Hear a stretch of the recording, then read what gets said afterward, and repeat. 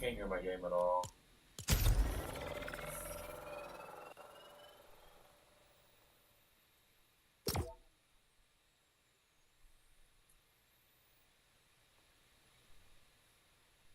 Okay. That is not the new one.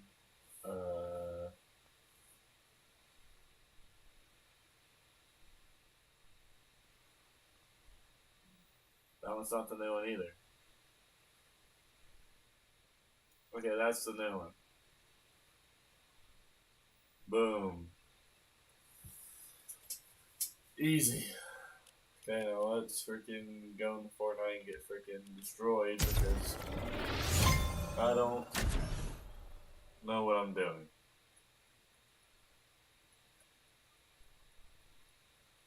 I don't have my Stream Deck because I don't know where it's at, or my capture card, I mean. So it's like, I don't know how to fucking play this game without my fucking capture card, but you know, it's whatever. It is whatever.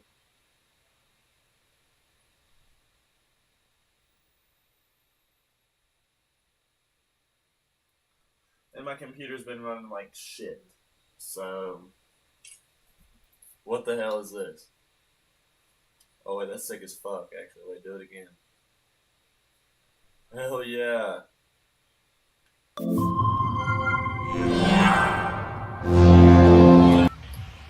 My computer's gonna be running like shit now because I'm streaming and doing this all the same thing. Oh my god, look at that. That's awful.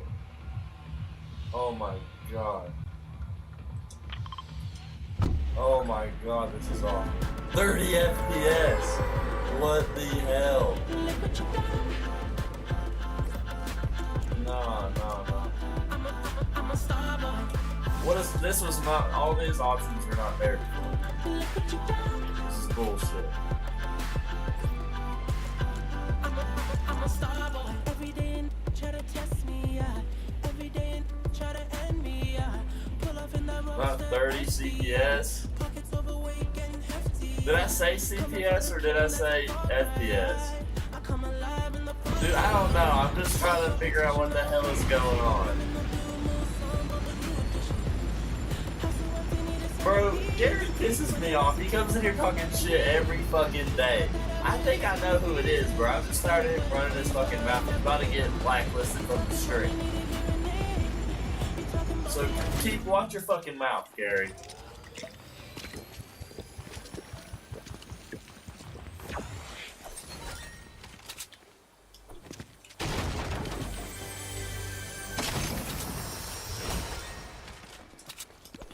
I don't give a fuck.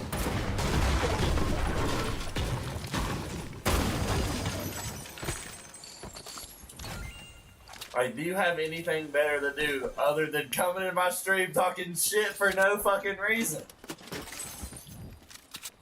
Like, I'm cool with Trenton. Like, he might hate me or whatever, but I'm cool with Trenton, honestly. He can come in here and talk shit all day. I'm not gonna say nothing to him. But, Gary, you just come in here talking shit for no fucking reason. Like, I don't even know you. So, like, watch your fucking mouth.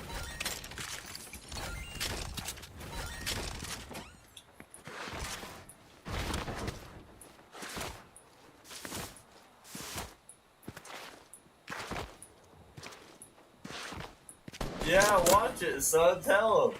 I don't know if that was to me or you, but I'm chill as fuck with you, Trenton. Like, honestly, fuck with you. I just feel like you don't like me.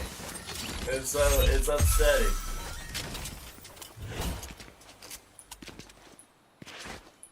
Yeah, I'm gonna get you, Gary. Don't even fucking play, bro. Coming in here talking shit like we won't fucking get your ass. Like on some real shit. I'm literally killing motherfuckers on 30 FPS, Gary. So keep talking your shit. What are you doing out here on 30 FPS? You ain't doing jack. You do like me, bro? What the hell? You're trolling. Well, I'm definitely gonna have to add you back on Snap, dude.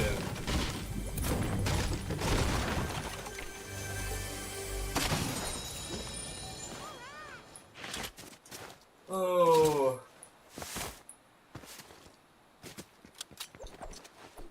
But yeah, bro, Gary comes in here talking mad shit all the time. I think I know who it is. I think we all do. It's just like, come on, Gary.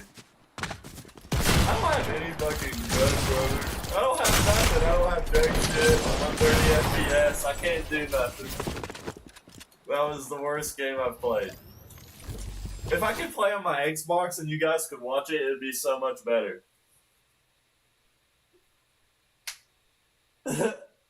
You said, yeah, Gary, I bet you're watching a stream, sad low life. Yeah, for real, bro. No, but like real shit, he comes in here talking shit every time I stream. Like he has noties on just so he can come in here and talk shit. And I'm like, what are you doing with your life, man? Coming in here talking shit for no reason.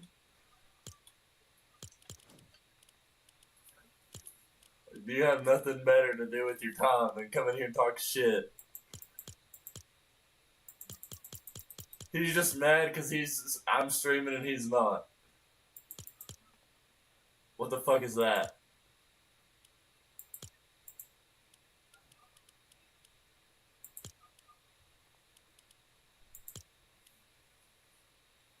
Bro, like for real though. Gary's just talking mad shit for no reason.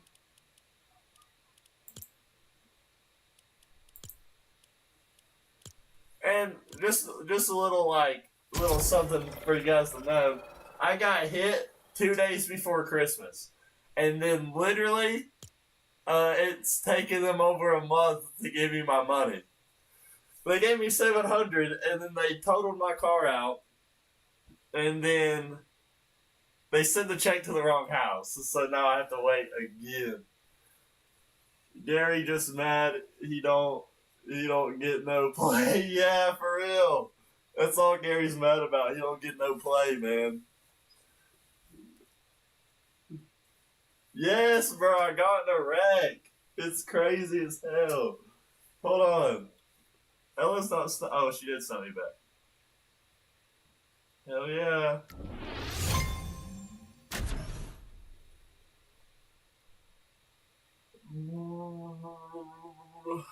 I need to change my Snap name, but I can't until March 21st. But yeah, I got into a wreck. Some guy rear-ended me like 2 days before Christmas. He did like where Huddle House is, right where like you're coming over the hump as you're leaving like Big Lots, that huge ass hump.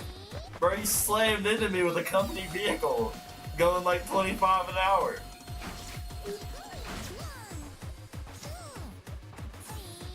It's crazy as hell.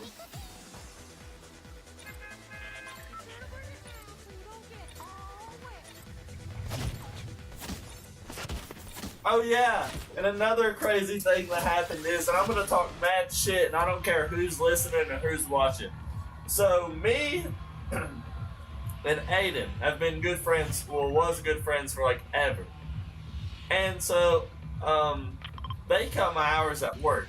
So I was like, well, if they'll let me move in with them, that'd be just a better option than fucking moving back in with my parents. And I was like, okay, let's do that. And brother, I literally paid their electricity bill for the month of January. I paid, I gave them hella money. I bought them food, and everything, like all the time. And so, they was like, always blame my dog for shit pissing before. I'm like, there's no way my dog is shit pissing this way before. You guys have 8 fucking dogs. There's no way. And so, they were like doing something, I don't know what the fuck they were doing. They were moving like shady as hell. They were like acting weird about certain things. And like they were talking like, oh yeah, if you had a problem you should just came to us. But it seemed more like they had a problem with me because everything I would do they'd jump my ass about it. And I was like, bro, I literally am not like, I don't give a fuck. I didn't give a fuck what they did, but they was always on my ass about everything. And they was moving hella shady, like they was being weird and not talking about certain things around me and all that. And then they stopped hanging out with me and Brock. And I was like, okay, yeah, like whatever. Me and Brock would just do our own thing. And that's what me and Brock did. And I was like, they're just moving weird, like all this other shit. And Brock agreed. He's like, yeah, they're moving weird. It's like, it is what it is. And he agreed with me, right? But they were telling me my dog is shitting and pissing and ruining their couch. I'm like, well, my dog has been in my fucking room all night and he already shit and pissed in there. And I was like, I don't know what the fuck you want me to say because it's ridiculous. Like, I have like 30 minutes to leave for work and you're over here like, your dog's shitting and pissing on the floor. Like, my dog's not shitting and pissing on the floor. You're just fucking lazy as shit. And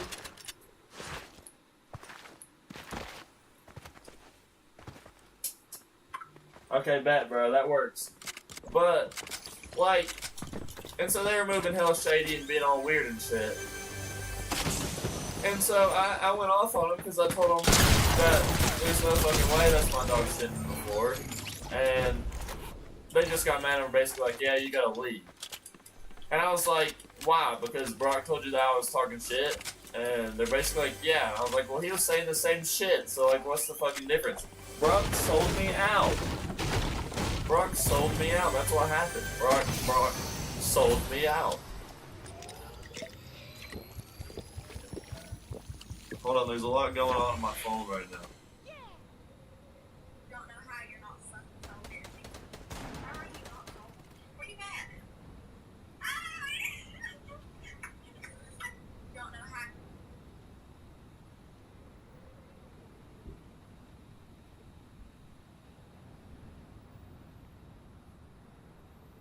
That's what I think about that. Hold on. So did he say something on Instagram? But yeah, brother. Yes, Brock. Me and Brock were like this. Me and Brock was like this, bro. I loved Brock. He was like literally, he was like one of my best buddies. Like, I'd probably say I liked him better than I liked Aiden. And like, I just left you unopened because we're in the stream, obviously. But yeah. And he fucking sold me out. He told him that because I told him off about my dog. And like, I was like, there's no way my dog's shitting and pissing when I'm the only one shitting and pissing in the floor when you have 8 dogs. And they got mad about that. And then I guess he told them that I was talking shit about them behind their back, which obviously they were doing the same shit because they were being all weird around me. Like, they were like, there was some things I can't say on screen, but they were just being weird about certain things, and there was like, I don't know, like any jokes or anything I made, they immediately would like take offense to, and it was just a bunch of horse shit, really. And then they stopped hanging out with me and Brock, and I was like, that's bull. So we started hanging out, just me and him doing our own thing, and then, damn it, and then they pulled that shit. I literally was like so best buddies with Brock, and then he sold me out. Literally, Brock would come over like every day and just hang out in my room.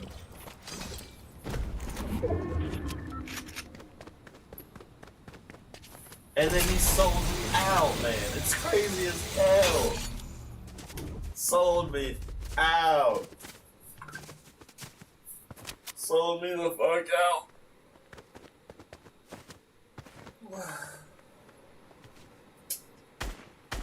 I know Brock's soft because literally he sold me out. That way, I guess he sold me out so Aiden and Maddie wouldn't get mad at him. And I told him, I said, you're lucky I don't beat your fucking ass. And because he was talking, he sold me out to my girl. Really, that's crazy.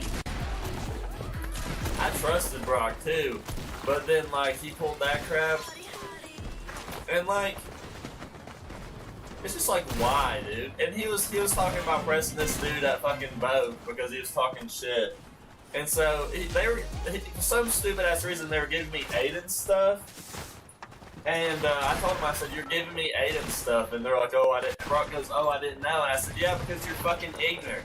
And he didn't even look my direction. Because he's a fucking pussy, bro. It's crazy.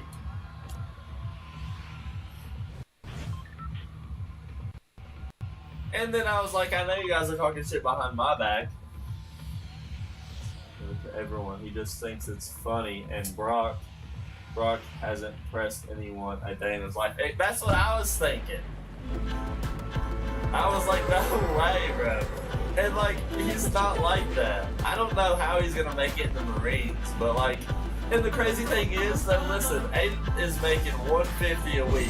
Maddie doesn't have a job anymore because she wouldn't show up to work. And they think that they don't need me for, when they're making $150 a week and he's got child support to pay. Bro, they're fucking geeked out of their mind. They're on some shit. I don't know what it is, but it's crazy as hell. Like, Lord have mercy. They're ridiculous. And they're like, oh, we never got any money off of you. And I was like, motherfucker, what do you mean? You got so much money off of me.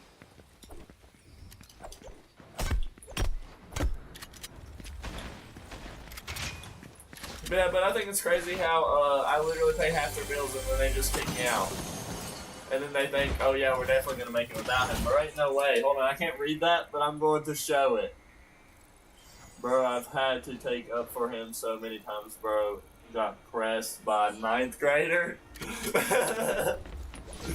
That's funny as hell, actually. But yeah, it's just crazy. Because he literally, they stopped hanging out with us, and then so I started hanging out with him, and I thought me and him was cool, and he was agreeing with me and everything. Bro, whenever his grandma died, he came to me first. All this other shit, and then he does that to me. Like, I'm obviously not gonna hang out with you if you're just gonna fucking sell me out. That's pussy shit, man. That's pussy shit. Selling me out like that.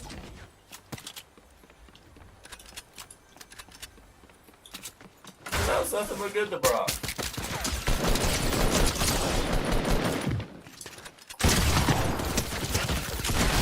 Why would he want to sell me out? I don't know. It's crazy. But yeah, I was really good buddies with Brock.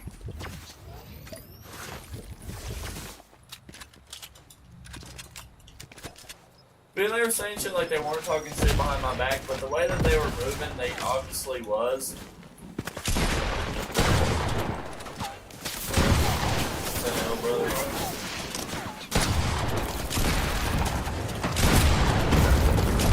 Holy fuck, y'all fight it out. Y'all fight it out, because I need to reload.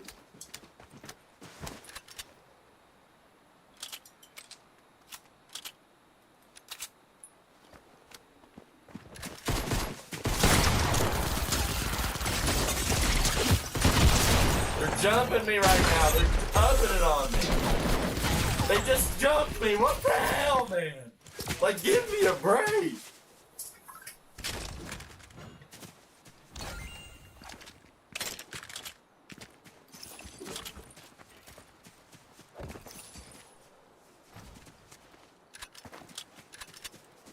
Bro, see, that's crazy. He's just like, he just makes shit up. See, I didn't know this about Brock, which is crazy.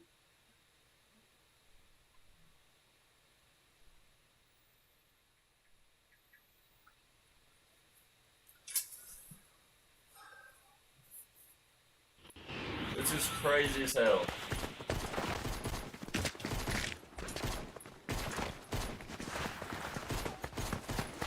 I just like, I don't know. Because it's just crazy. And I think it's crazy how Aiden switched up too for no reason. I think it was because it was his girlfriend. I think honestly it was because of his girlfriend. And she didn't like me anymore for whatever reason, because she's like jealous as hell and she's always on some petty shit, but,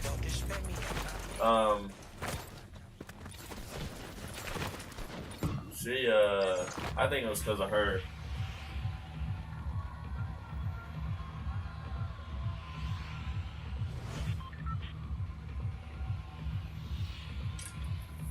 Just crazy as shit, man. And then they packed all my stuff for me, which was even crazier because I don't know where anything's at. And there was stuff that should have been kept to the side that wasn't kept to the side. because they just packed all my shit. And I was like, what the hell? And then they stole a bunch of my shit too. And I've thought about, since they said that if I come on their property they were going to trespass me, I really thought about doing some petty shit back to them and fucking telling them that I want my fucking shit back, or I'm taking them for stolen property. And if they don't give it back to me, if they're like, oh, well, we don't have it anymore, I'm going to be like, oh, well, I guess you're getting fucking destruction of property too, bitch. Just to be petty, because I mean, hey, if they're going to trespass me over stupid shit, I mean, why not do it back to them? Hey, pussy.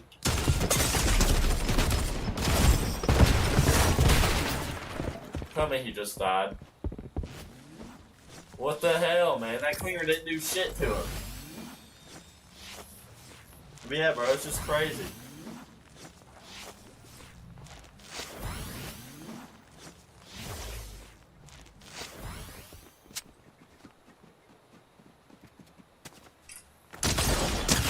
Crazy as hell. And I've literally been doing nothing.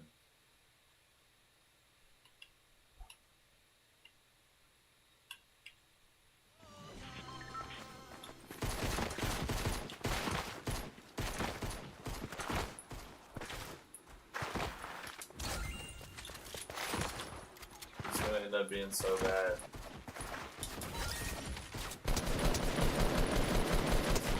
Oh crap, what was I doing here? Yeah, I'm just honestly bored, so I'm streaming. He does, but I don't know where Gary went, honestly.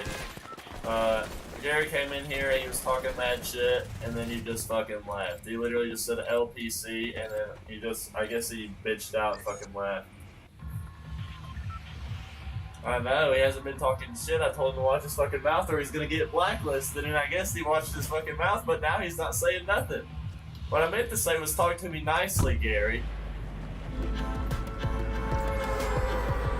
He's probably, yeah, he's got cold feet.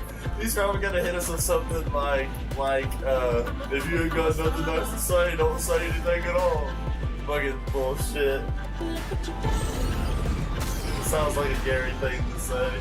Either that or Gary laughed because he was getting bullied. If Gary's who I think Gary is, then he definitely did leave because he's getting bullied. And he's a pussy. And if he's still in here, if he has a pair of nuts, he'll say something about me saying that. But if it's who I think it is, he won't say shit. But now that I said that, they'll purposely put something in the chat just to throw me off, which I'm expecting now. So either way, it's on lock. Either Gary's who I think he is and he's a pussy, or it's who I think he is and he's a pussy. There's really nothing else about it. There is some mind games going on. What? Yeah, bro, like, I think I know who Gary is, but he won't tell me. I think it's Tyler, honestly.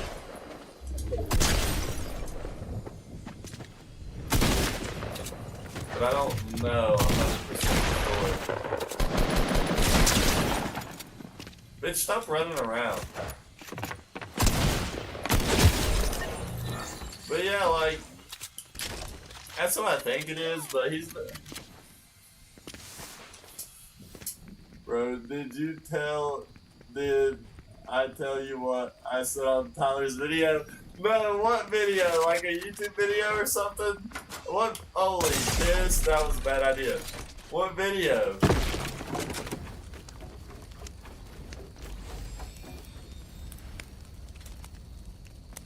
Was it like a TikTok with her and Hannah, dude? Because I've been dissing the fuck out of them.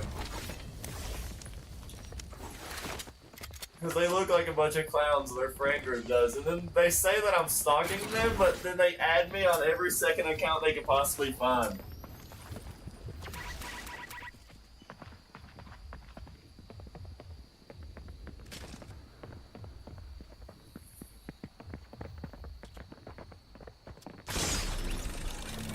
I hate you the same one, it was shaking, that's funny as hell. That is funny as hell.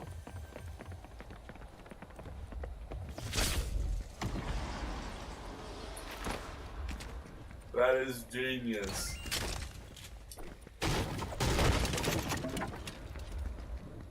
This dude just dipped.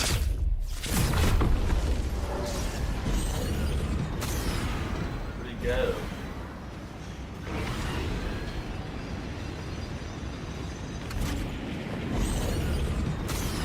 That's crazy. Yeah, but I think it's funny how him and Hannah are together, and like, see, so what happened between that was, so, basically, she just went out one day and never came back, which was like, whatever, bro, it pissed me off. She was obviously just trying to piss me off, and it worked, but, blah blah blah blah. I got tired of them talking shit, so I told them to just shut the fuck up. Come, and I told him the only reason I had him unblocked was because Hannah needed to come get her shit, and she never did. And he told me that I thought I must be crazy if I think she's coming down to the house with us and getting her shit. And I said, well, it's not my responsibility to fucking pack her shit, so you either want it or you don't. And he goes, well, then I guess she ain't getting it. And she was trying to blackmail me, threatening me in court and everything else. And once he said that she wasn't getting her shit, I fucking blocked him. And then I accidentally set Hannah's second account, which I thought I had blocked, a TikTok, meaning to send it to Ella. And she sends Ella a fucking text talking shit about me, saying I'm manipulative and all this other crazy shit. And it was through Tyler's account. So I told Tyler, I said, watch who you're fucking talking to. I was like, watch your fucking mouth. I was like, you're too pussy to do anything. And it turns out it was Hannah, the one that was talking shit. And all she does is literally just say the same shit that I'm saying. So I was like, you're just too pussy to do anything. I was like, you're not gonna do shit. She goes, you're not gonna do shit. I was like, you never again well. I'll fucking pull up on whoever the fuck I want to. I was like, I got big enough balls. I don't hide behind the fucking screen all day. And she was like, yeah, you do, yada, yada, yada. So I just fucking, she's like, well, you're the one texting, stalking me. When she's literally viewed my account, she literally is mentally insane. And she was literally stalking my account and everything, but because I accidentally sent her a TikTok, I told her, I said, I accidentally sent you that. And she said, well, it's right there. It's right there. You sent it to me. I'm like, by accident? Like, does that not mean anything to you?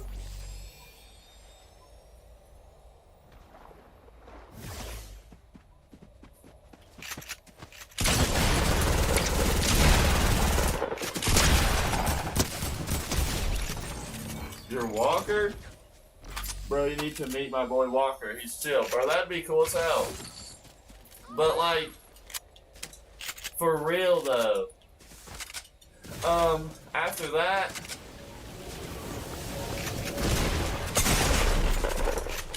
Bro, what the hell? He just third-partied the shit out of me. But, she was like, yeah, but you sent it to me. It's right there. And I was like, you idiot. Yeah, it's right there. But, like, I sent it by an accident. And then I block him on everything. I block him on Instagram, everything. And so then Hannah tries to get her friend's boyfriend to add me on Snap. And so I blocked him on Snap. And then they try to go on a second account and view my TikTok. So I blocked that second account. And then they had a third account come in and view my TikTok again, so I had to block that one. And somehow I'm the one stalking them. Does that make any sense to anybody? That makes like 0 sense. Bro, if we can hang out, I'd definitely fucking hang out sometime.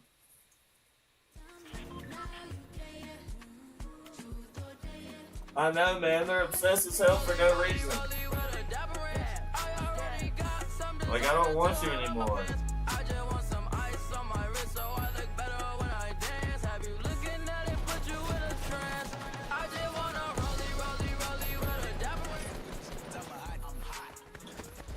Like, I already stole your girl, and then you stole your girl back from me, and now you want to freaking, what, harass me?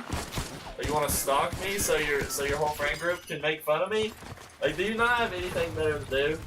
Yeah, brother. I did it before stream. Because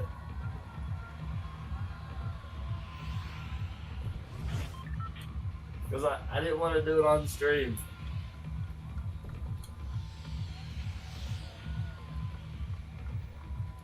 Bro, you gotta see, I got some videos I have to show you, dude. Some crazy videos. Like, I had this bucket and this huge ass jug. Bro, you got cigars, bro. I love cigars. That's crazy. Freaking, that's what we used to roll blunts with. I used to have this huge bucket with this huge jug. It was a gravity, dude. This is so fucking cool. I used to do that bitch like every day, all the time.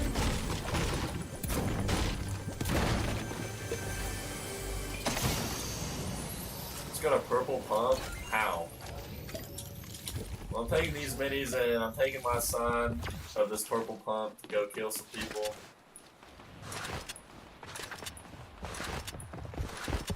Hey, Daddy, what now? Bad. I'm bad too.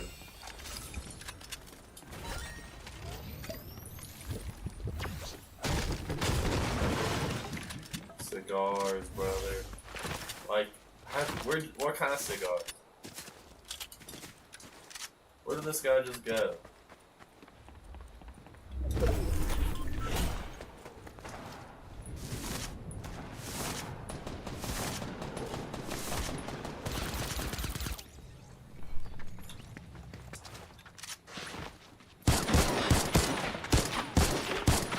I'm so bad.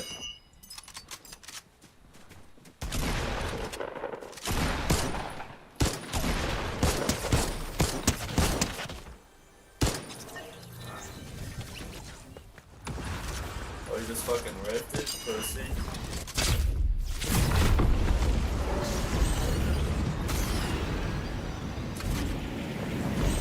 Hey, buddy.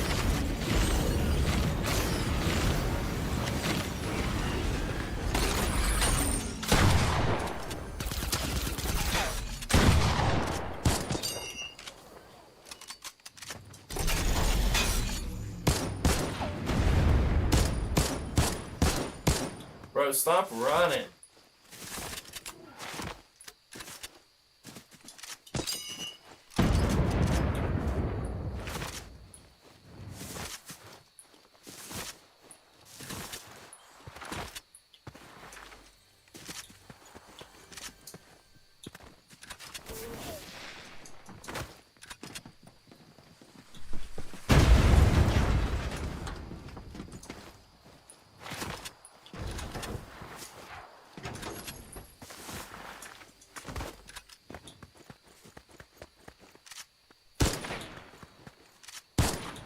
Bro, come on. If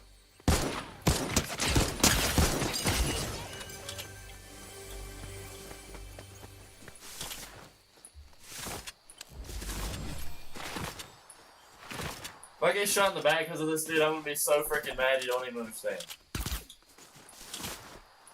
Dude, quit running.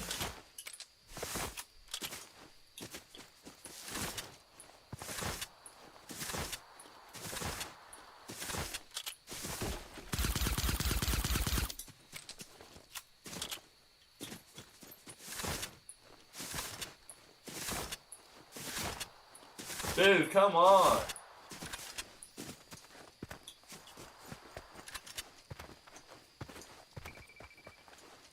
Fucked up exploring would go crazy, dude.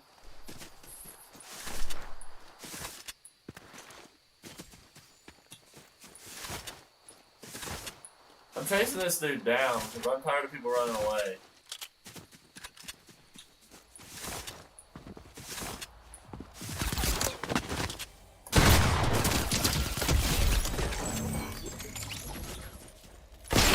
What the hell? No way! No freaking way! What the? I knew that was gonna happen, dude. Oh my god. I knew it. Make you dance, make you shake your pants. They thumping, let the rhythm put you in a trance. I gotta take a leak now. I'll be right back.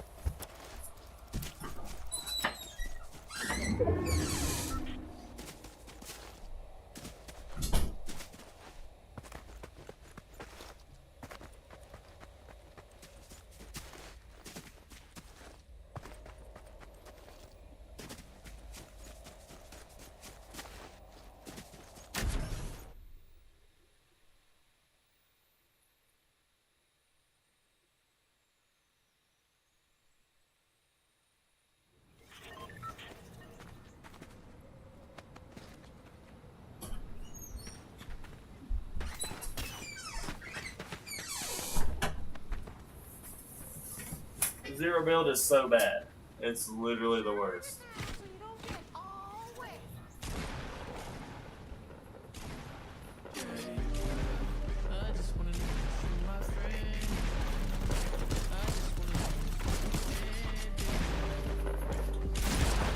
I had to play, but I thought it was fucking on my game. I might play music again.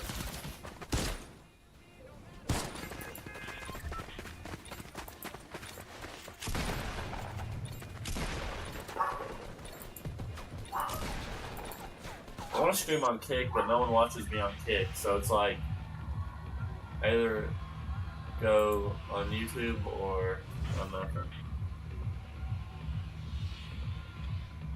Hold up.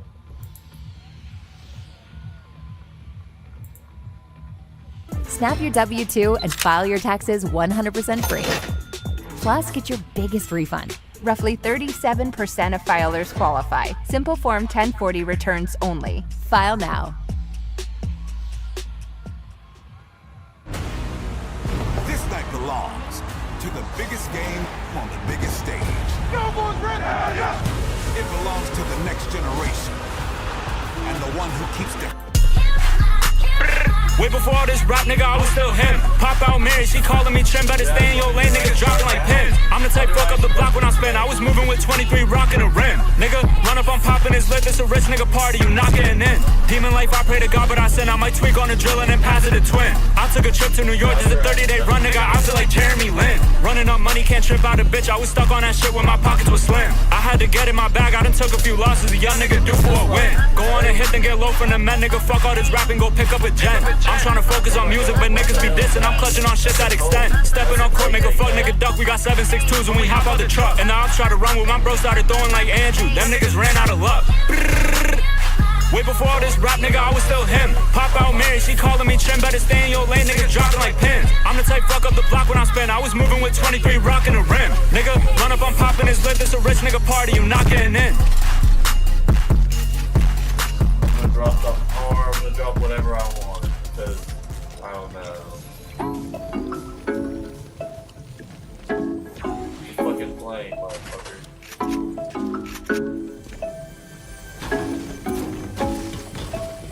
Now their reactions here. I don't know why I just read that off. I just told you I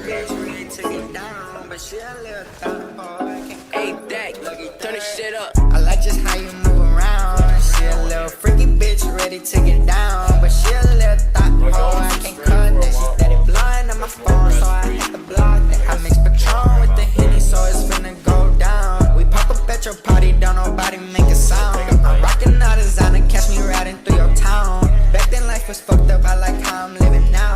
I just been through so much situations, they just lied to me. And they ain't give a fuck about what I did, they wasn't proud of me. And never show no love, cause you don't need them down, doubting me. They hitting on my DM like you remember me, but you ain't fucking me. So why you tryna fuck with me? That fake shit don't fly with me. Bro, they get your shit whack on front street where them demons be. They can run, but they can't hide from me. I make some calls, they kill for me. I'm hopping, playing the pain, getting that bag, that's how it's supposed to be. But they don't like me, so they wanna fight me. They just wish that they could live like me, they wanna be like me. And we be on that gang shit, that's why I say that switch shit. 4 a.m. we turned up in this bitch, ain't no sleeping shit. So I'ma really hold it down. She said she got me, but I hope that she don't play around. Hope that she don't play around. Nothing to be played around. We move in silence, yeah. We don't even make a sound. We don't even make a sound. I like just how you move around. She a little freaky bitch ready to get down. But she a little thought, oh, I can't cut that. She steady blowing on my phone, so I had to block that. I mix Patron with the Henny, so it's finna go down. We pop up at your party, don't nobody make a sound. I'm rocking all designer, catch me riding through your town. Back then life was fucked up, I like how I'm living now. She like just how I do it, how The music is weird.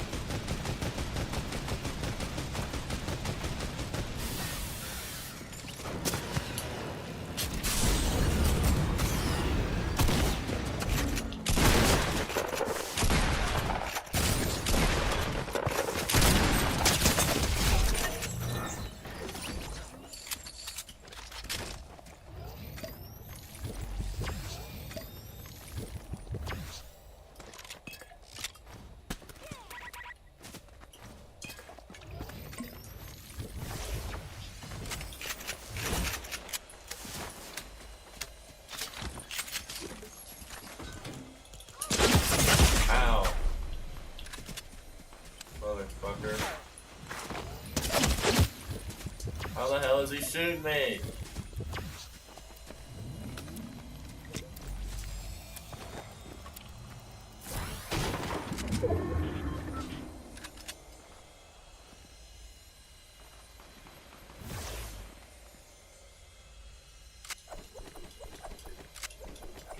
I'm more than happy to have you come up here, buddy.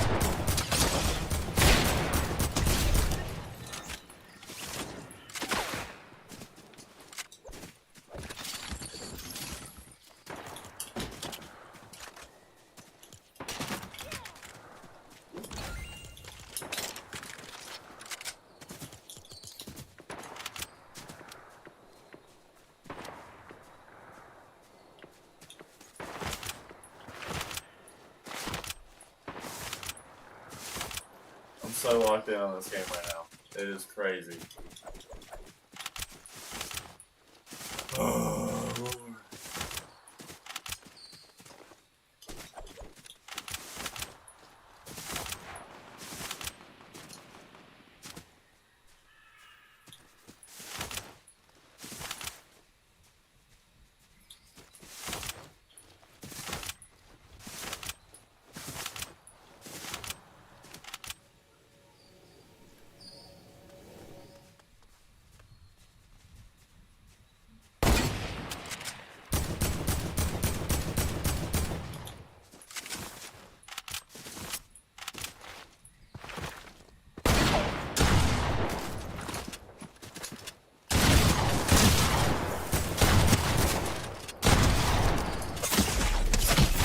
Motherfucker, dude, you're so bad. You have to third party every fucking fight because you're a piece of fucking shit. That's the only way you get fucking kills in this game.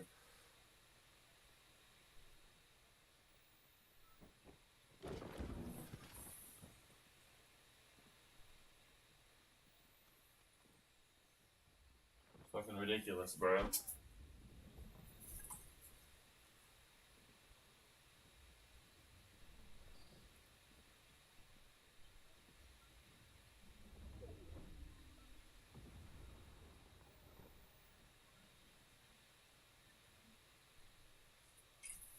Honestly, I'm bored as hell. No one's in my chat anymore, so I don't really know what to do. Um,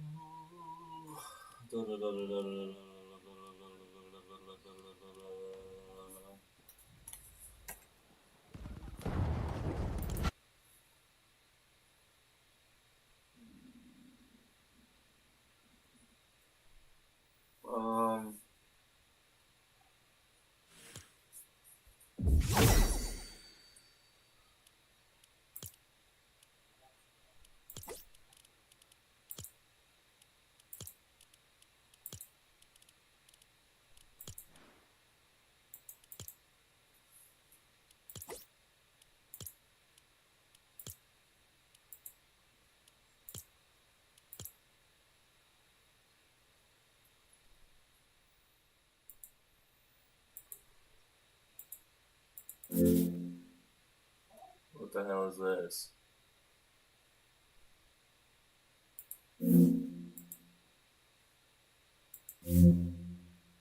What the hell?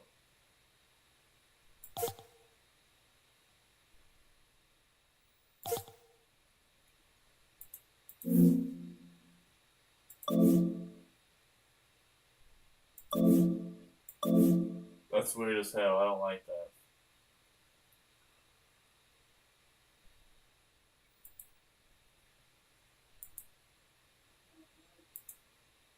I don't know, man.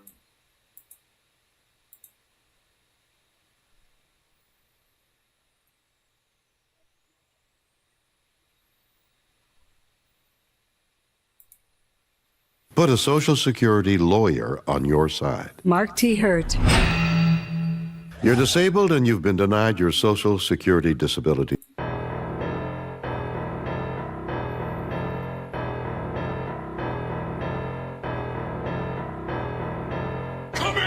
Why this bitch keep on texting me? I told her stay about my life. No, you cannot search this card, bro. I know my rights. I know bro's a bitch, he won't blow his pipe. Acting like you know me, but on some real shit, I know your wife. And she about to get stuffed in this truck. Brody tried to talk it down, but if it's up, then it's up. They found his body a day later, he got stuffed like a blunt. Like how the fuck am I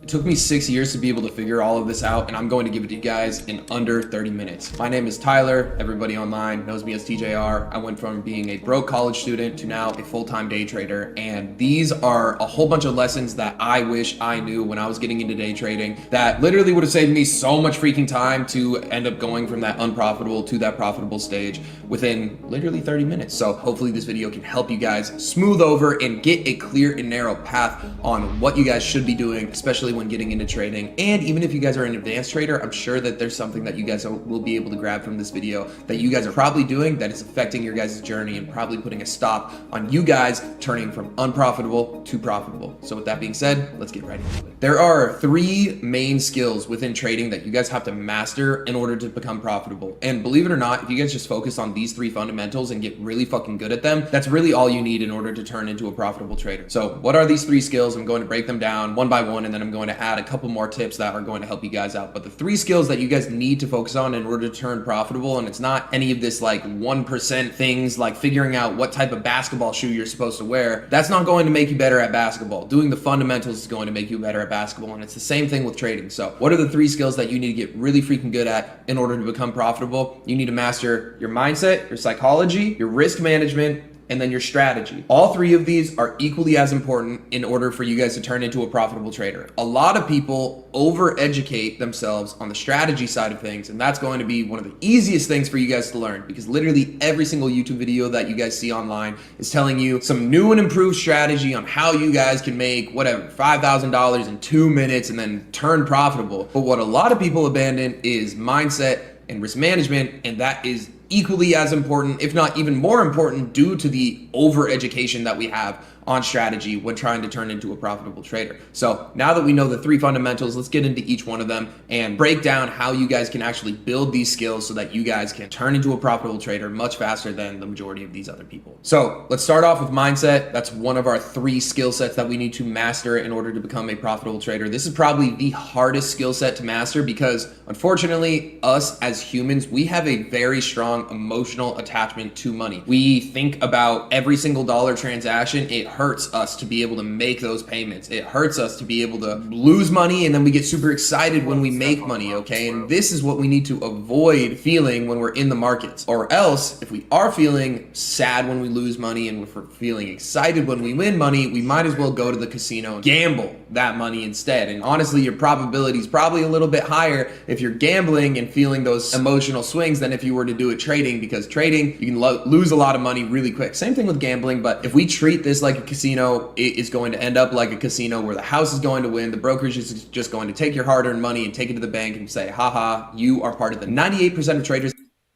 Imagine being able to build an app with your name on it, just by thinking about it. Meet Base 44. ¿Es suficiente? Yeah, that's a lot. I recently got in contact with a guy who claimed to be a cocaine kingpin, to which I said, how do you feel about this guy? Seems like bullshit. So to prove to me he was legit, he told me to draw a logo and that he'd have his Colombian plugs make close to 50 kilograms of cocaine with my design. So I drew it and sent it to him. And after 2 weeks of radio silence, I figured my lead was no good. But then I got this footage. Holy shit, that's a lot of cocaine. What do you think about it now? I think this guy might be legit.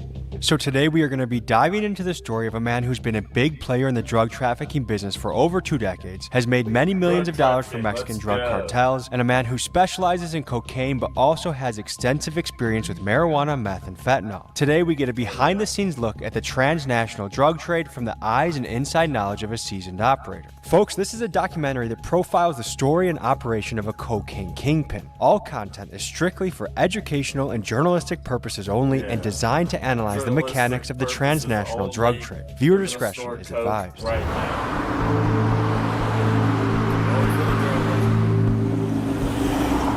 In life, I believe some of the greatest things you discover are behind calculated risks. Right now, we are about to engage in some risky business. We're going to be meeting with operators from a cartel. This is some of the most dangerous shit you can dip your toes in, at least in this side of the globe. On one end, I am fascinated by things that are dangerous. On the other end, I really enjoy my simple, nice life with my family, my dog, going for walks. And I know that sometimes this is like a game of Russian roulette. Yeah, it sounds like it's coming through my TV because it literally is, but it's okay. Before something's not so good anymore. Anyways, without further ado, we're going to have to go camera locations. But when you see us again, we'll be talking to some cartel guys. See you there. Cartel. Why do they have a festive wreath outside their house? This is a fucking cartel.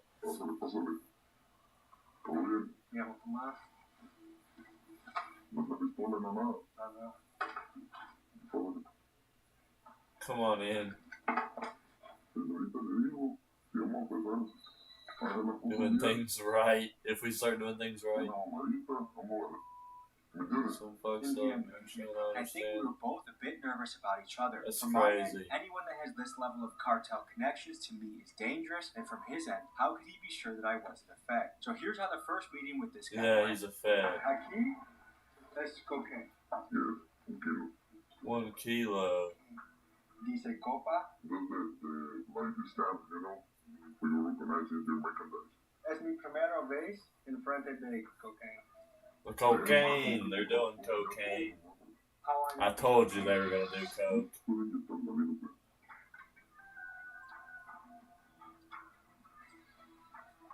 ¿Y cómo puedo conocer que no es fentanyl? Because of time constraints, we've had to cut some moments from this video. If you'd like to see this full scene, you can use code BUMP for 50% off your No, they do coke. I knew it. To the people who have already seen the footage. And my iPad died, so I can't read chat, but I knew they were doing coke. I knew it. Patreon, link in the description. ¿Qué es en la mezcla de esto? Like, ¿cómo son los ingredientes? What the heck? No sé si es en mi mente, pero pienso que siento un poco de cocaína.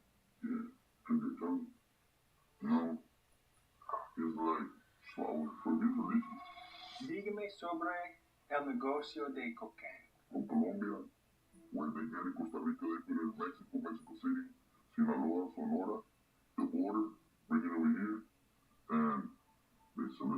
En Colombia, ¿qué puedes comprar esto para? Y en Arizona, ¿qué puedes comprar esto? $1,500 in Colombia. What the hell? En el último año, ¿cómo el precio de cocaína cambia? What the hell? ¿Qué está ocurriendo con la guerra en México ahora? I wish I could read the chat. This is ridiculous.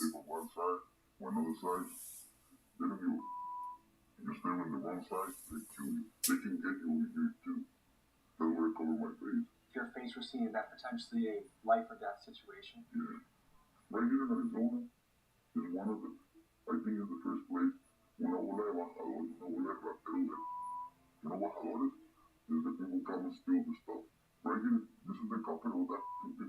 Everybody's, oh my God, ready? You know, if somebody's there to jump in the door, I smoke his ass. Escucho que las tres más grandes equipos carteles son Amaya, de Chupito y Jalisco Nueva Generation. Ellos nomás están peleando y le vale lo que se vayan en la rueda. Tres celulares? ¿Por qué tienes tres celulares? Uno para mi familia, personal, uno para el negocio, another one is for the country.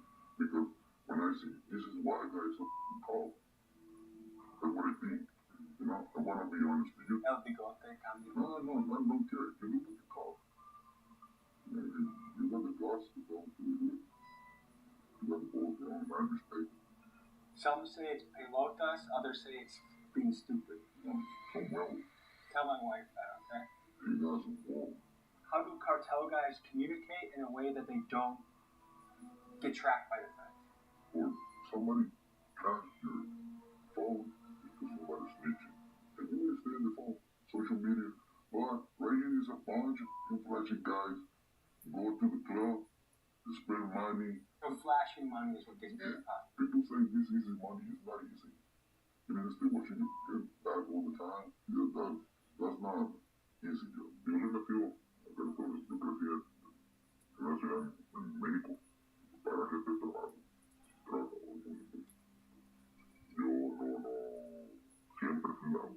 Las malas amistades te llevan a tener. Mi infancia fue no difícil económicamente. Well, this is crazy. Una chinga porque querían que no viviera debajo. Y yo andaba, me salía, andaba de madre. No podía, todo, hacer dinero. Sin embargo, ahorita ya fui efectivo. Not for your safety. And for my safety, stay in your corner. It's not good. You see the videos I send you, the people they make in Colombia. Yeah, so you sent me some videos from the laboratory in Colombia, the buckets, the bricks. When I put the name of the bricks, what do you say? He put my name in front of the bricks, and part of me thought it was the coolest thing ever, and part of me thought, I'm going to jail. You asking me for 14th of November. I give it to you the 27th. Cuando recibió las películas, en este momento, conozco que tú fue legit. Aquí no andamos por juego. Mira, todavía más de una tonelada. ¿Qué tu esposa piensa sobre tu profesión? Me he casado varias veces y a causa de mi negocio me han dejado con la persona que vivo ahorita. Me han seguido. Dice que si quiero seguir viendo a las niñas, me dejó de pendejar, y es tú porque no quiere que ande maquillando con mi papá y que yo no quiero agarrar hoy. Pues sí, han tenido muchos lujos, han tenido buena vida. O sea, había dinero a mano llena, viajes, ropa cara, carros caros, se le puede llamar, pero también ha habido muchas cosas bajas. Las niñas tan chiquitas y ya ven a papá y tienen un carro, y en un carro se los quedó mirando fulano y eso, y ya voltea uno. Es algo muy traumático eso.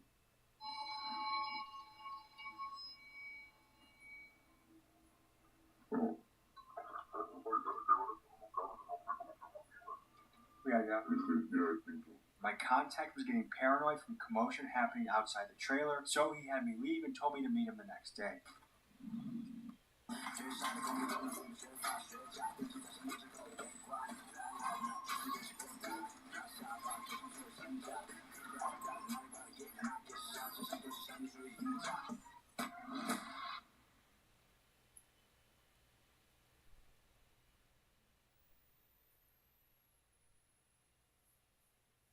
Stop taking meeting notes and let ClickUp AI Note Taker do it for you. It allows you to focus Note on Taker meeting do it notes, for you, not your bitch. notes. Shut the fuck up.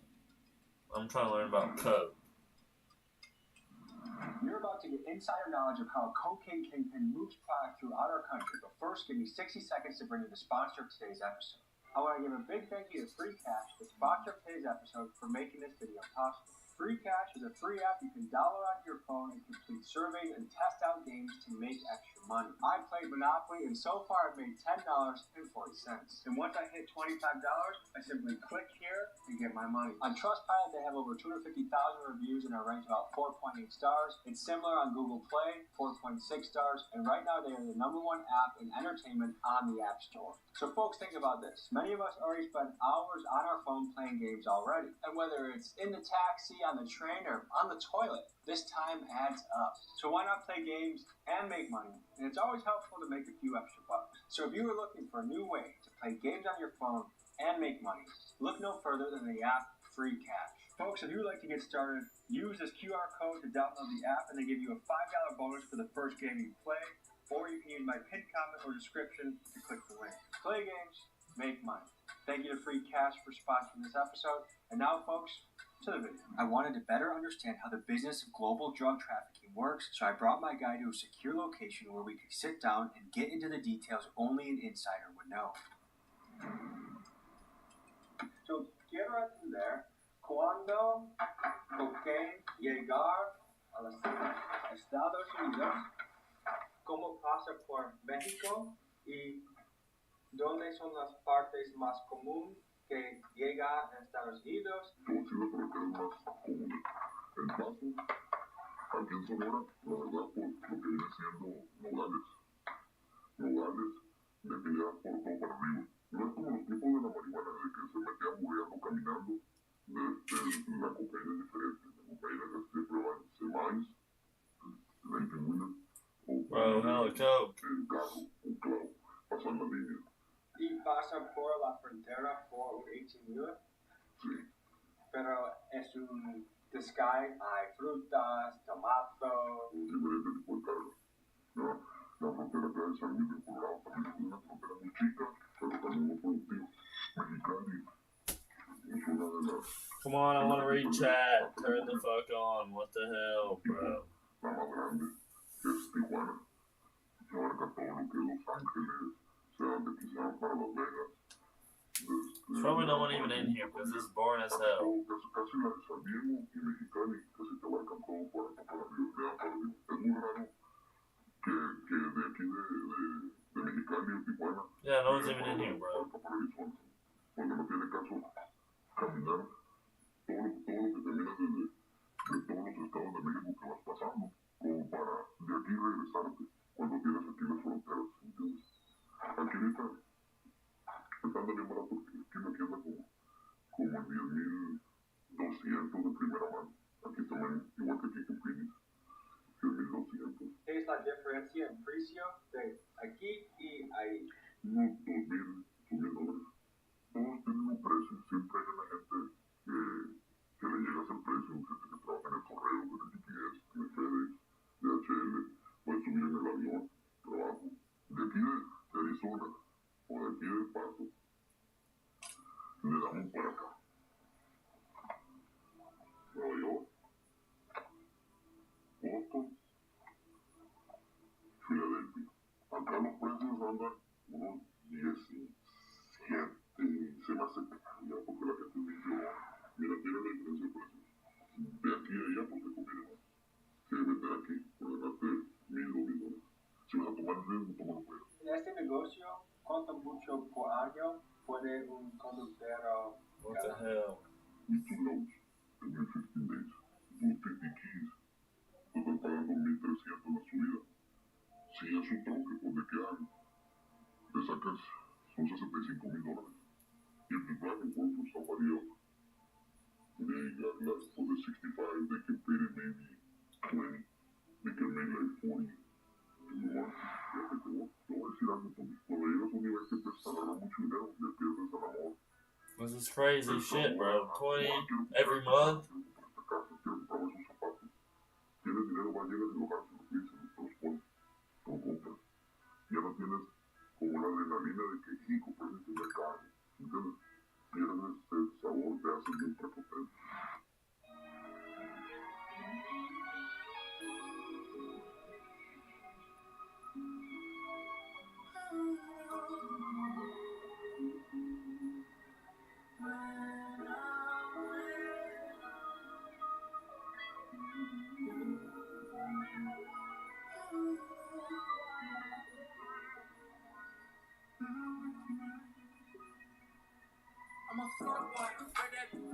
Quiero entender la guerra en las fronteras, entre las carteles. Like, ¿quién controla dónde? Mexicanos no los rusos. Aquí está toda la rusada. Aquí. Acá es un cagadero ahorita, en Tijuana. Hay de todos lados y andan limpiando, sacándose, se andan volteando, uno andan matando. Es un desmadre. aquí en Arizona, pues siguen siendo la misma gente de Sinaloa, todo Sinaloa. Entonces, acá para este lado casi siempre son carteles del Golfo. Dos partes de Sinaloa, Chapito y El Mayo. Sí, sí, pero ahorita hay mucha gente que jala para los separados y está tapada porque sabe que está dura la guerra, pues, y andan haciendo una remanga ahorita, aunque está produciendo guerra, se está matando. Por eso a mí no me gusta trabajar afuera. No me gusta andar encartelado porque te enredas y jalas, ¿qué? Que no como amigo, no jala conmigo, no, que no, ya estoy haciendo el amigo. Ay, güey, la gente del Golfo no le conviene ya andar peleando esta frontera, porque ellos tienen oro por molido, aquí de voladita brinca cierto en Luisiana. Aquí viene un kilo bien vendido, si te es un buen cliente, te lo venden 15, 16, 14. ¿Cómo peligroso es la guerra en México ahora? Pues bastante, bien peligroso. Is this the most dangerous it's ever been in recent memory? Sí, ahorita está bien difícil, ahorita ya mucha gente con problemas se está metiendo otra vez para atrás, están huyendo, están pidiendo asilo, porque ahorita ya no sabes si de un lado sigue por ese mismo lado y te vienen matando.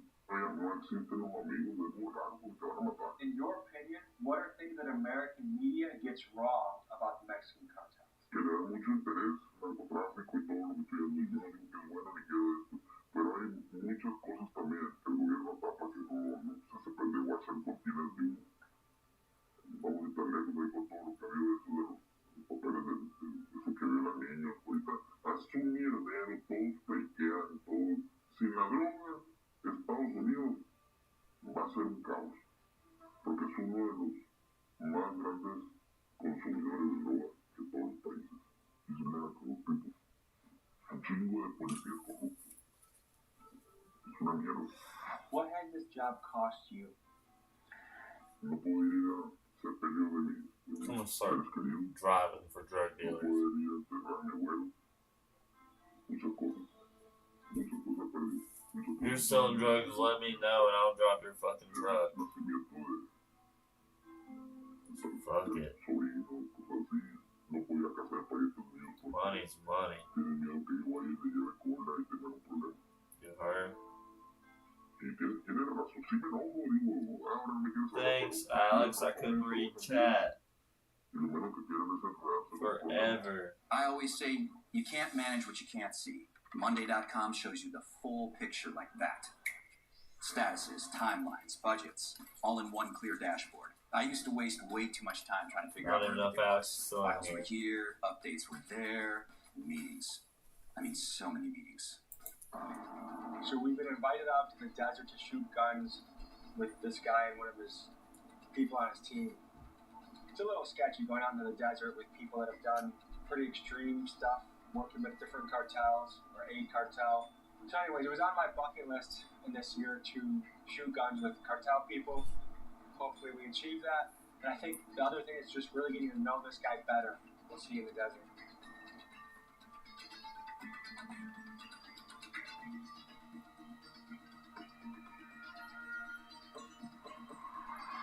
Alright guys, so this is part of the job. Look at this dusty trail that we're following. We met these guys at a gas station, and now we're going more and more remote. And this is part of the uncertainty of the job of guys that are connected to, let's just say, powerful criminal organizations. You just hope that everything turns out okay. And this is a lot of the behind the scenes on these interviews is following sketchy people to sketchy locations and just crossing your fingers that everything goes according to plan. Big risk, big reward.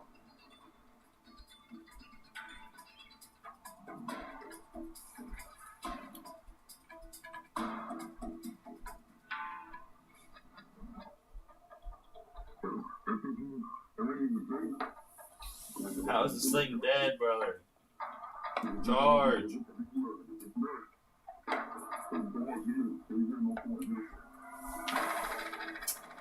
Damn, bro.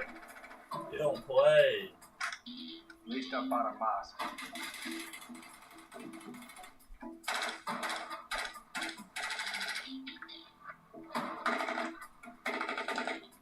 Heck yeah.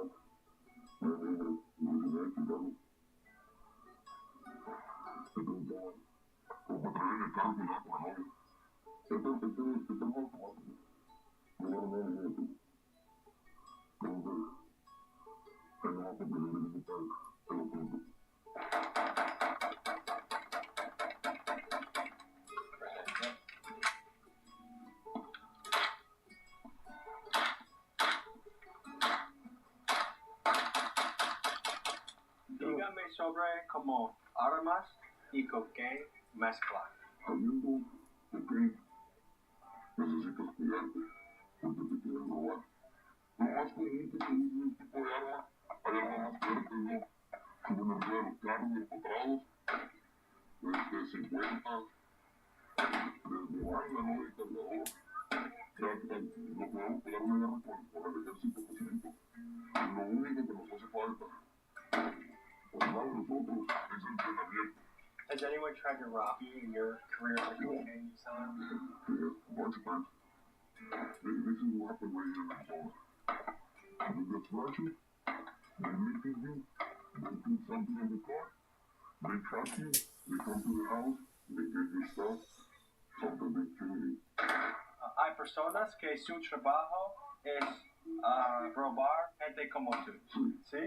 Eso me lleva a la verga. Muchas veces, no la rama. ¿Estás seguro que tus últimas opciones son dos? ¿Cárcel o muerte? Sí, a mí me dicen cuando ya no se ve un nivel metido, muy adentro. La gente que está alrededor, tus socios, las personas que trabajan contigo, se asustan y por su seguridad, ¿qué es lo que van a hacer? Ah, pues dale para abajo, porque puedes hablar la boca, ellos pueden pensar en su cabeza que te quieres ir para otro bando, y lo más viable es... What the hell, bro? I don't even know what this guy's talking about. Amistades de muchos años, por la seguridad que había propiedad, you know, he said, hey, I don't want to stay here anymore. I start thinking, why do you want to get out? You really think, okay, you want to get out. What do? You know, they called, they want to get out of the team. They took me down. How much money do you think you made a particular cartel? Para ellos, no van a creerlo de las cámaras, pero... ¿Millones? Sí, van a hacer más servicio. Fácil. Oye, tenemos 50 kilos a la verga. ¿Cuánto me pagas? A 10,000.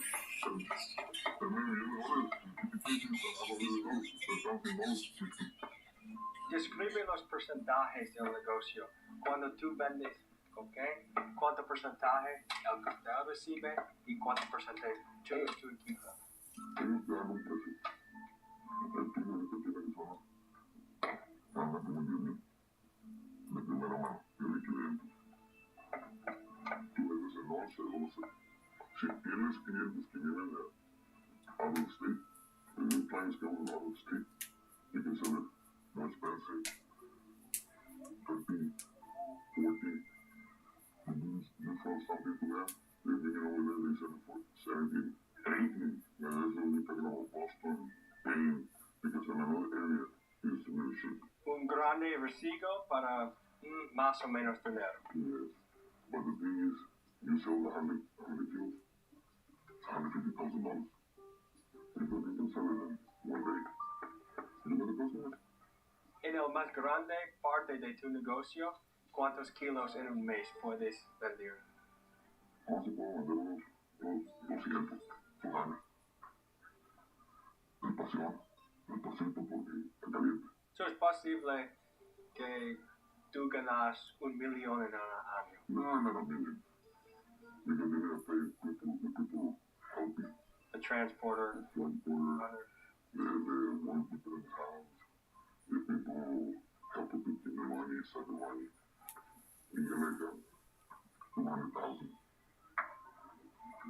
There's a lot of little people you have to pay out more to make.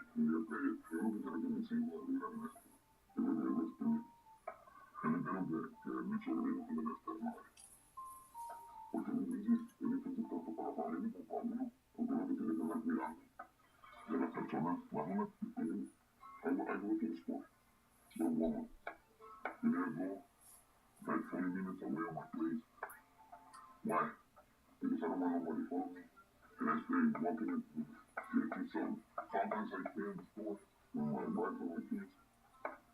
And got little dogs. And I go out. Hey, let's go. Let's go. Because you think someone's following you. So, la palabra paniqueando es parte de tu vida cuando vendes cocaína.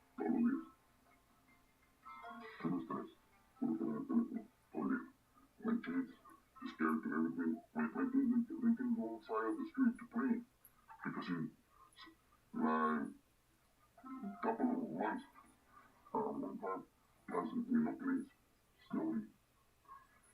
3 times, I grab my gun, and I go follow the guy, and I put the guy in front of him and say, hey, what's up? He's 16 years old.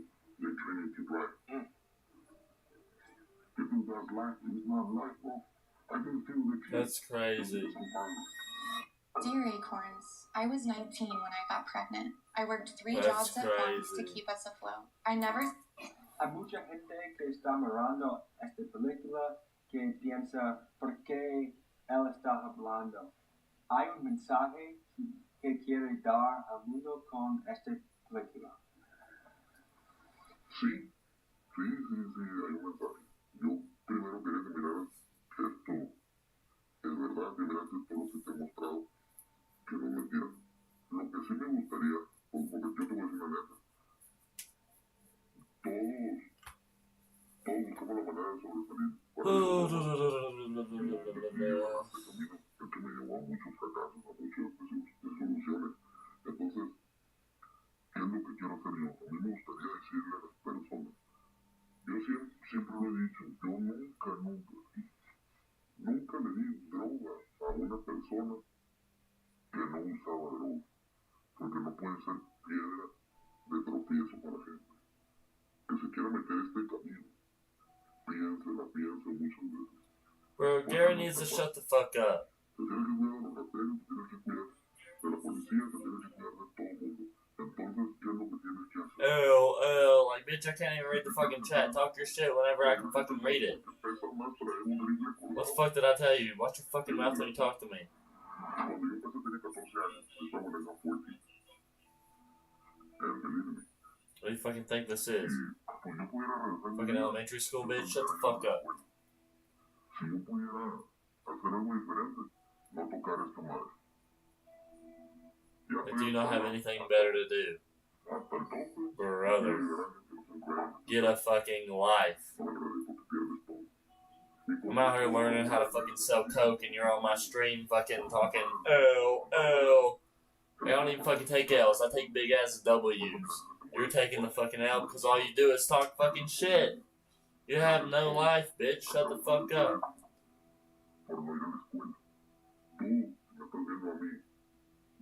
Piensas que esto es lo mejor, piénsalo 3 veces, hasta 4.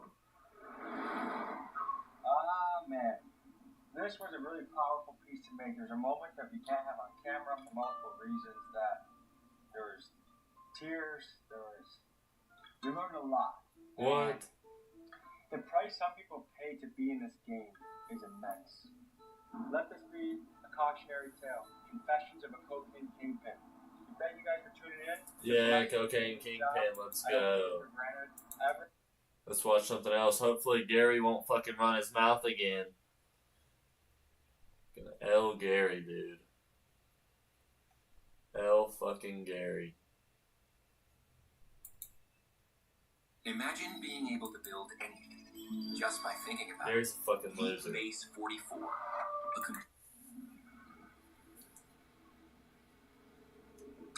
This is the mother of 43-year-old Crystal Krug. In a What few the seconds, she's going to find Crystal's lifeless body inside this very garage. What? Need to stay out, please, man.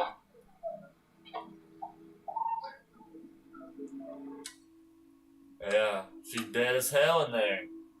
And this is Daniel Krug, the man who killed her. He's heading in for another normal work day. She dead, just minutes after leaving his wife's lifeless body hidden in the garage of their own home.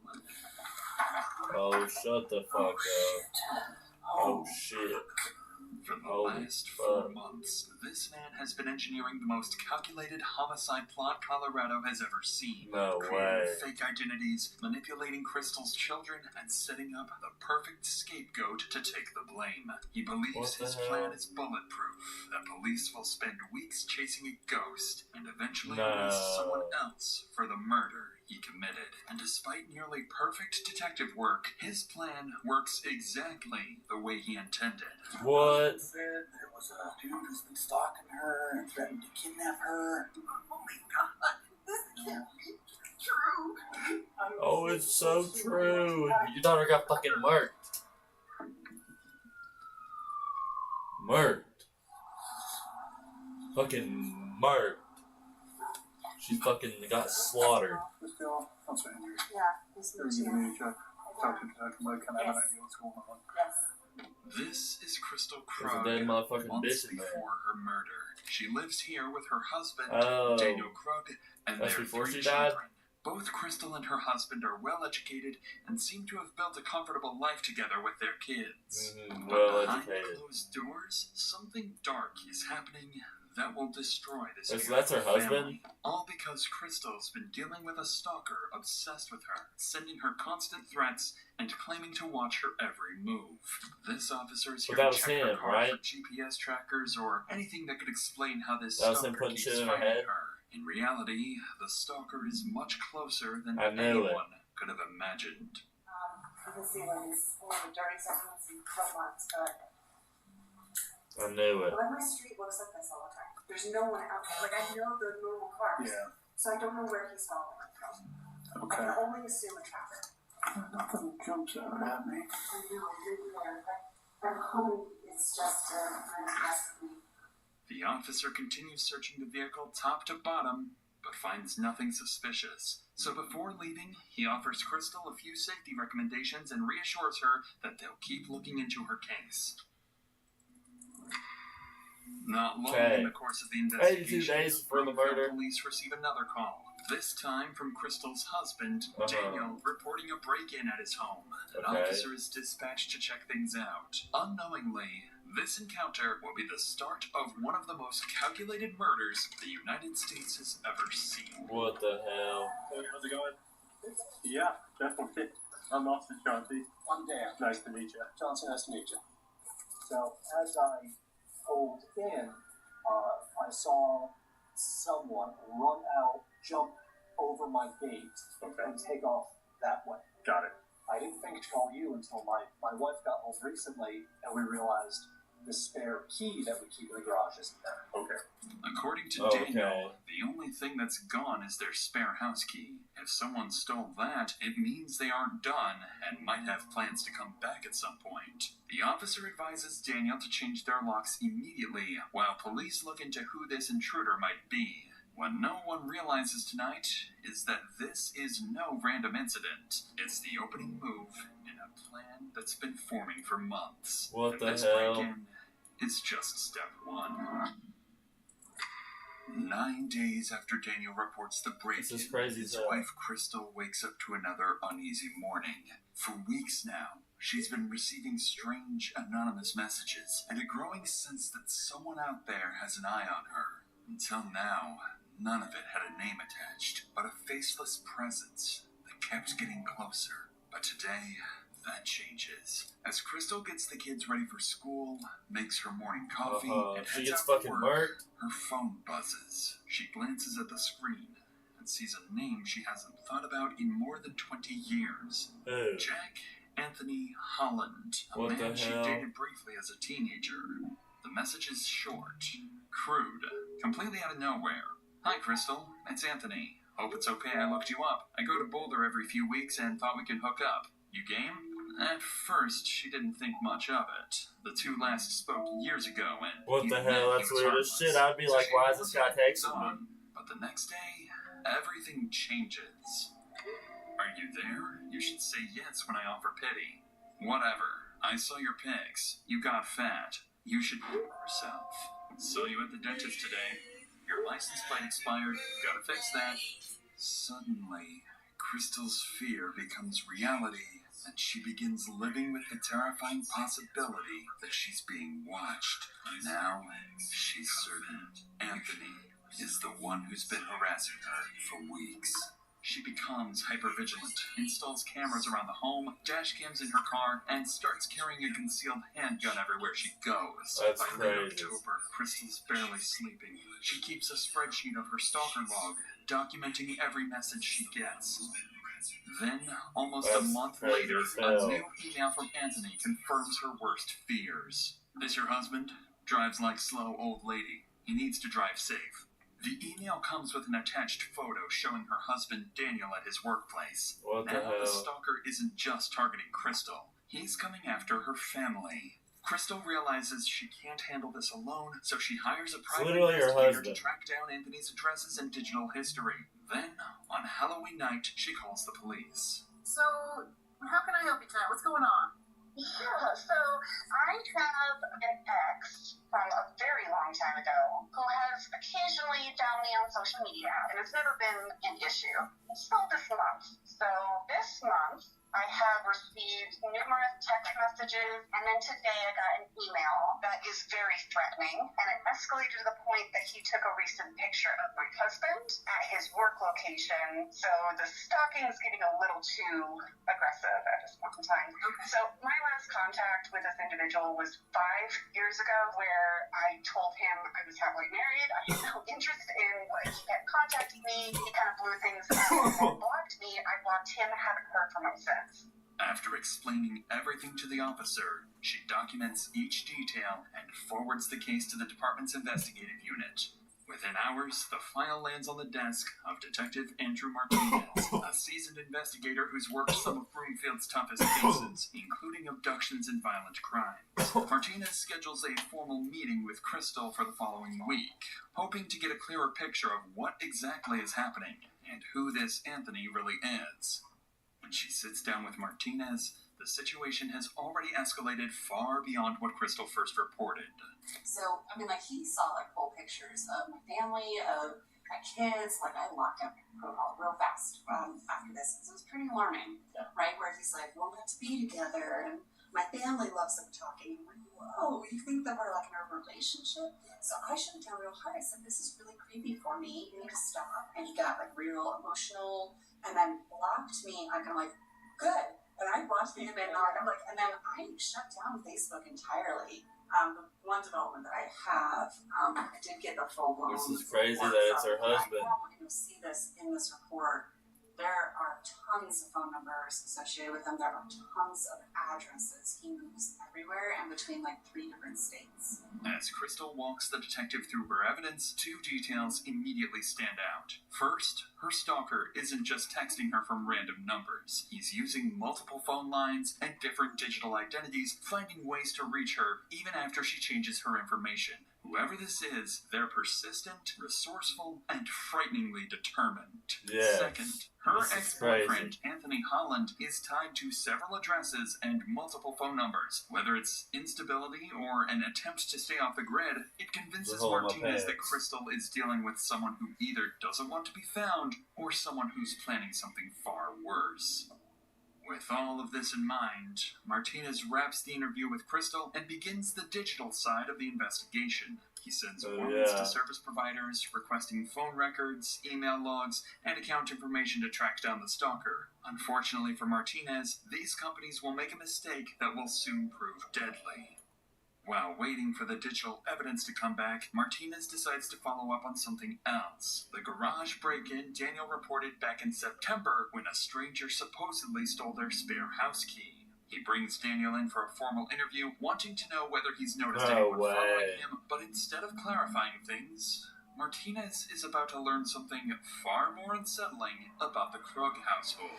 But before we get to that, What the 2025 hell? is almost over. We're falling into the same trap again, waiting for January 1st to start something new or learn a new This shit skill. is But fucking here's the crazy. truth. You don't need a new year to make a new start. Let me tell you about the 2-day live AI mastermind training by Outskill, happening Oh, this yeah? Saturday and Sunday, 10 a.m. to 7 Yeah, p.m. shut up. going on. Skill is rated and attended by from companies Build AI Your Job that you want now via the link in the description. With that said, let's get back to Daniel's interview, where the detective is about to learn something troubling about the couple's marriage.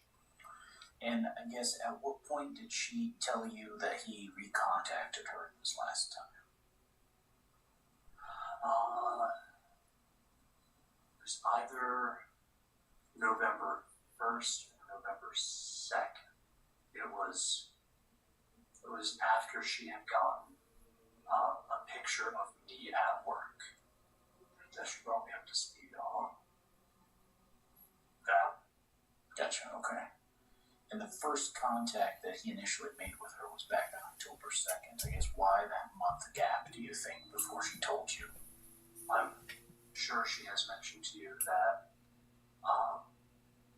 she and I are going through a rough patch, kind of on the rocks. So probably didn't seem that pressing until it was. Sure.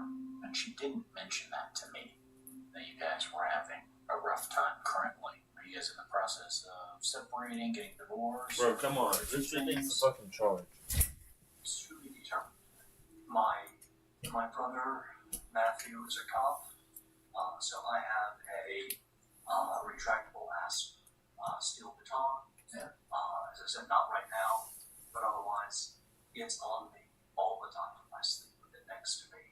I bought some additional security cameras for the house. So what am I doing? I'm panicking, and I'm doing a shit job to protect my wife. So I'm not doing good. Yeah, I can see that. So, with that being, I know that Christelle, we put her car on a lift on Tuesday afternoon to see if there's any sort of GPS tracking or anything like that. We couldn't find anything on the car. If Anthony is watching you guys, it's going to be in person from a distance or nearby or however. So, that poses an interesting issue in of itself. From Daniel's reactions, it's clear the stalking is taking a toll on him, too. His This is wife is crazy. terrified, his family feels haunted, and he's struggling to understand how any of this is happening. Detective Martinez wraps up the interview, but something Daniel said lingers in the back of his mind. He revealed that he didn't know about the stalking for almost a month. Not until Crystal finally showed him the email with the photo taken outside his workplace. So Martinez decides to look deeper into the family dynamic, and what he finds is concerning. He learns that the couple have been going through a rough patch recently. Nothing hostile or dangerous, but they were trying to work things out, doing what they believed was best for their kids and holding their family together the best they could. With how much the stalker seems to know about their lives, Martinez briefly wonders if someone inside the home might be manipulating the situation, and for a moment, he even considers the possibility that Daniel might be messing with his wife as some twisted way of trying to fix their marriage. But that idea is quickly dismissed. There is no evidence backing any of it, and all signs still point to Anthony. Not to mention that Crystal herself is fully convinced her ex is behind the stalking campaign. Come on, Throughout man. November, the harassment continues. Come on, to escalate power, with power, messages and power. threats. Crystal continues documenting everything and constantly monitors her cameras. By early December, she finally receives a message that gives her the smallest breath of air. Hey, gorgeous. I can't visit you anymore. No more Colorado time. My girlfriend doesn't want us talking without her. She says you'll let the cops get me after you get rid of him. For the first time in weeks, Crystal and her family feel a brief sense of relief. It sounds like Anthony is backing off, maybe even leaving the state. But in reality, this is just the stalker's final move to make them drop their guard before he strikes. This isn't just any chat. This is It's a freedom crazy. chat. Sure, you can tag your team, ask questions. The day starts like every other day. Daniel leaves for work, while Crystal heads out to drop the kids off at school. During those minutes, someone approaches the front door, tapes over the Ring doorbell camera, and slips inside the house. Minutes later, Crystal drives back home, pulls into the garage, and steps out of the car. She has no idea someone is waiting for her inside, and the moment she closes the car door, he attacks. The stalker strikes Crystal in the head, stabs her, and leaves her bleeding on the floor. After months of plotting, this is the moment he'd been waiting for. This is Later crazy that morning, as hell. Daniel tries calling Crystal from his office, but she or phone calls. We've had threats against us. We have both been targeted by a stalker. Threats have been made against my life. And This is crazy. and threatening to kidnap her, which is why I'm here. I noticed that she's not answering. Within minutes of Daniel's call, an officer is dispatched to the Krug residence to check on Crystal. At the same time, Daniel also calls Crystal's mother, asking her to go check on her daughter, sending her straight into the worst moment of her life. While she makes her way there, the officer reaches the house first. Hello? Oh, I was just on their neighbor and we called them. Can you go see if she'll answer? Oh, yeah, you sent us as well, so. I'm like, Just next door? Okay. Alright, well, you got this. Alrighty, man. Appreciate it. He's gonna have to bust down the door like, boo, boo, boo, boo, boo. Bust down that door.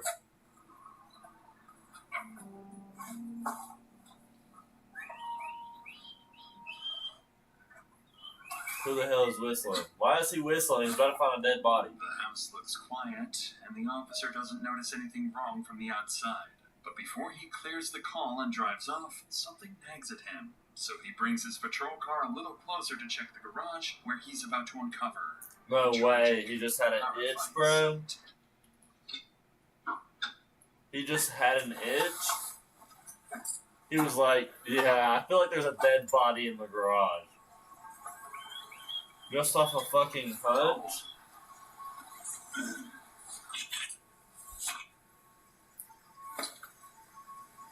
As Just the off a officer moves fucking in for a hunch? closer look, he spots a body lying on the floor, motionless, No. blood smeared across the wall.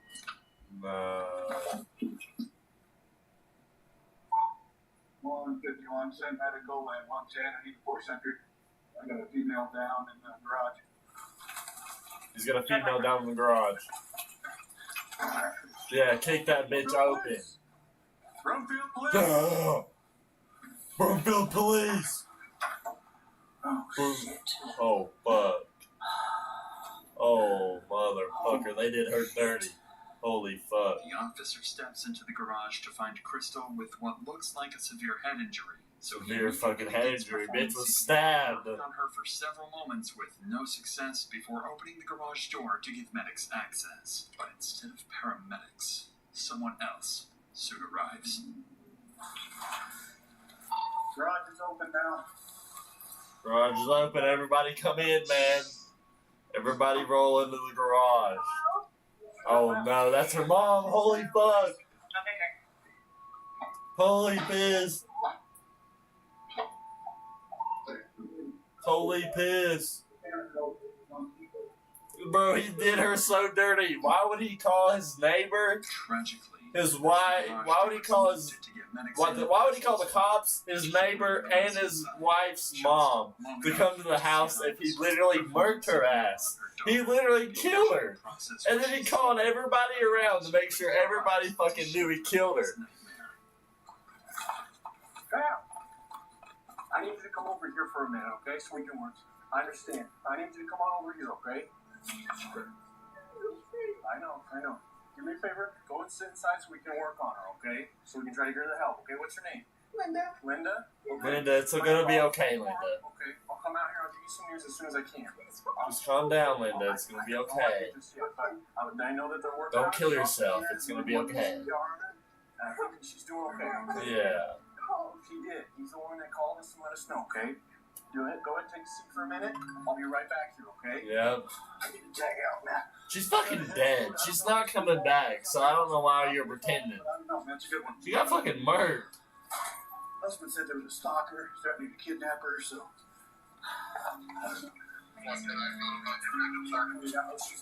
No, she's not responsive. Fucking send me your fucking shoulder.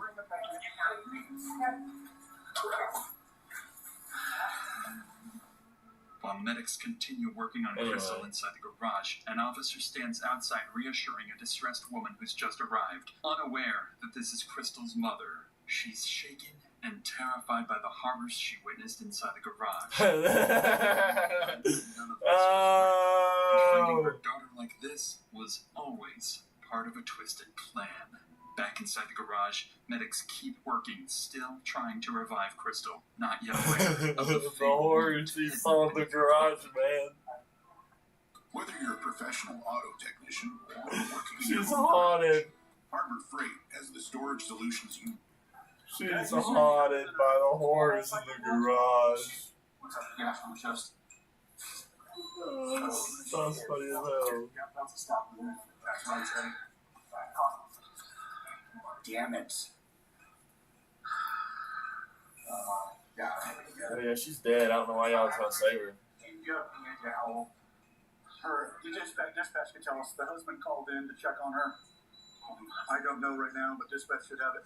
So we have a physical staff, yes? Yes. Right, for her. Okay, then let's. We are against this alley. Yes. Yeah. Jeremy, are you good with this, or are you? How recent is this from?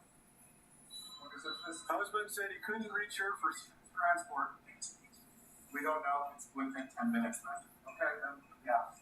Husband has not been able to reach her by any means for a few hours. Stab her in the chest, let Henry know that. Medics work This for is only crazy, 2 minutes before realizing there's nothing more they can do. Gary's my top fan. Tucked inside her Gary body, sucks, the bro. officer Gary notices the sucks. gun No way he's my she number never one had time fan. to reach for. With Gary the sucks immediate area dick. secure, officers I spread hate out throughout Gary. the house, Get him searching out of every here. room for the attacker, but no one is inside. And as officers step outside the home, they start noticing small details that don't line up with an impulsive crime. Yeah, I don't know the backstory. Husband said there was a dude who's been stalking her and threatened to kidnap her. And Martinez was involved, and Martinez just said, hey, this is your big old... I don't know, dude. I don't know the history on that part. Martinez does, though, and he said he's coming in. So, other than that, we're just kind of securing the scene and waiting for detectives, you know? See what they need. I catch that, yeah. That's interesting. Yeah. That is very interesting. Almost like dude might have stuck around from this way. And I wonder if maybe the door was locked, that's how he got in. You know what, dude? This is crazy, man. You know what? I don't know. I kicked it and it went pretty easy. So I'm going to say no deadbolt. It wasn't deadbolt, it was just handle was locked. I saw her came around and moved it. Officers quickly confirmed the door was unlocked, and a strip of blue tape had been placed over the Ring doorbell camera. Whoever did this clearly planned it and came prepared. As police continue searching the scene, more family members begin arriving one by one, each of them unknowingly walking into the worst moment of their lives, while officers prepare to deliver the news no family ever wants to hear. I don't know anything. Just She's dead, bro. Are you? She's family friend from down the street. And she's so horrified. Is her husband almost This shit's here? funny. Your daughter's dead. That's all there is to it. Information altogether. We don't want to She's dead. repeat the information over and over for you guys to continue anything. So Don't fucking cry about it. She's fucking dead.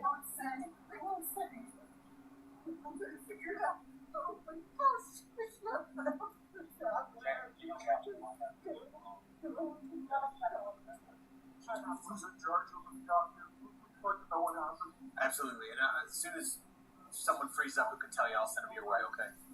Our son's on his way. She's dead, brother. Is this your daughter, sir, or your daughter-in-law? foster daughter, and so her brother's on his way. Everybody come see the dead lady that her husband killed. Husband killed this lady. Why is she crying? With Crystal's father and brother now at the scene, the weight of what's happened settles over the family, and it grows heavier by the minute. The only person missing is Crystal's husband, Daniel, the man who feared he wouldn't be able to protect her for weeks. Now he's on his way to find out those fears have come true. As they wait for him, detectives arrive at the scene and begin coordinating their next steps to hunt down whoever did this. Little do they know, the killer they're looking for is still in the area, much closer than they think. Yeah, right freaking there on their ass. In the garage, and I immediately saw her at the base of the stairs. Blood smear on the wall. And I came around and booted the front door. It turns out it wasn't locked. There's also a piece of masking tape over the ring camera. Almost like somebody approached from the side, taped it, and then maybe she opened the door for somebody. Bro, this shit's crazy.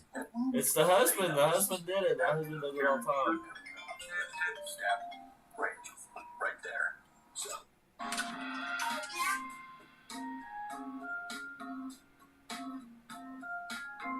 What do you want? Only Brawny has 3 What? and it's stronger than any other brand. Yeah? That's what we got. Husband should be here any minute. Okay, so This lady just got murdered by her husband, and everyone don't think it's her husband. And Martinez is coming here, so he'll be good with that. But her husband the hell murdered her, and I know it was her husband. And then yeah. Well, we gotta be careful. So for a fact it was. So I know everything's here. This don't just press, so we gotta be sure Yeah. stay focused on that. As investigators discuss plans to interview Crystal's family and her husband Daniel, he arrives on scene, cutting the conversation short. And right away, he makes it clear to everyone that he's nothing more than a devastated victim, overwhelmed by Now the guy that just killed his wife is pretending to cry. I understand. I need you to stay back here. Family's over here. Family's over here. Who loves me? I love you too.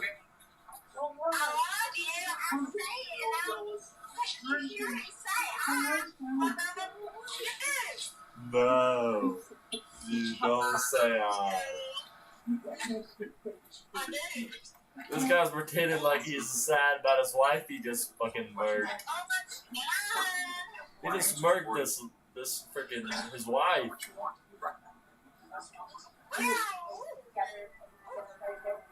Bro, don't break down. Go look at your work. You just murked her.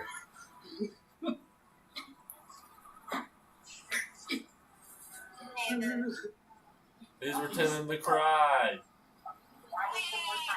He's pretending to break down. I know he murked his wife. At this time, He's officers have overplaying no it reason too to much. suspect Daniel of anything, so they treat him with care as he goes through this traumatic moment. They wouldn't suspect him, bro. He's obviously faking this shit. Because Daniel knows exactly what happened inside that garage. 'Cause he And did it. Daniel is the killer himself. I told you he did it. Every tear and shaking breath is part of his act. One he will continue selling to Yeah, I told you he his did it. family standing just a few feet away. What?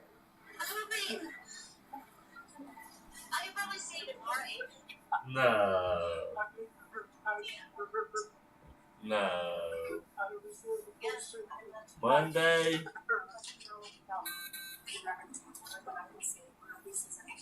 Okay.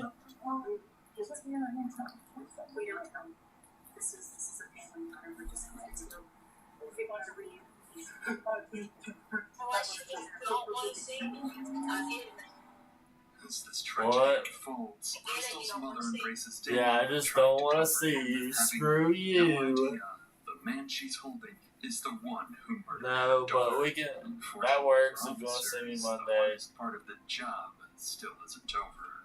As the family grieves outside the home, a detective is sent to the school to pick up Crystal's children, who still have no idea what happened to their mother. Screw When the you. detective finds Crystal's eldest daughter, she's already shaken. She's been watching the live camera feed on her phone and saw enough to know something terrible happened. But what she tells the detective next is what truly alarms her. The kids mother's know. stalker has been hinting at something far darker recently, and he might have deadly plans for the rest of the family. What the hell? Notified me of my house going off. There's police at my house and an ambulance. And then I couldn't desktop microphone. I called my mom. Huh? My dad picks it up. They're probably about 7 minutes away. Okay. That would be cool. Okay. But that's why you're here. Okay. I do, but I can't. I'm not going to tell you. Okay. Yeah. We're still actively investigating what's going on out there. I'm pretty hungry though. Wrong information. That's the last thing I want to do. Okay. Huh? What has been going on at home?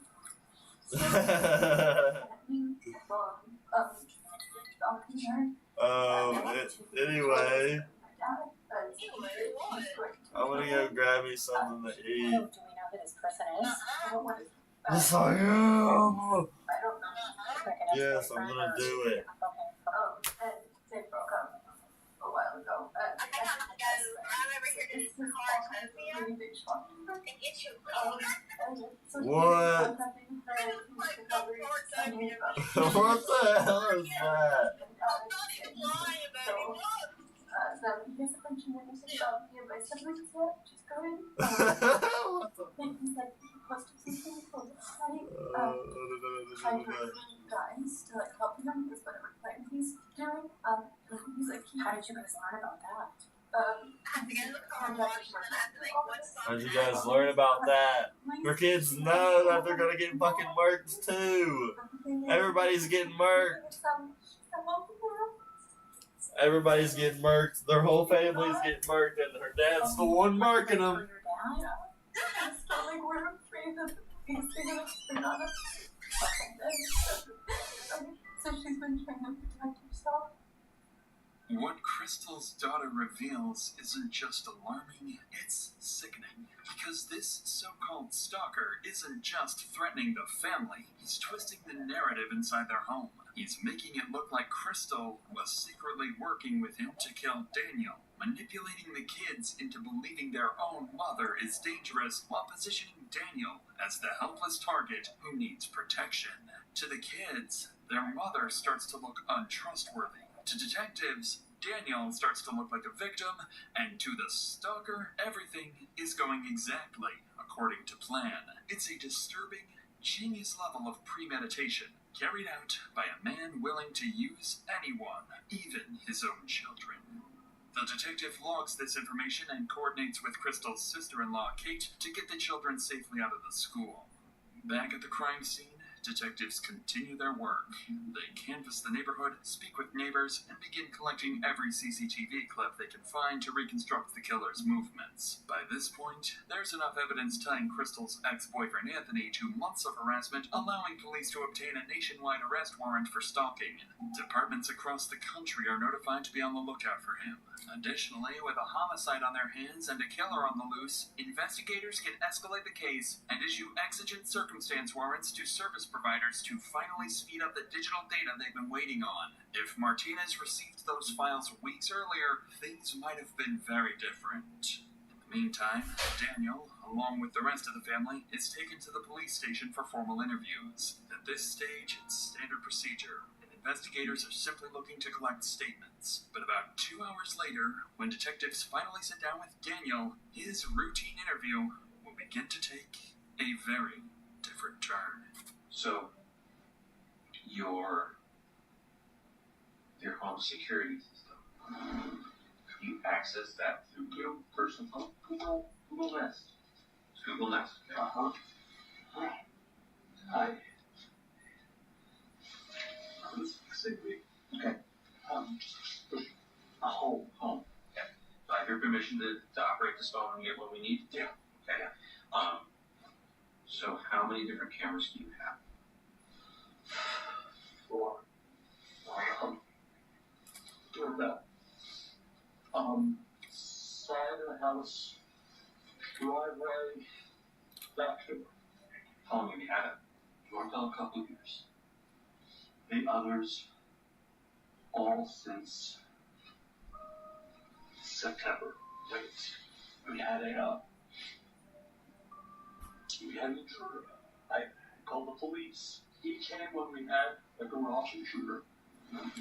A month after Daniel reported the garage intruder back in September is when the stalking first began. And by then, the couple had already installed multiple cameras around the house, plus their Ring doorbell. But even with all that security, and after police confirmed they had no GPS trackers on their cars, the stalker still found a way to follow them, sending Crystal a photo of Daniel walking into work and texting her about seeing her at the dentist. So as the detective scrolls through the surveillance footage to understand the timeline, he notices something strange that catches Daniel off guard.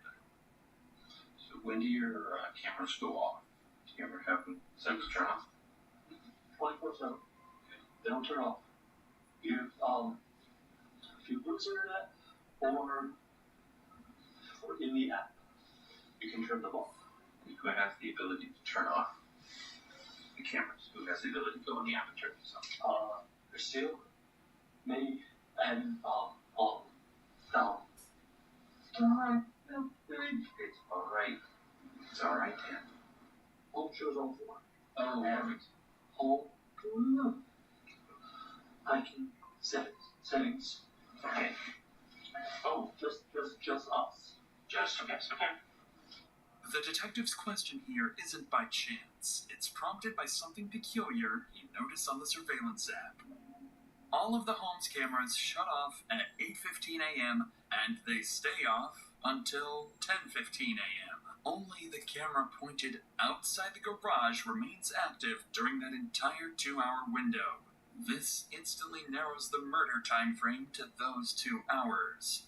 Just then, Martinez finally arrives at the interview room. He's the lead detective who's been handling Crystal's stalking case for months, and now that case has become something far worse. He sits down with her devastated husband, feeling the weight of the loss they both couldn't prevent. They didn't save Crystal, they couldn't protect her, and now they're here, mourning her loss, trying to piece together what happened.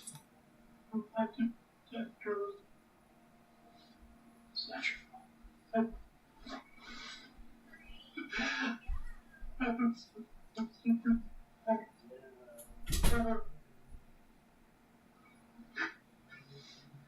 It's not your fault. I'm sorry I didn't answer. It actually wasn't it today. As Daniel breaks down, something catches Martinez's attention. Daniel is crying, but there are no tears. The detective finds it strange and more than a little concerning. Wanting to probe deeper, Martinez asks for a moment alone with Daniel to see what's really going on beneath the surface. And the moment he starts asking questions, things get heated fast. I just built a budgeting app for Phase 44. Nina just built an app. So we can all build that stuff? I'm on lunch. I gotta make a I'll be right back. Just built an inventory tracker. Protein calculator. What's there an app? Profesor de Español. I know you said that you don't think that there was somebody else. She's... Okay. Why do we keep asking?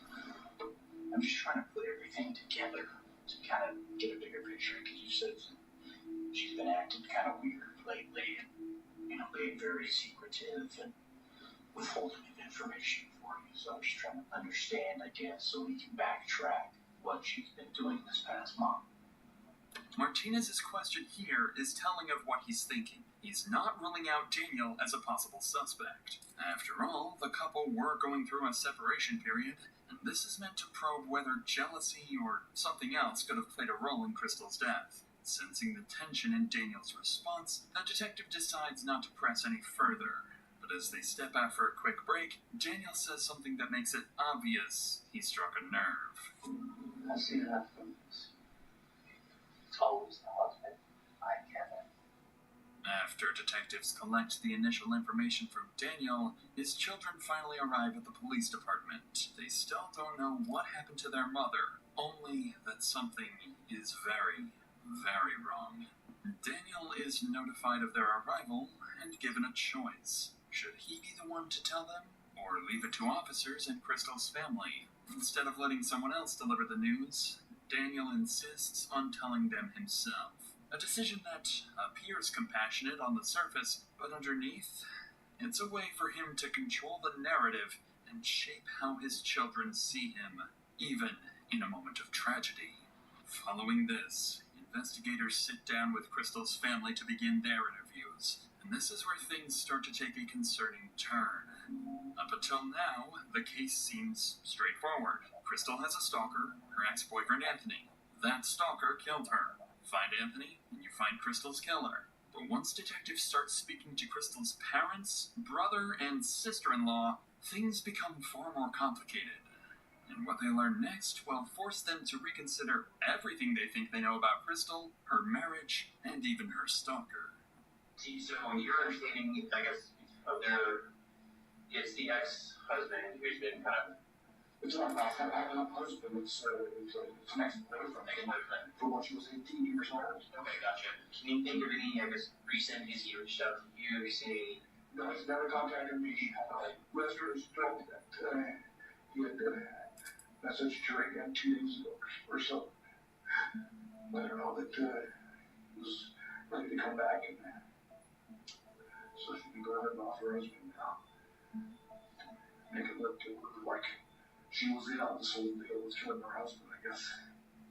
Do you think there's anything doesn't feel right, doesn't seem right, something that, I don't know, you just feel like might be important to our investigation? I don't know, like, I know that Christina was, like, very concerned and worried about this guy, and I just always felt like it was, like, there was something weird about Honestly, it. from what I was straight. That I can't put my finger on it. He was that it was, like, this Anthony guy that seemed very different than past behavior in him, like that he was never sexual in the past, and that these were like very like hypersexual things.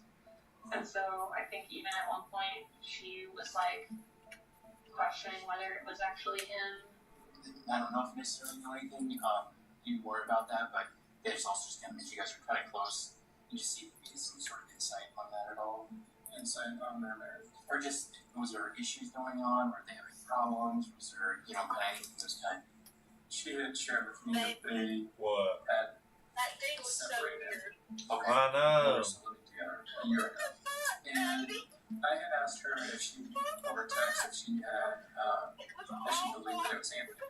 But she didn't believe at the time that I was asking her it was Anthony. But you know, she was fully convinced that it was Anthony. Okay. My mom is also very much suspicious, and I just like don't know where that comes from. Okay. Suspicious. Yeah.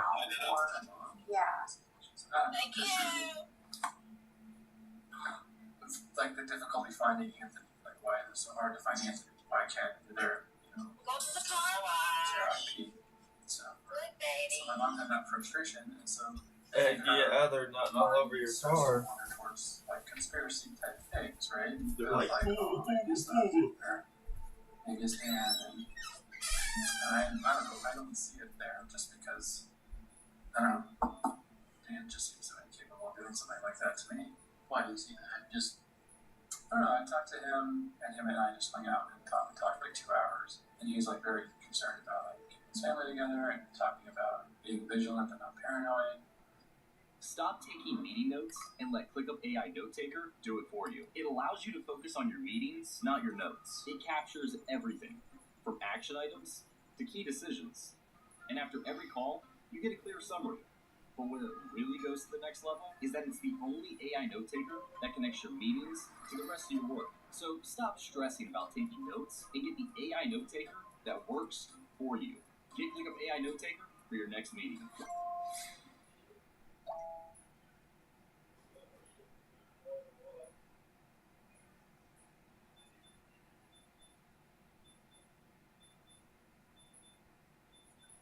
Disabled? Want your benefits now? I made the call. Mark T. Hurt. I got all my benefits. I was denied my Social Security benefits. Your time to appeal the decision is limited. I had one opportunity for justice. One opportunity to get the benefits I paid for.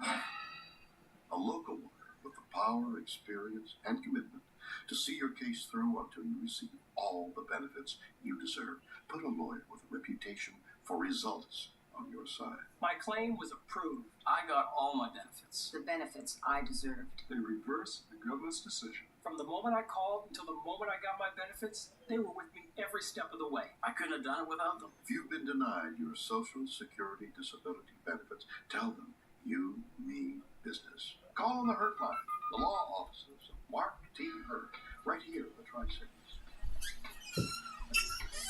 Because I'm back and I'm ready to get more Victor Royce. Oh yeah, there's a grizzly bear. Sounds skeptical of his mother's suspicions. She isn't exactly wrong, as on the surface, it makes no sense that Anthony couldn't be tracked down for months. Lars would also go on to explain that Crystal and Daniel saw their marriage very differently. Crystal wanted out, Daniel didn't. The family seemed to view their relationship as dysfunctional, but not violent. But listening to these statements, one thing becomes very clear. Every family member felt that something about the stalker was off. There was a shared intuition they couldn't quite articulate. And when detectives sit down with Crystal's mother, she makes that suspicion very clear.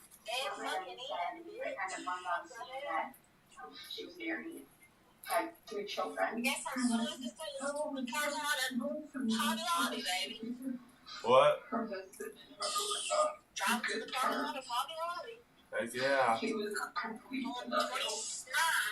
Told me how he was. Heck yeah. She ever did what kind of led 29 on them bitches. For the 20 bandos. But I've never seen him, hurt murder. Unless you want me to come see you today. Some people think corporal punishment is advocates.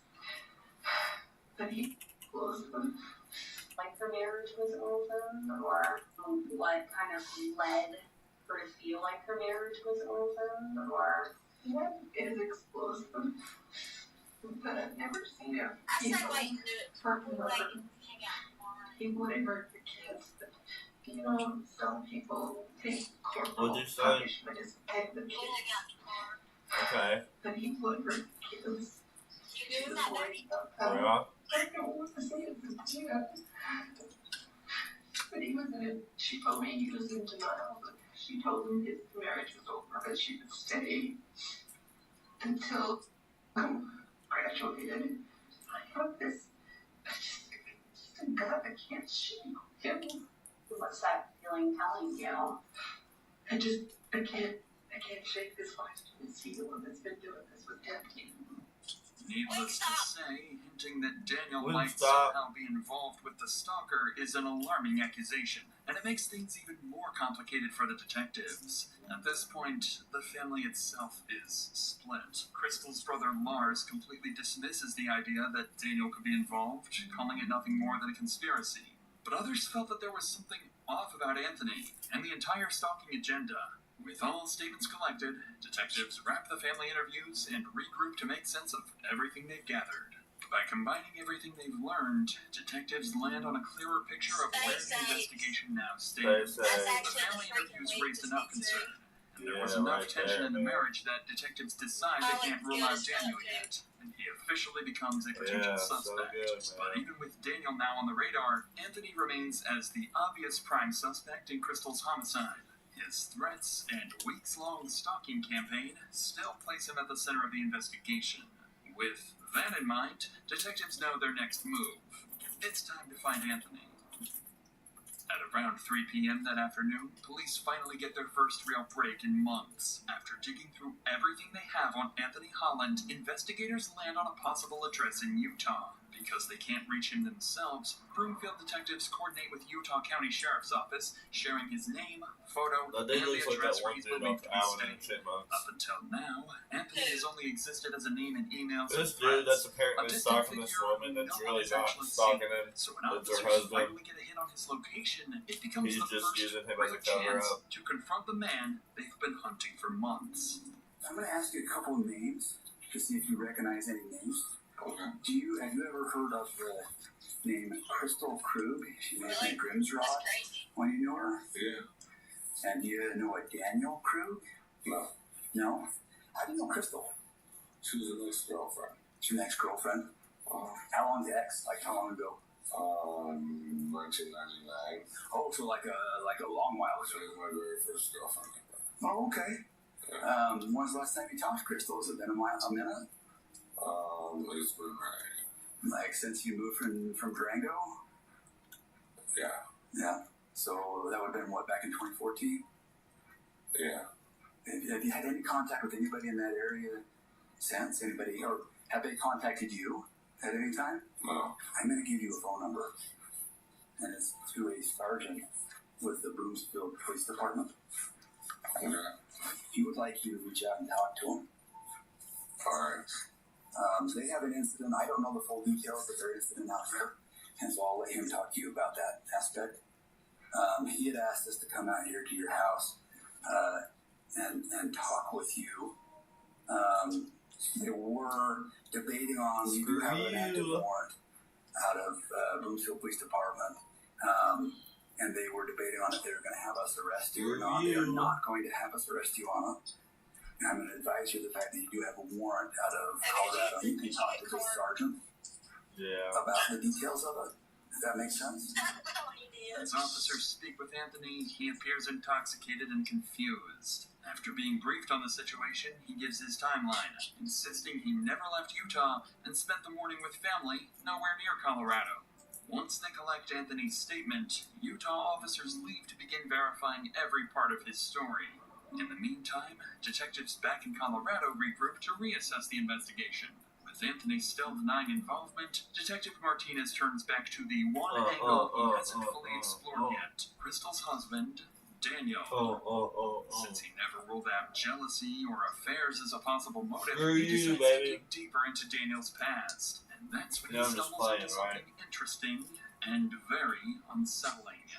On searching old reports, Martinez finds a closed but unresolved stalking complaint from years earlier. The victim who filed it is a woman named Carrie. And as it turns out, she was Daniel's ex-girlfriend. What? The more Martinez reviews, the more disturbing the pattern becomes. The report claims she was stalked for weeks by an obsessed man who impersonated Make sure you don't buy any crack on manipulating her accident. for fake identities. Detectives quickly locate Carrie and bring her in for an interview. When they sit down with her, Sometimes it just they slips in your uncover a pocket. story so disturbingly similar to Crystal's, it opens up an entirely new theory. What? I think it was, you know, like a couple months I broke up with him a couple months into my freshman year. He, you know, he was pretty emotional, I would say. Sort of desperation, you know, the word I would use to I don't know. I told my mom that I wanted a mic and a capture card kind of, you know, crying, that sort of thing. for my birthday, but it really just depends now, I guess. And then I started to get messages from his roommate, and that person's name is Tom, on AOL Instant Messenger. And I know Tom is real because they were roommates. If I called him, Tom would sometimes pick up the phone. They had a joint room and a joint phone. Tom, Whatever you want to give me. I would say it was sort of to gain sympathy from me for Dan and continue to encourage me to be Dan. There was perhaps some indication that he just, or was, because of the breakup, just really not doing well. So this, you know, made me keep communication up with Dan. And Tom ended up being Dan, right? So all these people I'm going to tell you about end up being Dan Krug, not Tom. Yeah, even though Tom is a real person, he was not sending me these messages. Suffice it to say, what Carrie tells detectives sounds all too familiar. Everything she describes echoes the same pattern detectives have been seeing with Crystal, but the parallels don't stop there. Things I remember is a group of my friends from our dorm had met, I don't even know how, some cadets from the Air Force Academy. And so we all went to, I think we went to a movie, something super innocuous, and there was like a group of us. I must have told Dan about that. And I think it was 2 or 3 days later, I got a message from someone named Nick Clark. And Nick basically said, I'm a cadet at the Air Force Academy. I know you went out with these people, and I want you to know that he came back, or these people came back and said that you slept with them. So now there's this rumor going around the whole academy that you're an easy target kind of thing.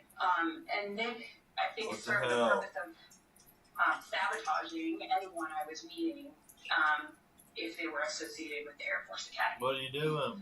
Of course, the person that I met and went to the movies with was like, I want nothing to do with you, you know? And so, shortly, I don't know, a while after that, I started actually more seriously dating Air Force cadet named Mark Hansen. Then, of course, Nick Clark made a reappearance, and I was getting pretty consistent messages from him. And so he said, you know, we need to find out who's doing this. And he got me a meeting with the Office of Special Investigations of the Air Force Academy.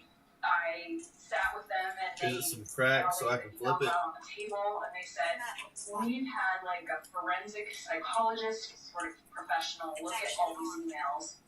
And it's Dan, is what they said. Want a little Burger King? Kids don't need much Oh, to my feel iPad like isn't loyalty. so And right now, it costs even less. There are other kids' meals, but only this one crowns them both. The Burger King Kids Meal, $3.99 for a See, limited tight. time. I got it plugged into the Terry wall. would go It's on just to not explain working. that despite their suspicions, there was never enough evidence tying Daniel back to the messages she received then. Everything had been sent from a public library, and because of that, her accusations remained just that.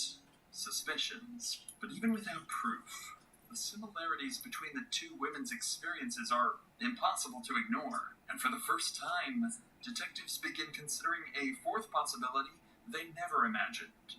What if Daniel has been playing everyone? What if he's been impersonating Anthony? What if he's always been the architect behind the entire stalking campaign? Detective Martinez receives the intel from Carrie's interview, and with that, Daniel officially becomes an equal prime suspect alongside Anthony. At this point, the only thing that can give them a definitive answer is the digital evidence. So while they wait for that, Martinez receives something he can work with immediately. The full set of surveillance footage collected from the neighborhood and Daniel's workplace. Investigators sit down and begin reconstructing the full picture of what happened before Crystal was killed. Shortly before 8 a.m., Crystal arrives home after dropping off the kids. She pulls into the garage, closes the door, and everything looks normal. Minutes later, at 8:15 a.m., the entire security system goes offline. Every camera except the outside garage camera is taken down for the next 2 hours. At 8:25 a.m., that lone camera records something deeply concerning. Daniel leaves the house to go to work later than he normally does, and shortly after the time medical examiners believe Crystal was killed.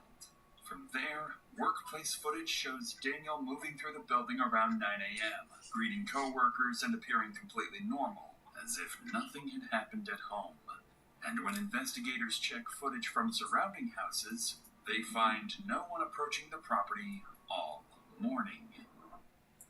Everything about the timeline makes Daniel look more suspicious by the minute.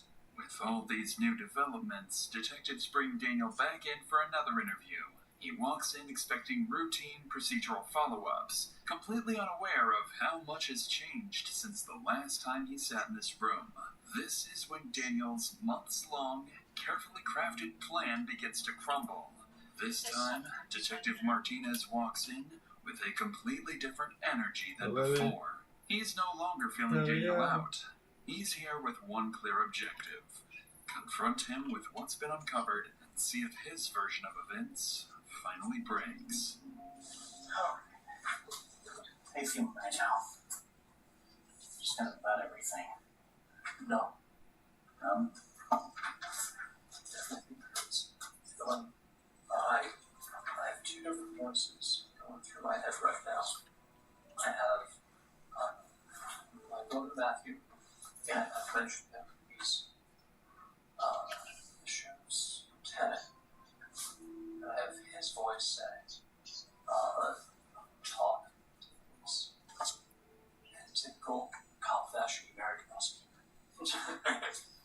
So I have Lynn's voice in my head going,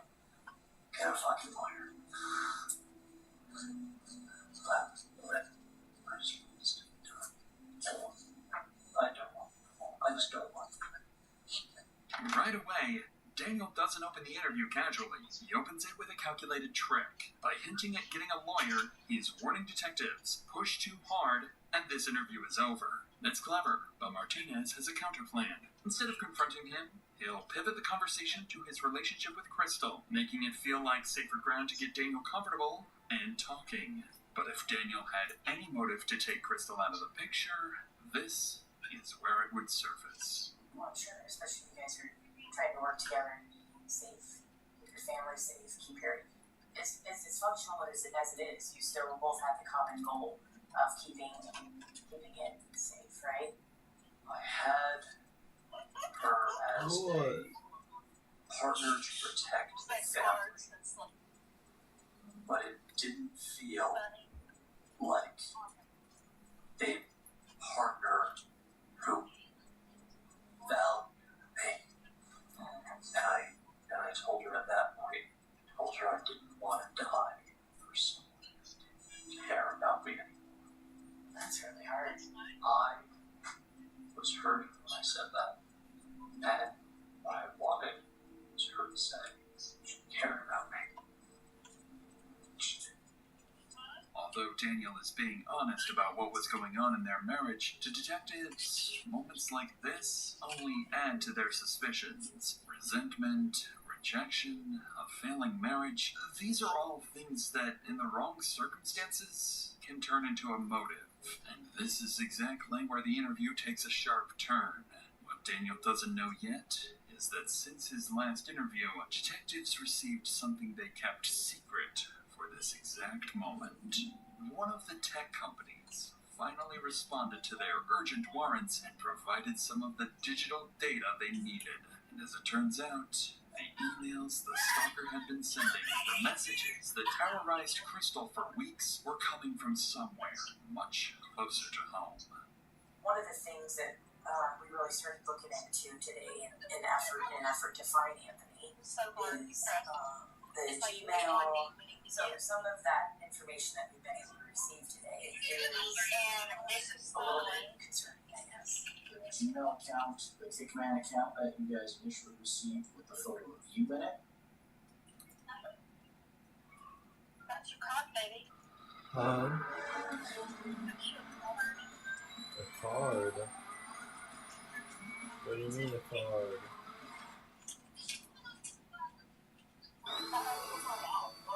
It was nothing special. It was just a little get together. It was. Okay, baby. And the phone number, those originated through their IP addresses at your office. Doesn't make any sense. Well, he took the photo of me at my office. Well, both of those accounts originated from IP addresses that was back to your office. There are Wi-Fi access throughout the facility for employees, and there's public Wi-Fi access throughout the entire facility. Right now, we're working with the director to get all of the IP information to see what was used in that specific address during that time. Because I guess the biggest concern is just the timing of everything, that it just doesn't quite make sense to have somebody create an account, take a photo, and then immediately send it off, and then the account is no longer being used. None of this makes any sense. Daniel looks thrown off, unsure where Martinez is going with this. The emails tied to the stalker connect back to Daniel's workplace, a detail he clearly didn't expect detectives to know. He seems nervous, but still cooperative. So detectives decide it's time to push further, because they have something else they withheld from Daniel until now. During the investigation into Anthony's alibi, officers in Utah forwarded something small but important. A time-stamped shopping receipt placing Anthony in Utah that morning, miles away from Colorado at the time Crystal was killed. Martinez and his partner decide it's the perfect time to see how Daniel reacts when they push him directly and force him to confront the possibility that he might be the stalker. Also, let's add on top of that the fact that there's, as far as we know right now, there's no physical way that Kidman could have been involved in this based on where he's Yeah. at right now. So, you know, Which I haven't the had to see mystery for it. Just none of them are to pursue. Things are certainly pointing in the I right haven't had to direction. see it. Just none of them. Well, if you're giving us reason, here's the other thing, Daniel. Yeah, is, they all work. They just. I I don't know sympathize why with they're the not fact charging that my iPad. you're in an extremely frustrating situation. I know you want to be part of your kids' Yeah. lives, but you can also sense that's why we're asking all these questions about infidelity and everything else. Is there some other mystery, Dan, that we don't know about? I have been there. Period. You know, Anthony has reached out to her in the past number of times. Really? Right. The last time was 2016-ish. He had asked her at one point if she wanted abstinence. If there's any bit of question about infidelity, whether it's with Anthony or anybody else, we might create an account to see if Christine's actually interested in Anthony. So we ask her to push the bounds a little bit and see if that will confirm our suspicions of infidelity. You don't get the response and the openness you once did for about 28 days from October 2nd to October 31st. So you amp it up a little bit, send a photo of yourself to an account you created. I get her together, but it alleges that both sides to be top I think ultimately what happened today would bring you the closest to your children that you probably ever been. In your mind. I'm very close to my children. You're afraid to lose time with them if you get the divorce. Clearly, detectives managed to perfectly articulate Daniel's reality, one he may not have even fully admitted to himself. He is a man so terrified of losing his children, so desperate to stay in control of his family, that he would do anything if he felt it slipping away, even if it meant murder. The detective's brutal honesty leaves Daniel speechless. He doesn't argue or deny it. He just sits there in quiet resignation, wearing the look of someone who is realizing everyone can see straight through his lies. If you were watching these facts unfold in front of you in a movie, what would you say happened? That was able to turn off the cameras, that was able to use your IP address from your work to create accounts to send messages and photos to act as a stalking suspect. I know about I'm analytic network, and I Yes, a long one. write fiction at home. I don't do. Welcome to Hi-Fi Health News. Each week, I talk with industry experts to figure out how to untangle those medical bills. I don't do crime drama. Have no what this is. Kickman is 6.5-hour drive. And then, in fact, he was contacted in his house, severely intoxicated.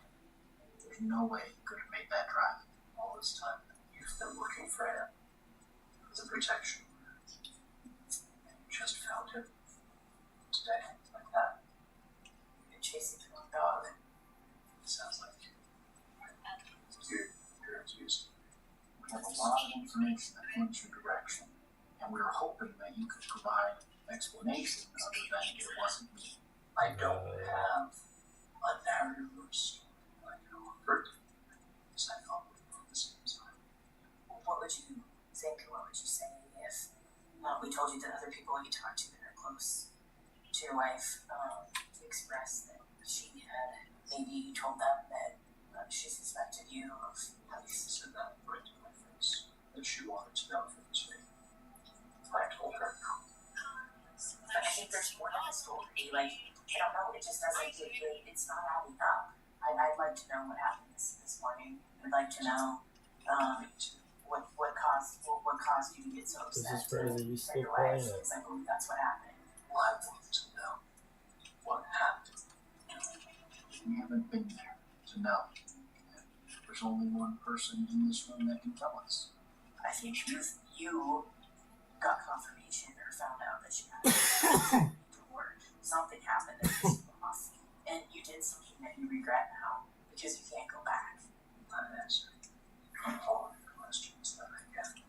You have your theory.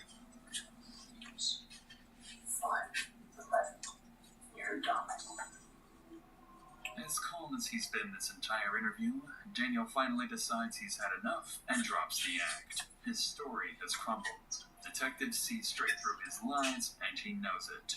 With nothing left to cling to, Daniel quietly asks for an attorney, and the interview comes to an end. Even though he continues insisting he's innocent, there's one detail Daniel admits on his own. One no one even knew about until now. Crystal herself confronted him about being the stalker.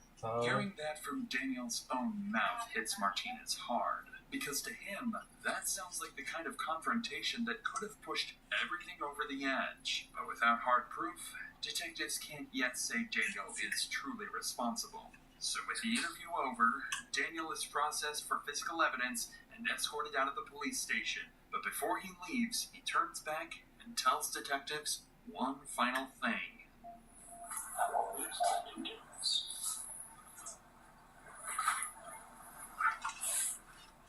Because I don't. You don't believe that? I like all candy.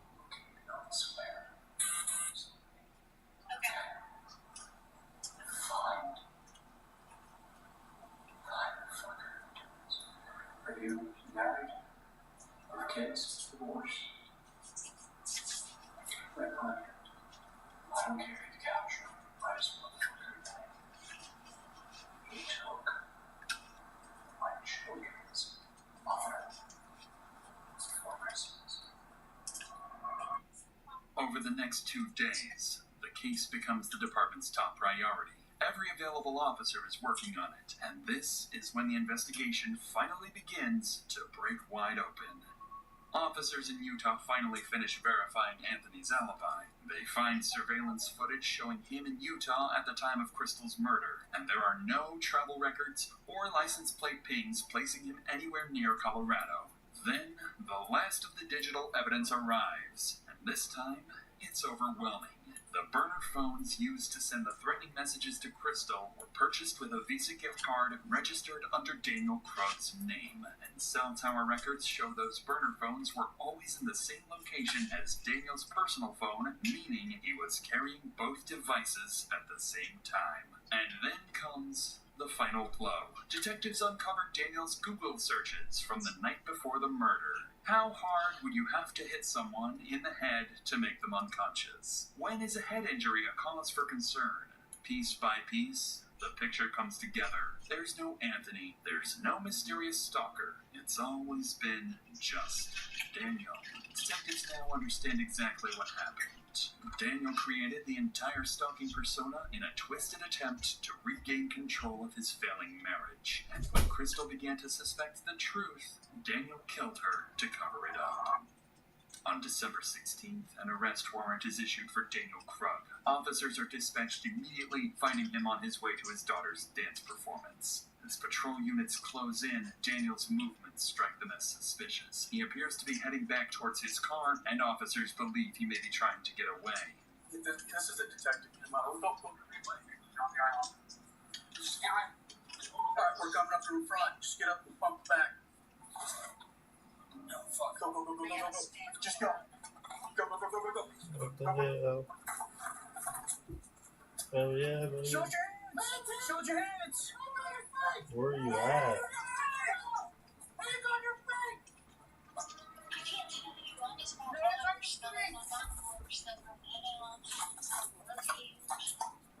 What the hell are you do, baby? On your right. Daniel Krug is taken into custody without incident. In the weeks that follow, police finish their work. The digital forensic evidence, the surveillance timeline, the phone data, all of it leads back to the same person. Investigators become certain that Daniel Krug acted alone. He created a fake stalker, framed an ex-boyfriend, manipulated his wife, his children, and law enforcement. Before the case reaches trial, Daniel formally pleads not guilty. In April of 2025, his case moves into the courtroom. The story prosecutors present is devastatingly clear. This was about Dan losing control. He was not in love with Christelle, and that resentment had turned to rage by the time we get to December 14th. Think about what he did to her. You don't do that to somebody you love. Think about the absolute nightmare and hell that he made the last few months of her life. On the other hand, Daniel's defense argues that there was no physical evidence placing him at the crime scene and that he could not have been the killer. We know the physical evidence. And there is an enormous disconnect between that and the circumstantial picture the prosecution wants you to believe. Mr. Krug did not kill his wife. He did not commit these crimes. After both sides make their case, the jury deliberates for nearly 2 days. And on April 17th, 2025, they return with their verdict. We, the jury, find the defendant guilty of murder in the first degree. Daniel is found guilty of first-degree murder, stalking, and criminal impersonation. He is sentenced to life in prison without the possibility of parole. That's crazy, bro. Your setup wants Opera GX now, and you're holding it back.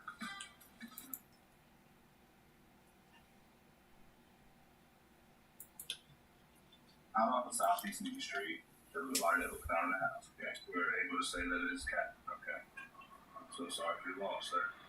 This is 28-year-old John Blauvelt, learning that his missing wife was discovered in an abandoned house, brutally murdered, surrounded by satanic markings. However, John had a disturbing secret he couldn't tell the interviewer that day. Down. If I find her down. Using his military experience, he carried out a near-perfect murder that kept detectives one step behind for years. By the time investigators began to narrow in on him, John was already long gone and living in a new state, in a new house, running away with his 17-year-old girlfriend and seemingly getting away for good. This defies any kind of logic that I have experienced in my 62 years on this earth. You know more than you think. What if I told you that your cell phone did ping somewhere other than where you say you were?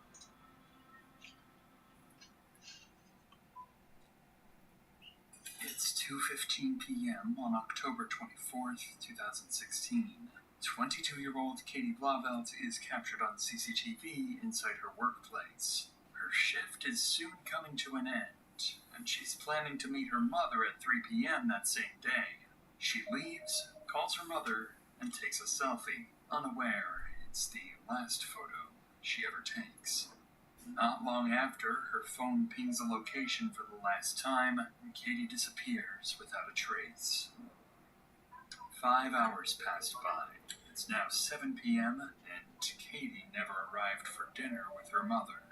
Worried, the mother and other family members try calling her multiple times, but her phone has no signal. At 7:48 p.m., Katie's mother reports her missing. Officers, friends, and family mobilize for her, and the search officially begins. But this left detectives with a critical 5-hour gap in the timeline, one they would spend months trying to piece together. 10 hours would go past without any clues about Katie's whereabouts. Then, at 12:33 a.m., the police receive an unexpected call. One of Katie's friends is on the line, claiming he's just found her body, dead, inside an abandoned house deep in a nearby forest. Hello, 911, what's the location of your emergency? I'm in that Discover Church across from in the woods. You're at Discover Church across from where? In the woods across from it. Let's watch Mr. Ball in. I was worried about my friend. Katie, she went missing. She's been missing for a while now. And she came in this house and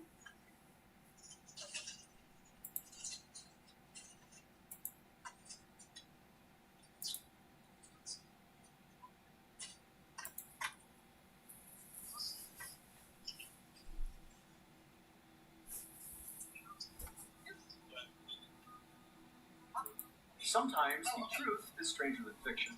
And today, I'm going to share 3 stories that all demonstrate that. But before we get into today's stories, if you're a fan of the strange, dark, and mysterious delivered in story format, then And you come to the right place, because that's all we do, and we upload 2, 3, 4 times a week. So, if that's of interest to you, please offer to beautifully and meticulously detail the life of this car. But when you take possession of their car, just fill it with water and then leave. Also, please subscribe to our channel and turn on all notifications so you don't miss any of our weekly uploads. Okay, let's get into today's stories.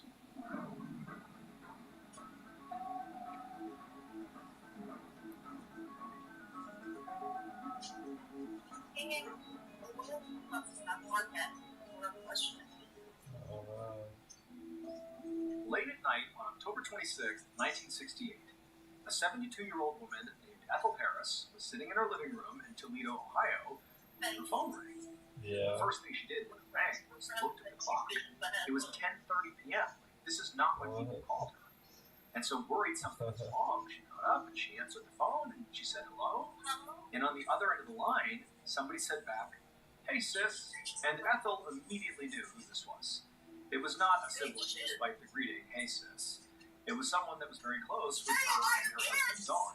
In fact, this person who she was speaking to was Dawn's best friend, a 59-year-old man named Lee Epps.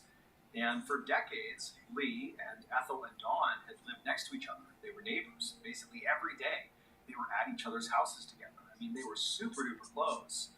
But Lee had eventually moved to another town, and so they didn't see each other as much, but they did get together a fair amount.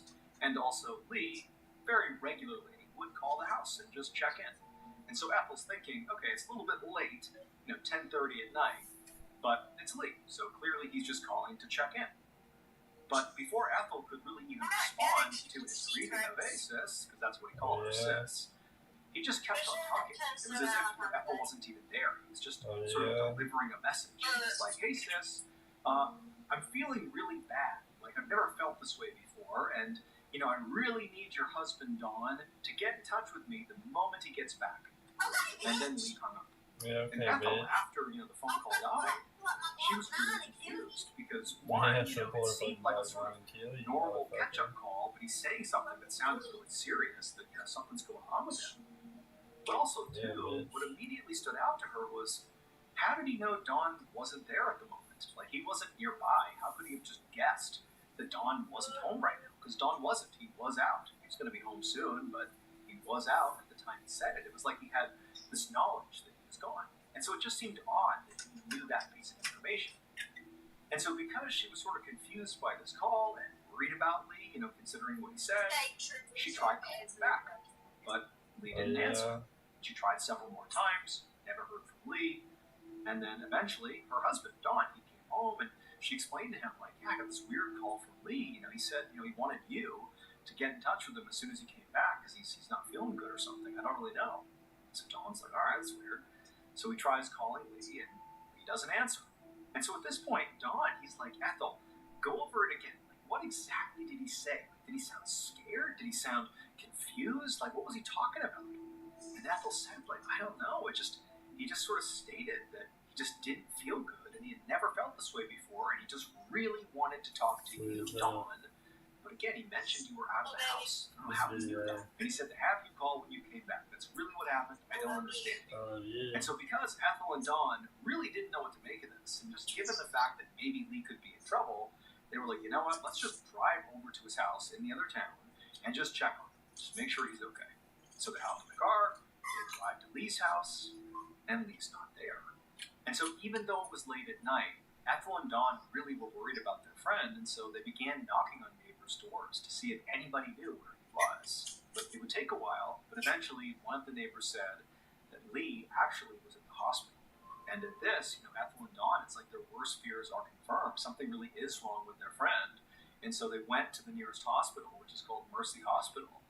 And when they got there, they learned that yes, Lee was admitted to the hospital. But unfortunately, he was dead. And this, on its face, was of course shocking news for Ethel and Dawn. I mean, they did not expect to find out that their friend of many decades was, abruptly and sort of inexplicably dead. But that was far from the most shocking thing they learned. When they spoke to the medical staff about what actually happened to Lee, they would eventually tell Ethel and Dawn that after some complications, Lee ultimately passed away at precisely 10:30 p.m. the previous night. His actual time of death exactly coincided with the moment Ethel got that phone call from Lee, where he said to her, "I just don't feel right. I've never felt this way before. Please, when your husband Don gets home, have him call me." Ethel and Don have no way to prove this, but they believe that that phone call was actually Lee's spirit, his soul, trying to talk to his best friend one more time before he passed away.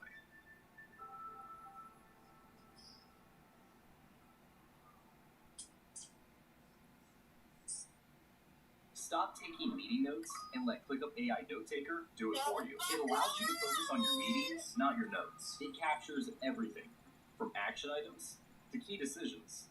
And after every call, you get a clear summary. But what it really goes to the next level is that it's the only AI note taker that connects your meetings to the rest of your work. So stop stressing about taking notes and get the AI note taker that works for you. Get ClickUp AI Note Taker for your next meeting.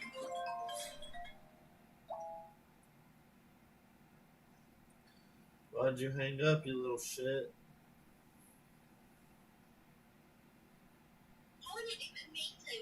I'm just playing with you.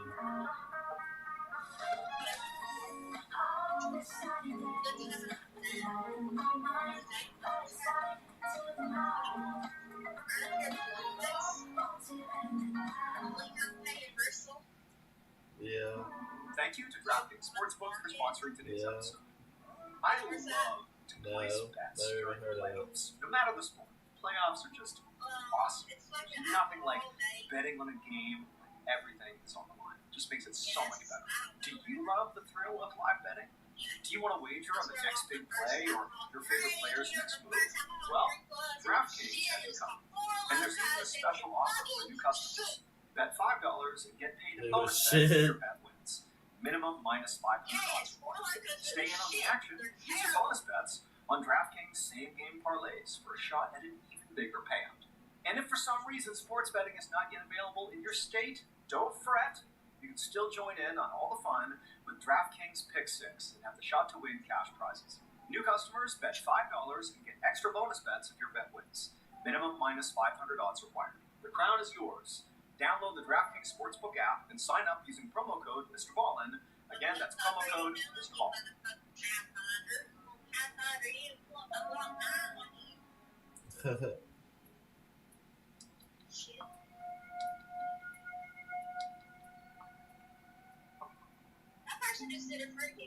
One afternoon in the summer of 2006, a 70-year-old man named Ma Qingmao and several of his family members walked out of their house in Luowan Village, which was a very small community in rural China. Luowan Village was known for being this beautiful, historic place, and as Qingmao and his family walked along, they passed by these beautiful, lush fields and saw these tall mountains off in the distance, but they also passed by something that made Qingmao and his family all very sad. The charred remains of dozens of burned-out buildings were just littering the landscape. So Qingmao had lived in this village his whole life, and he remembered when it really was this happy, tight-knit community of over 100 people, and it really was just this picturesque place to live. But 3 years ago, that had all changed, and life in this village really became one disaster after another. There had been not one, but two enormous fires, which were caused by faulty wiring, but they had destroyed all these homes and businesses and all these historic buildings. I mean, it really kind of like changed the entire face of this town, and they still hadn't rebuilt it yet.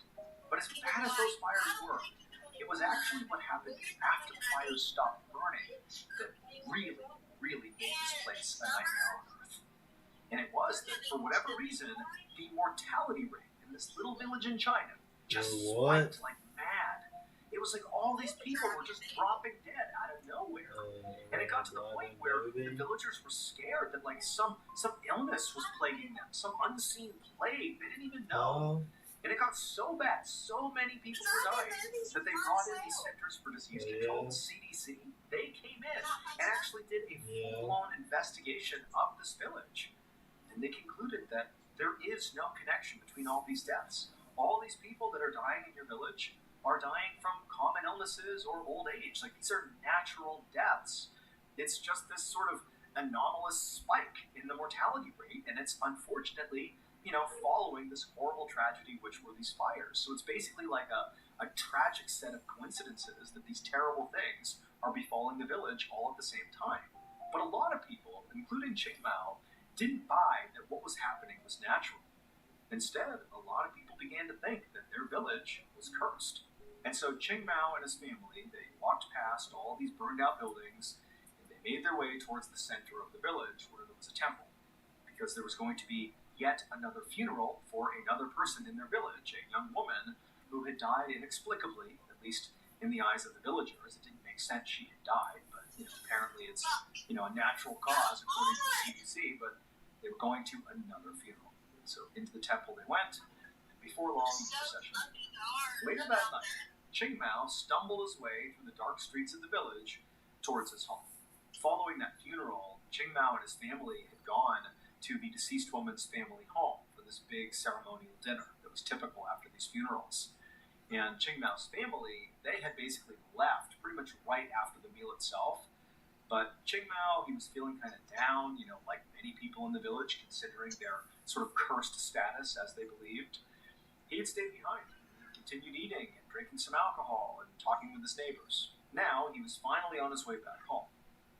But as he walked, he suddenly felt this really sharp pain in his gut. And it hurt so bad that it was making it really hard to walk. And so Ching Mao clutched his stomach and really had to force himself to keep moving one foot in front of the other. And then finally, when he got to his home, he opened up the front door, but the pain was so blinding that he just screamed out for help and then collapsed onto the ground right inside the house.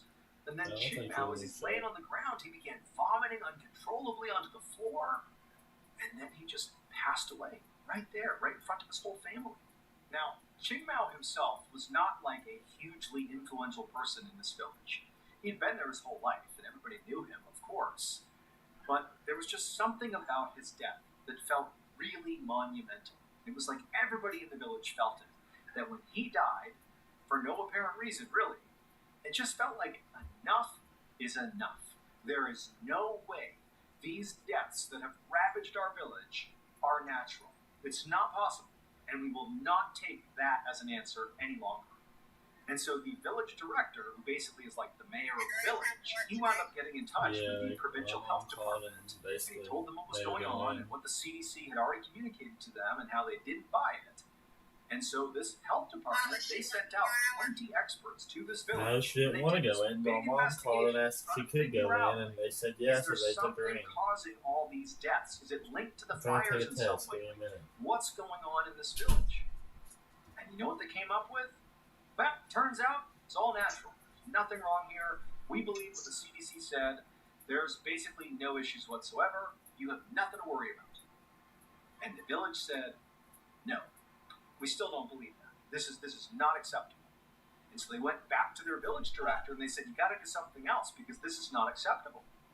And he agreed. And so he actually got in touch with the police, the local police, and said, hey, you come in, you investigate this, try to see if there's something, anything that they have missed that could maybe explain why so many people are dying in this village. And so the police, they come into this village and they do this broad strokes, very wide sweeping investigation, and they do find something.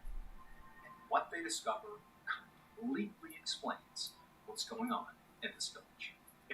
I used to say, if I hear AI one more time, I'm gonna lose it. But Monday.com is super easy to use and knows how to do AI right. My team quit going through endless documents ourselves. Monday Sidekick handles that now, pulling the crucial info and then prioritizing based on whatever we need. So stuff that takes my team hours is now done before they even open their laptop. I use it for insights and action suggestions constantly, especially on those back-to-back meeting days. All these AI features are built directly into Monday.com and actually use our real data. With Monday.com, AI isn't some over-promising future. It's here. It just works. Like, actually saves us time and resources kind of work. Monday Sidekick. AI you'll love to use. Start a free trial today at Monday.com.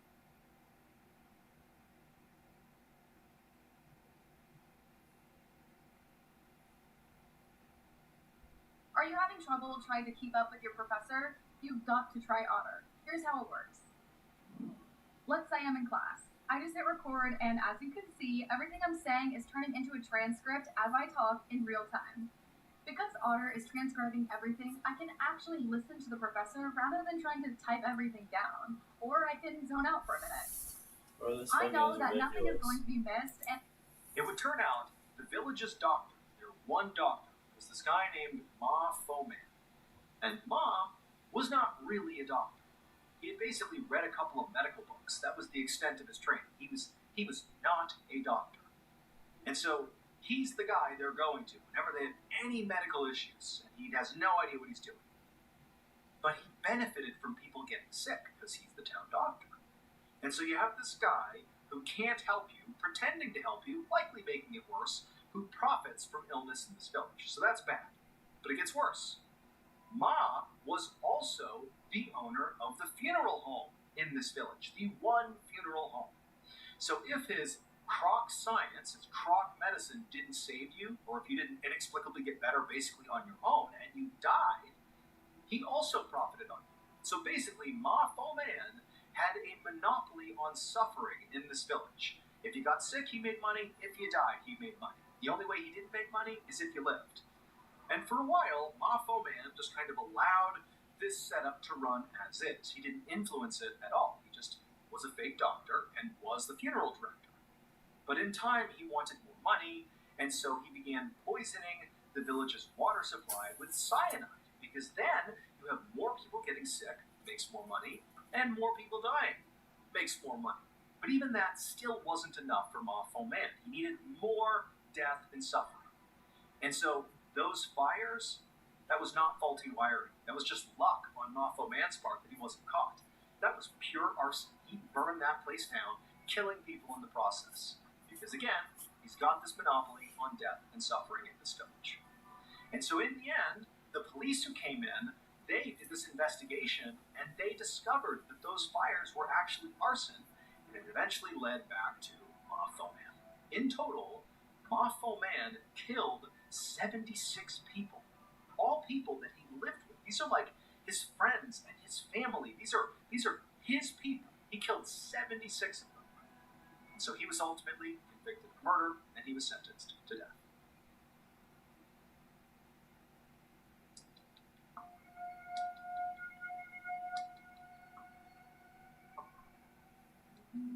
One morning in September of 1893, a 25-year-old man named Paul Marsh sat at a dining room table inside of his aunt's house in New Haven, Connecticut. He was there with his mother and his father to visit his aunt, whose name was Miss Blackwood, and also to visit his 19-year-old cousin, whose name was Madeline. Madeline was being looked after by Miss Blackwood because her parents had died 4 years ago, making her an orphan, and Miss Blackwood certainly had the means. She was very wealthy, and so she took Madeline in. So basically, that was her new de facto mother. And so Paul, his parents, and Madeline, they were all having this big, luxurious breakfast that Miss Blackwood's housemaid had prepared for them, and they were waiting for Paul's aunt to wake up and come downstairs and join them. And this was not just like a formality because it was her house and they were, trying to be respectful. No, actually, they loved Miss Blackwood. I mean, Paul's aunt was awesome. She was super energetic and she was really fun. And of course, she was like very wealthy, and her house was awesome. And so family generally loved to visit with Miss Blackwood. So basically, everybody's waiting for her to get up to start the day for real. But after a while, when Miss Blackwood had not come downstairs, the group just began eating their breakfast and just figured, maybe she's taking her time, and we'll catch up with her, after breakfast or something. So everyone's eating their food and just chatting and having a nice morning, when suddenly the housemaid, who had stepped away a few minutes earlier, she comes running into the kitchen. She's very upset, and she just yells out that Miss Blackwood is dead. And for a second, Paul was totally confused because just the night before, his aunt had seemed completely normal and healthy. There were no signs that she had any health issues whatsoever. But the family followed the housemaid up to Miss Blackwood's bedroom, went inside, and sure enough, there was Paul's aunt laying in bed, cold to the touch. She was definitely When you're on the phone with your mom. Paul and his very distraught family met with Miss Blackwood's regular doctor in the living room of her house. The doctor had just finished examining her body, and he they said that, Miss Blackwood really didn't have any clear signs of illness or injury, but she said, she's 70 and she had suffered from heart disease for the last few years, and so very likely heart disease is what ultimately killed her. Now, for the most part, the family all reacted with a mix of obviously sadness, but also like, okay, that logically makes sense. And Paul himself felt the same way. He's like, that's really awful. I can't believe she's gone. It makes sense, but he also had this weird feeling that he couldn't quite describe, that just, he felt like something's off here. He couldn't articulate it, but he just immediately had this sense that could not be the story, that something else happened to his aunt. But Paul didn't say anything to his family. He felt like it was kind of inappropriate to immediately start, suggesting conspiracies about what could have happened to their aunt when, again, logically, it did make sense what the doctor was saying. And so Paul just kind of kept it to himself. But he didn't stop thinking about it. Once the doctor left, Paul and his family decided that they would all just stay in Miss Blackwood's house. They had a funeral to plan, they had to deal with her will and her estate. I mean, there was all these things that were left to do. And the family had already decided they were going to come here and stay for a bit for a visit, so they'd already booked off this time. So the decision was they would just stay and try to sort of help get through this transition process. Fast forward 5 weeks, and Paul and his family are still staying in Miss Blackwood's house, largely because it was proving to be very difficult to sort of manage her estate. She was quite wealthy and going through her will and everything. It was just a huge mess, and so they were still there, and they were still trying to figure things out. And by this point, Paul really didn't have a big role in any of that. He was just kind of there, really to support his parents as they dealt with the estate. While you're driving? But Paul had kind of taken up his own mission, secretly. What are you doing? He hadn't told people about his suspicions that something else must have killed his aunt. He didn't want to tell people that. He felt like he was kind of crazy for thinking it because he had no reason to think it other than a gut feeling. But he had begun sort of investigating. And his investigation had led him to begin sleeping in his aunt's bedroom because he had this belief that maybe his aunt's ghost would visit him in her bedroom and she would tell him or signal to him in some way what really happened to her. Now, for the past several days and weeks that he'd been in here, he had not seen his aunt's ghost. But he was not about to give up, at least not yet. So, on this particular night, this is again 5 weeks after his aunt has passed away, Paul is in his aunt's bedroom, he's in her bed, and he's laying there and he's getting ready to fall asleep. As he's laying there, he begins to hear a strange sound over to the side of the room. It sounded almost like scratching noises. And the room is very dark. It's late at night, there's a window open, there's not much light coming in from the room, it's just kind of dark in this room. He opens his eyes and he rolls over and he looks over in the direction of this scratching sound. And he can't see anything at first. Then, as his eyes kind of adjust to the darkness, he realizes he sees something that he can't believe. I mean, even though in some ways he's hoping to see this, but he sees a hand, like a disembodied hand, actually a whole arm, is basically reaching out of the wall in his direction. And I want to play Fortnite again because... Yeah, because you're taking your sweet time. Hi,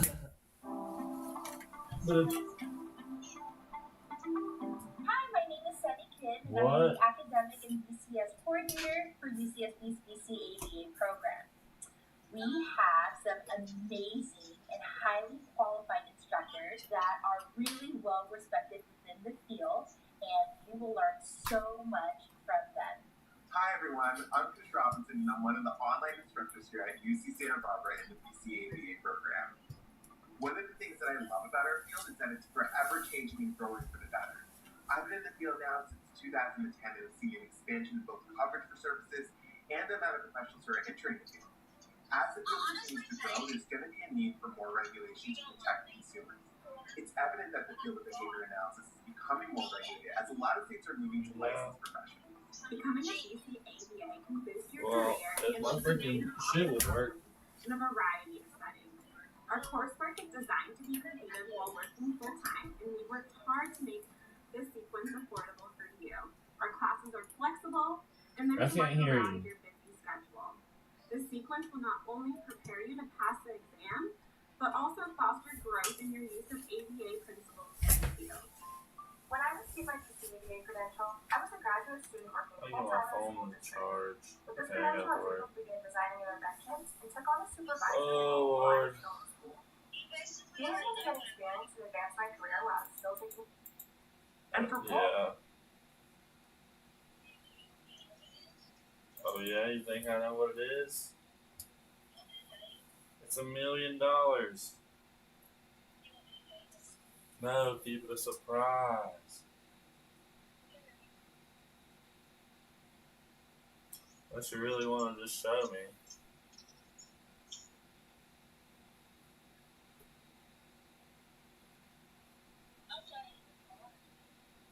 What card?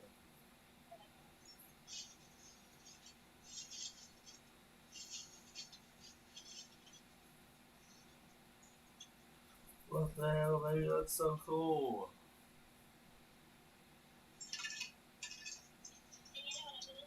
What?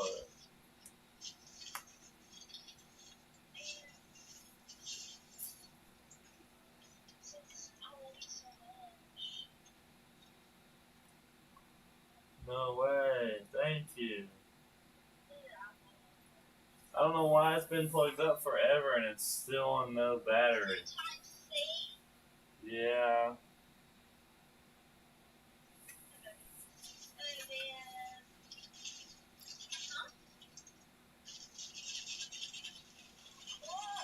Oh yeah, baby. Heck yeah. It's gonna be great, thank you.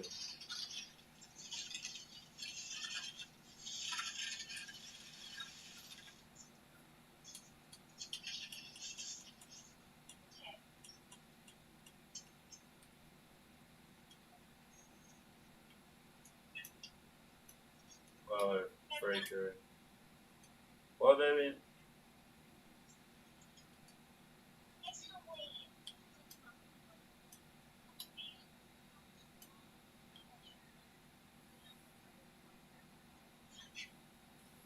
I think we should make sure they're all over your car. That is the best strategy, I believe.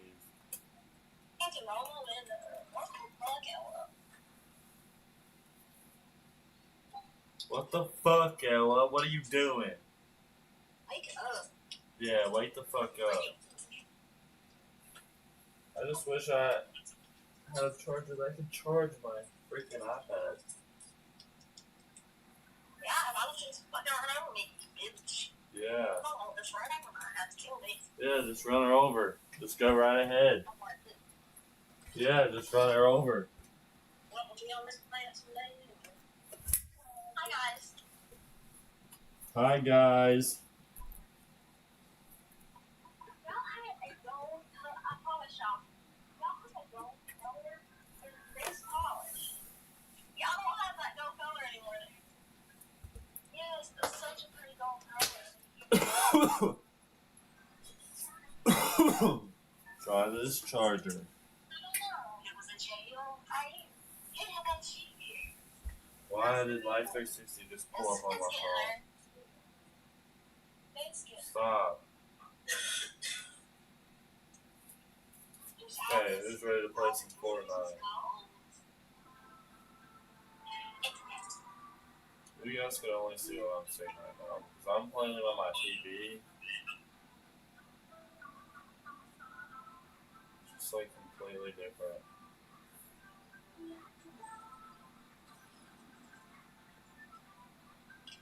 Come on, I'm a star boy. Give me for copyright, I don't even care.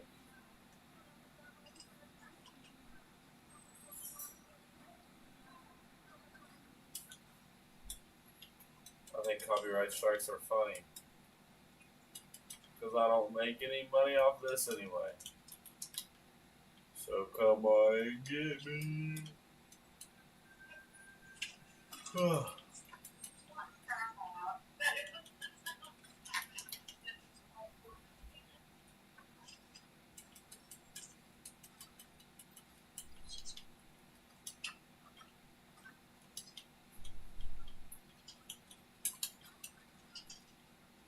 freaking professional out here. I'm a pro.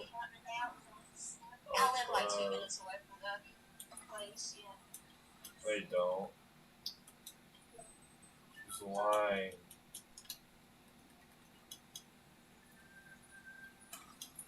Hell yeah.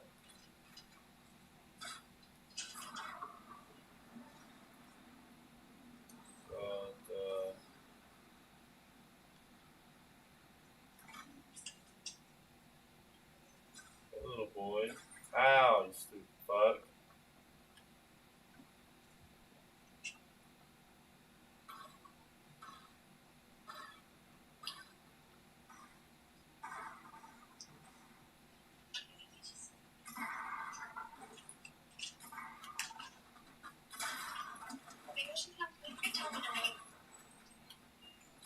No, was it?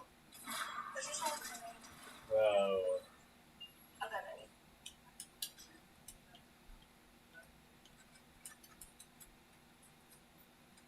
When I said stupid fuck?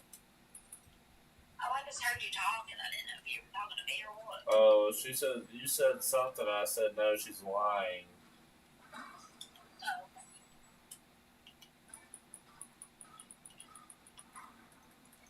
She's taking my big pot. Doing my pot, no problem. I'm going to casually kill some motherfuckers. What's on that roof for my tripping dick? Yeah, hey, there's a buddy right here that wants a spanking. Thinks he's the crap and he wants a spanking or two. I'm so bad.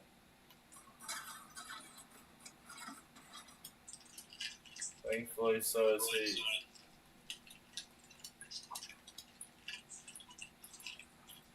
Oh, you just hooked your boy up. You just hooked your boy up. You just hooked your boy up with everything but shield. Pay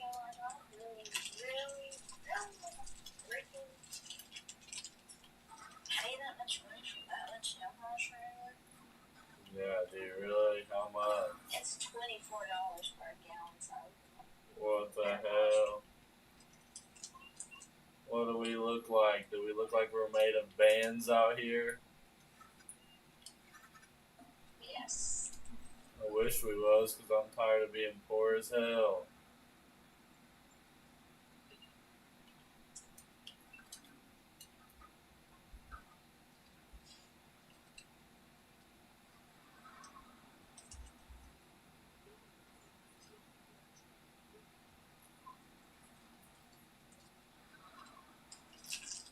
Y'all know, y'all know. I come for everyone's ass.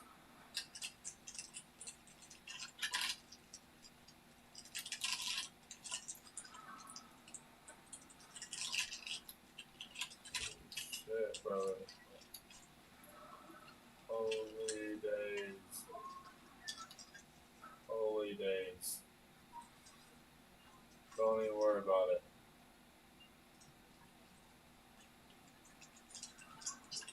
First victim spotted. Pull up, shoot him in the head, blah, blah, blah, blah. Now he's dead. Okay, that was victim number 1. Victim number 2 will be around somewhere. Victim number 2 spotted. I'm just gonna set this up here. Let's go.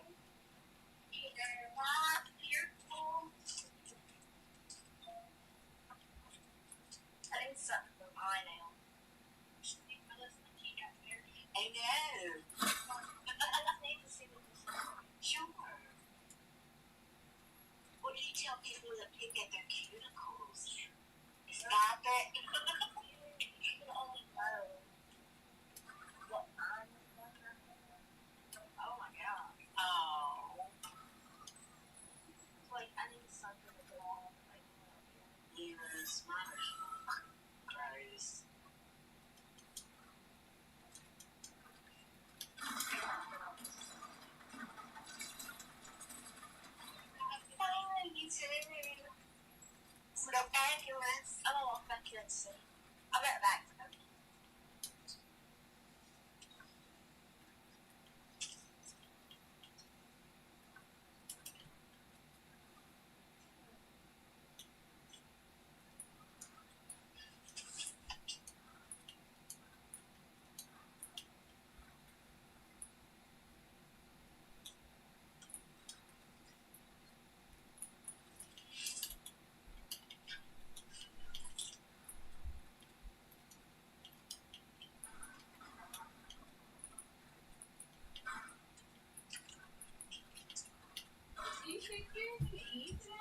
Yeah, made me some tater tots.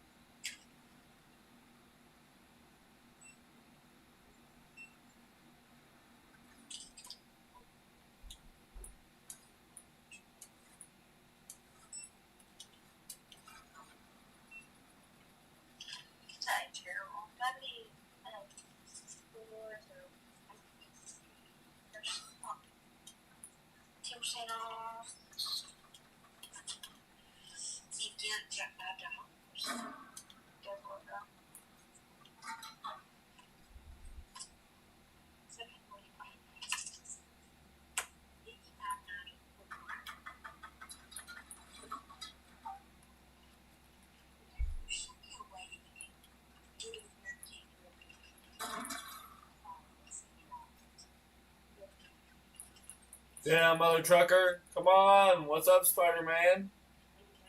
What's up with it? I can't really complain. I don't really waste my money on things that I don't need. I get things that I need that I know I'm gonna need in my business. Medicines for business. Yeah. Thank you, thank you. You too. Good to see you. Hold on, baby. I'm locked the fuck in right now. I gotta quit this kid of money. You need a what?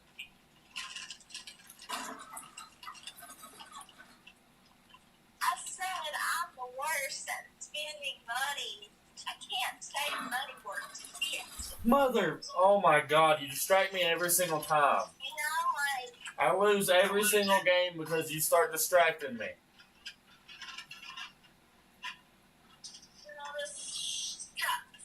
It drives me nuts because I had this guy 1 HP. I have the biggest crotch wedgie.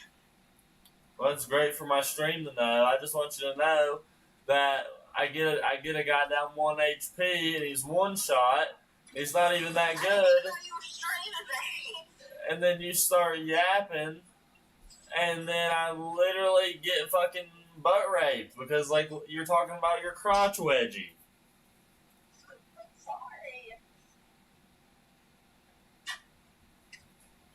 How was the man supposed to concentrate? Never. Not when it comes to me. Not when it comes to me. Well, when it comes to you, and how's my iPad ever supposed to charge, man? It's been charging all damn day. I'm never gonna be able to read chat. Oh yeah? Yeah. What's wrong? It's okay.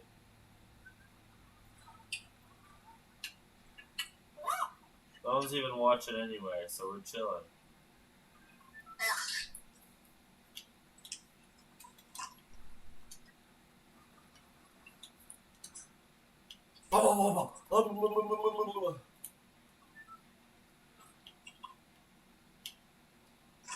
Okay, I'm going somewhere this game because I want kills, and hopefully maybe this time you won't distract me.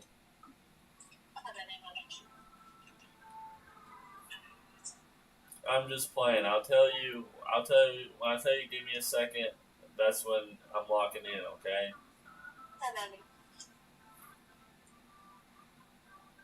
I wish you'd get home and play with me.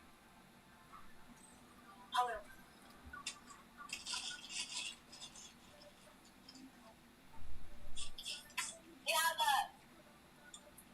I'm off fixed my sensitivity on my speed. Why? You need to turn it up a little bit? Yeah, because I can't.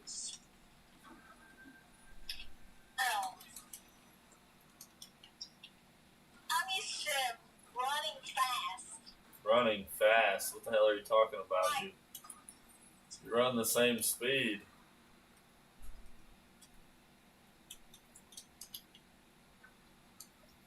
You don't. Your character doesn't run different speeds, baby. But I feel like my speed was so freaking high. Yeah, it's because your sensitivity was out the fucking wazoo. That's why you couldn't aim for shit. Wazoo. Yeah. Wazoo.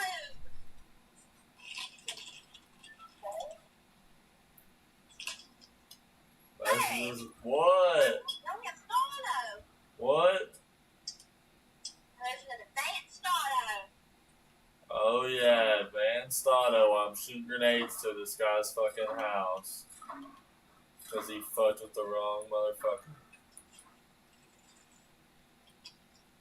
I don't even know what's about to fucking hell. Bitch. You don't know what's up.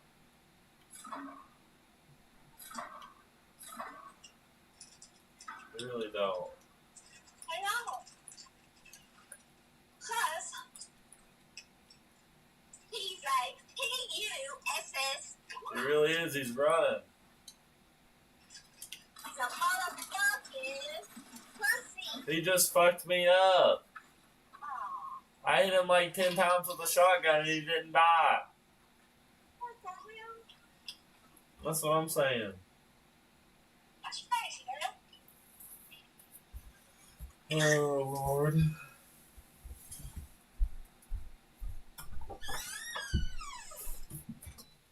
Fortnite sucks.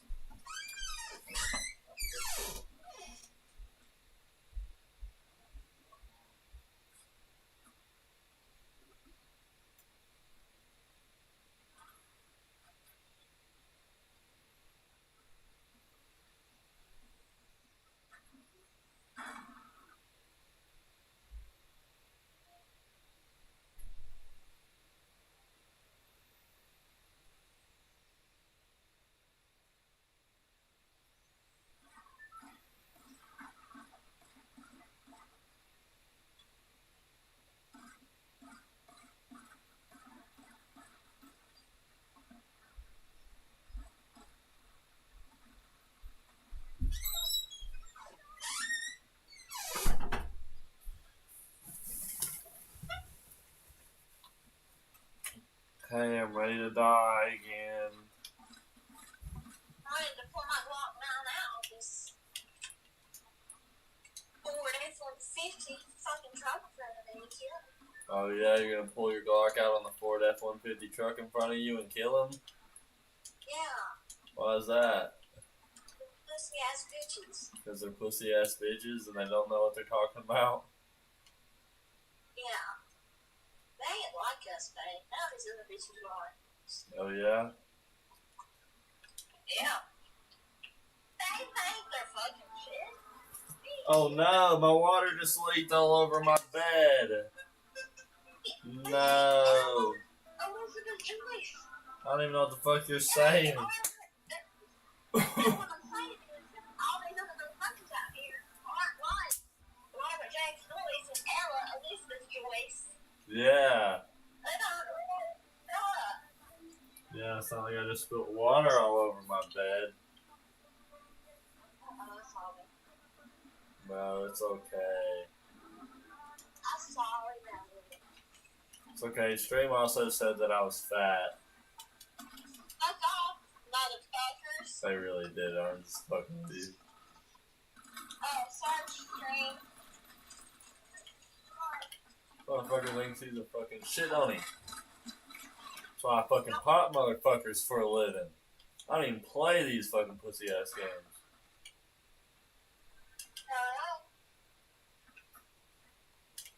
Don't make me fucking pop you, fam. So I will fucking pop you. Fucking pop the shit out of you, boy.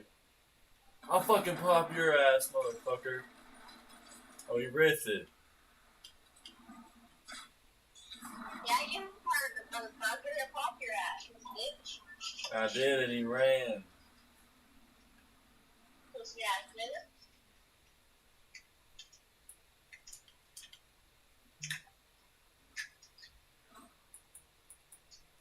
No, he's not going over there. Holy fuck! Where the hell did this guy come from with a fucking tac shotgun? He just came out of nowhere. It's fucking crazy.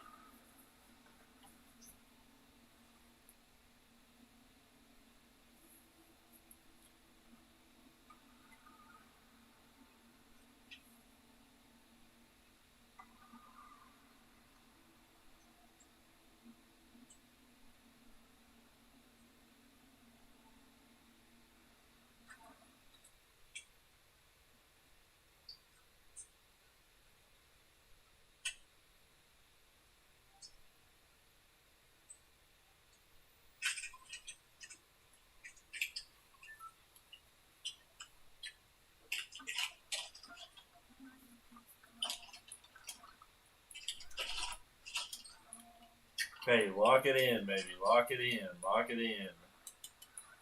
Are you coming home now to play Fortnite? Or are you snoozing? You're just fucking snoozing again?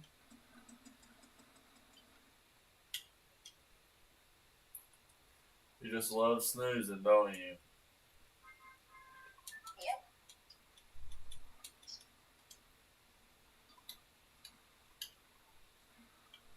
You're snoozing, you're losing.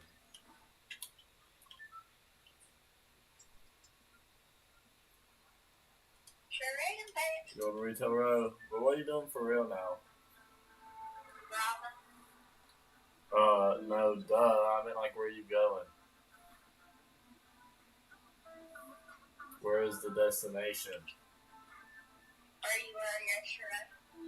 Huh? Where you was yesterday with me. I was a lot of places yesterday. And my bed. You're going to your bed?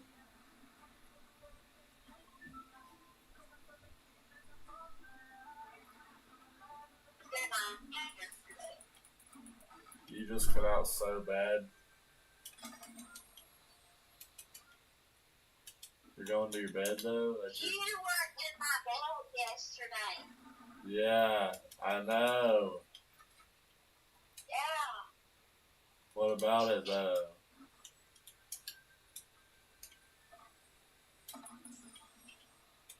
That's where you was yesterday. You not remember? Yeah, I do remember. Is that where you're going? Is that your destination? Is your bed? I'm going home. To your bed? To your bed?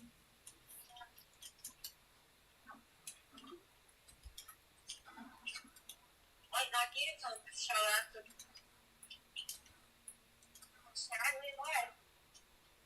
I'm gonna show up in your bed. And did you say snatch you away? Huh? That's not what you said? That's literally what I said that they done. Snatch me away. No, that's illegal. Kidnapping is illegal. This guy thinks he's the fucking shit, motherfucker. Motherfucker thinking he's the fucking shit. Yeah, bitch, for real. He ain't fucking lying either. Motherfucker. You don't wanna fuck with me, buddy.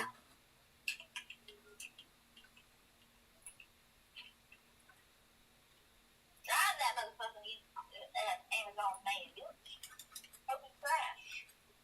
Yeah, bitch. I hope you fucking crash. Hey, buddy. You just got what I like to call fucking destroyed. You got absolutely dominated by me, and there's nothing you can do about it.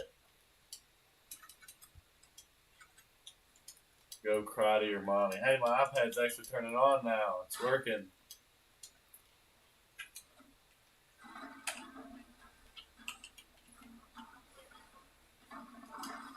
Give me hills, give me hills, give me rockets and hills. Rockets and hills is all I ask for, master.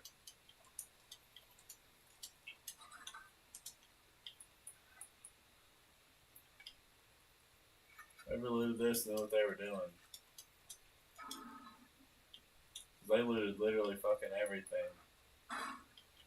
They didn't get the ammo crates though. Rockets? No. Rockets? No. Yeah, rockets actually. Brick. Rockets? No. They always miss this one. Because they never check in the Airbnb.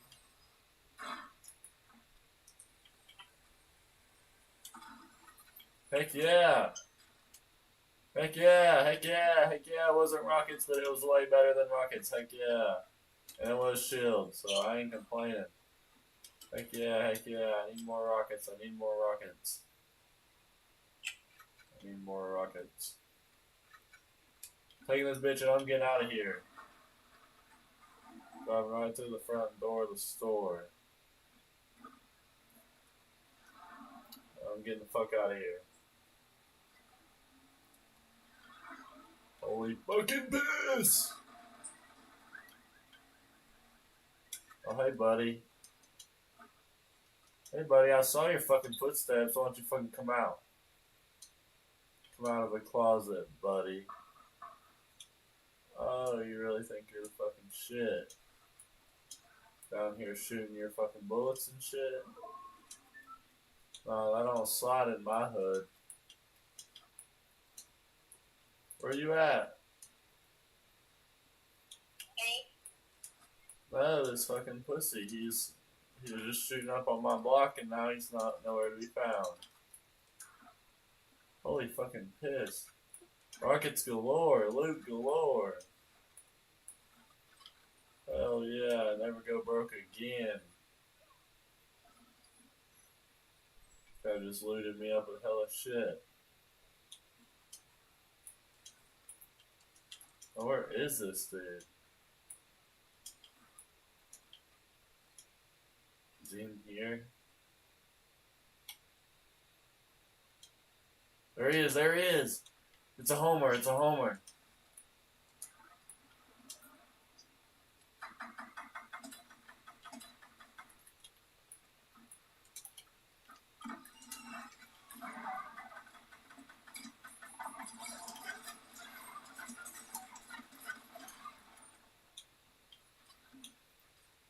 You almost had me.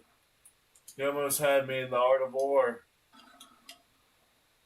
But I got a chug jug. Cheers to me. I'm True Blue. I killed Homer Simpson. And then I took a poo.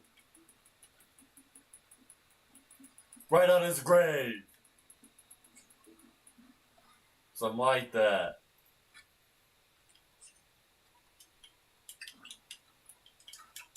Cheers to me, because I'm True Blue, huh? Yeah, I'm a goat. I'm gonna steal his four-wheeler and I'm gonna get out of here. Like I own the place.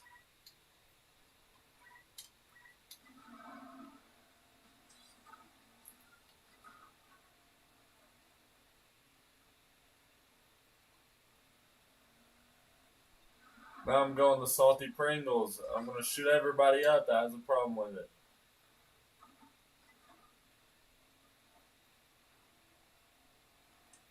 Who wants to fucking smoke? Because I'm handing it out like candy to preschoolers.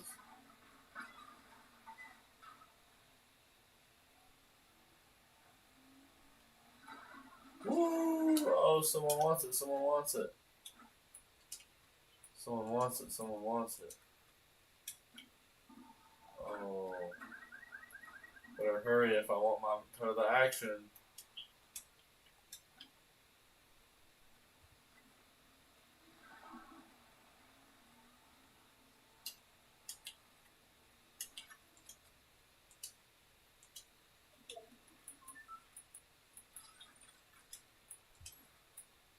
I just took all your shit, homie. Come back and get it in blood.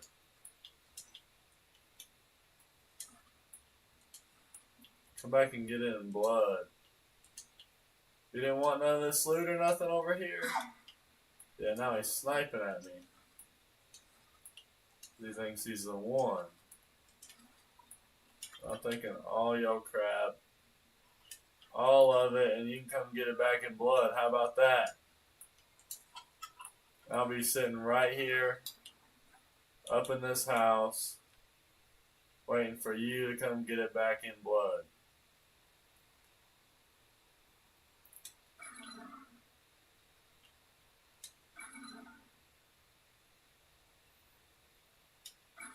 Even though I gotta go zone, I just wasted a bunch of traps and I only have one left.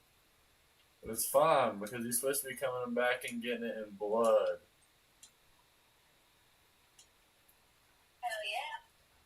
But I don't even think he cares anymore, which kind of sucks. Because I just wasted a whole bunch of traps.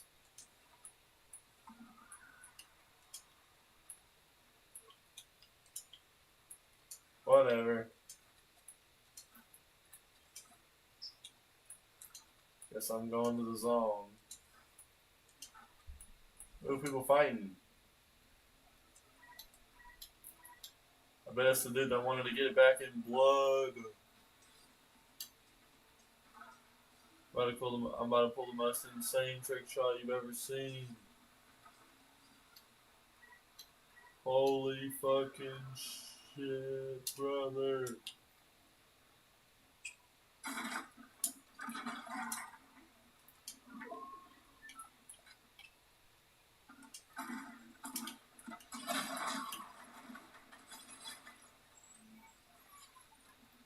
Oh, look who's dead. It looks like you are, buddy.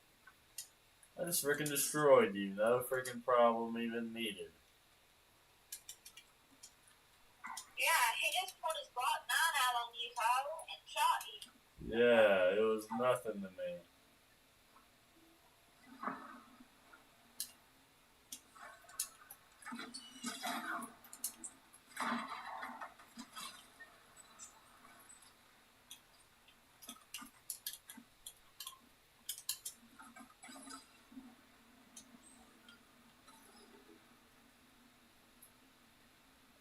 Get me the hell out of here. I'm getting jumped. I'm getting jumped. Get me the hell out. That's the thing about zero build. You have to watch out because people will fucking jump you. They hear gunshots and they all come. They all like literally bust a fat nut right on top of the gunshots. It's like crazy shit that happens out here. It's like, I love you, baby, but like it's crazy out here and you gotta be careful. I just suck at Fortnite. Yeah, well, apparently I do too, and I'm gonna start carrying shit to get me out of trouble because people will jump you. I'm tired of getting jumped.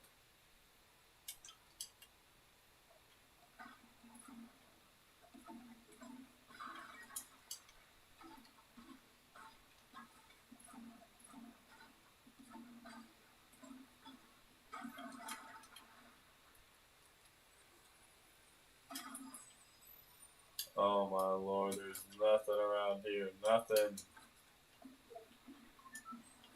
No shield.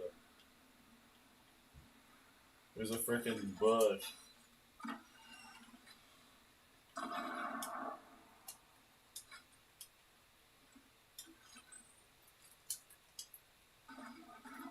That'll definitely make Bush Boy angry, and that'll definitely make him want to come into my trap. My little ridiculous trap that I'm gonna fucking trap him in.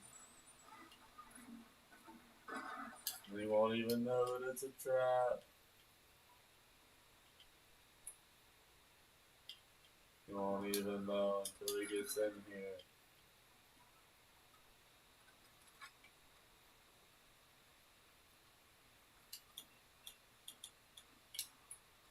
Oh boy's really messed up.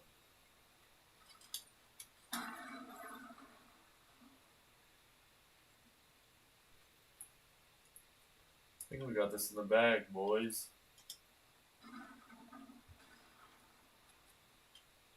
Pretty easy dubs.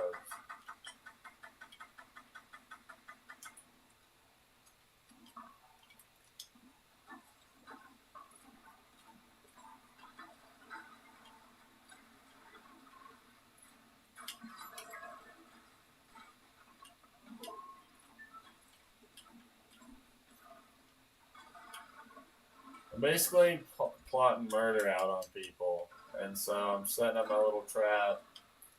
Wide open area, someone's just gonna come in and be like, oh, whoopity doo. Then they're gonna get murked.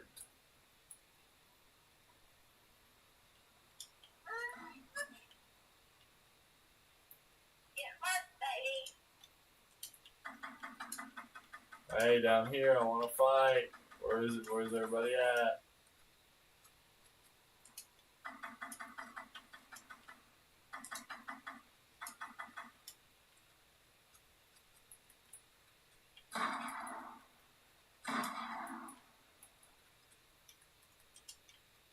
Somebody come on, man.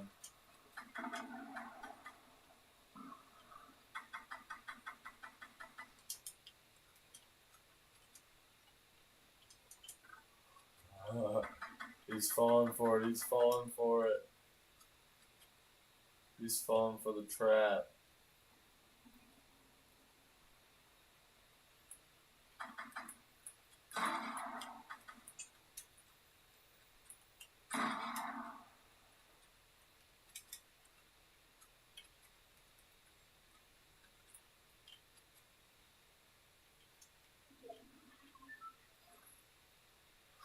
My trap's still in the zone.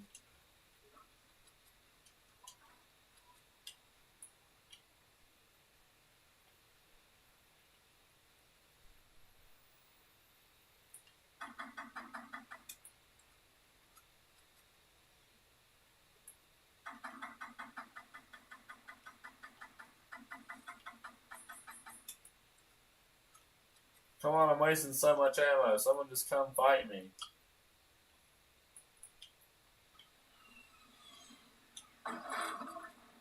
Knew that was coming. Big ass fucking RPG. Little does he know that I got something planned in the bottom of my basement. Just waiting on it. And that's called poisoning. No, it's called a hella fucking traps and a turret gun.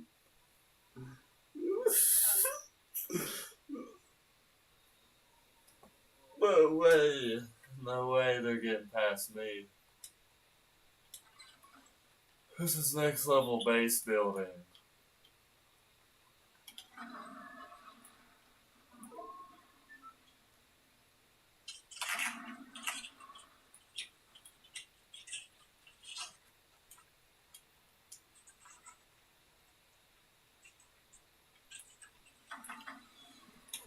Shit, motherfucker. Why did I do that?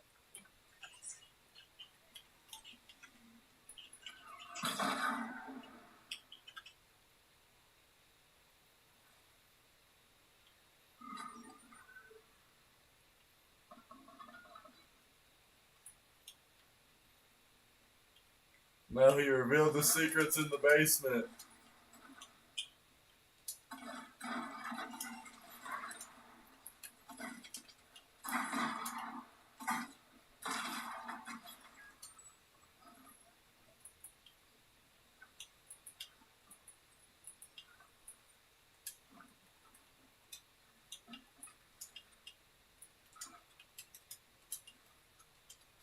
I'm goated, I'm goated, I'm goated. 3 fucking people left. I'm a winner, I'm a winner, I'm a winner.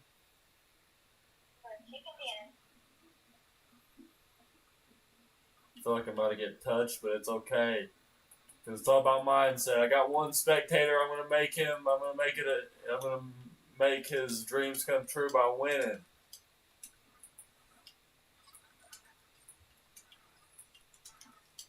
I'm playing, I'm probably gonna die.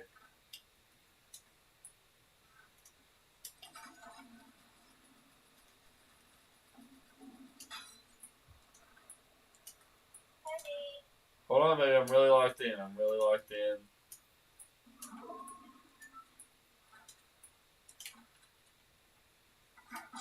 Oh, holy shit.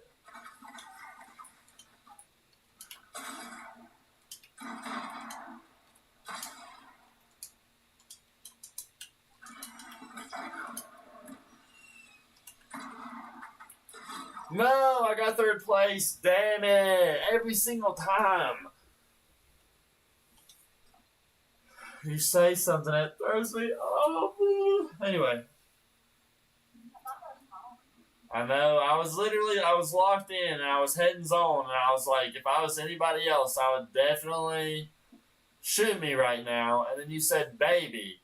And at that time, I was trying to focus on where these people was at. And as soon as you said baby, it threw me completely off and I started doing something completely different. And then he fucking shot my ass.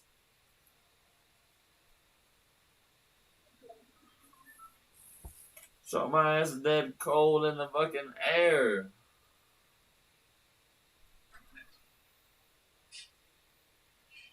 What are you gonna play when you get home? I'm gonna get my change my clothes.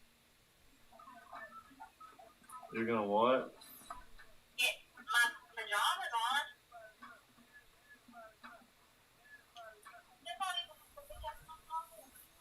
Oh, yeah.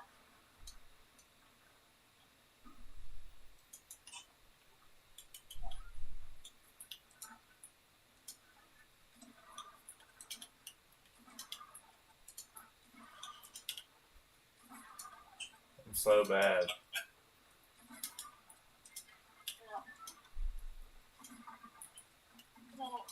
Where are you at?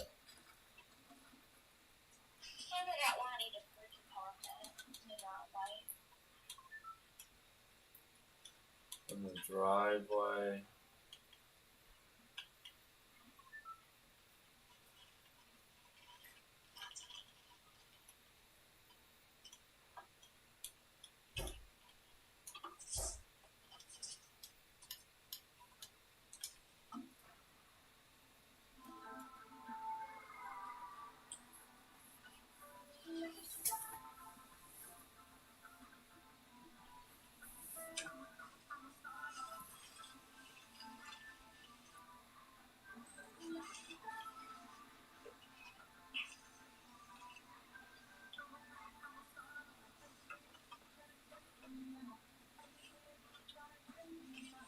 Okay. Now I can read chat.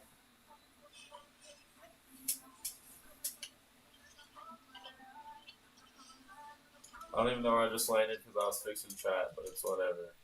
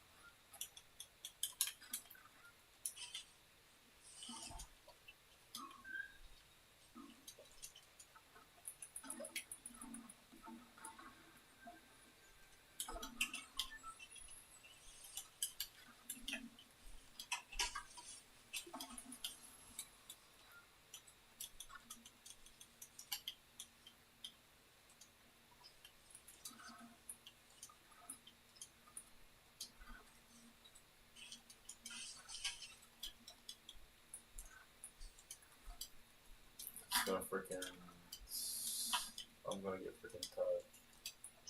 It looks completely different on my TV. Like I'm looking up because I'm looking at my TV, but my TV has some of it cut off. I don't know what I'll be better at, looking at this screen or the other screen.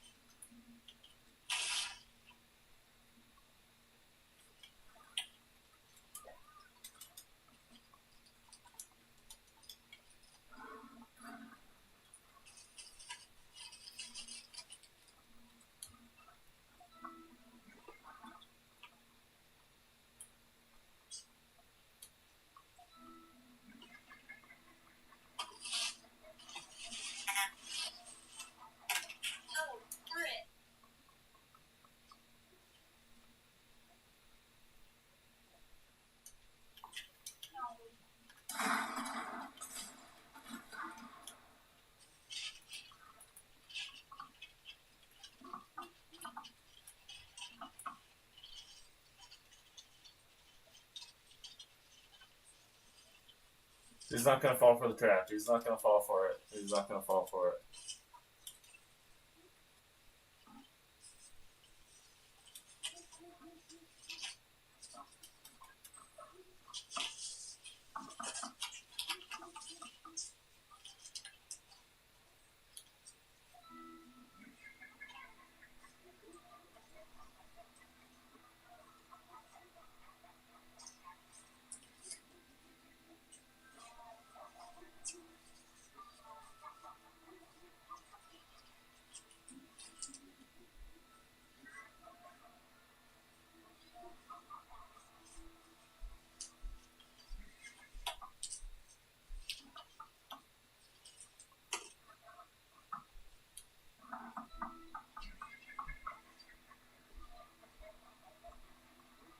Come on, little boy, come on.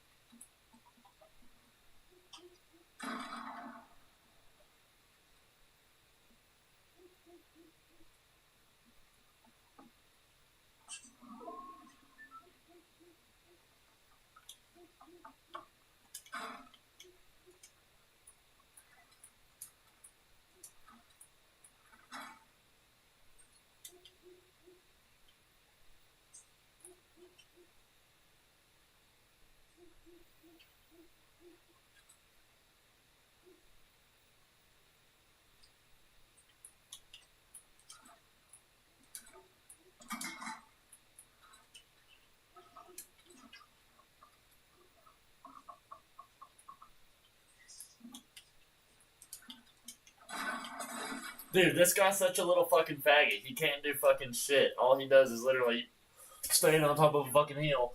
Beep, beep, beep, beep, beep, beep, beep. Look at me. I'm shooting me from the fucking... Dude, he literally, his playstyle makes no fucking sense. He just sits on the roof all the time and waits for you to push him. Like, he's absolutely ridiculous. And when you don't push him, he sits there and throws grenades at you. Like, what the hell?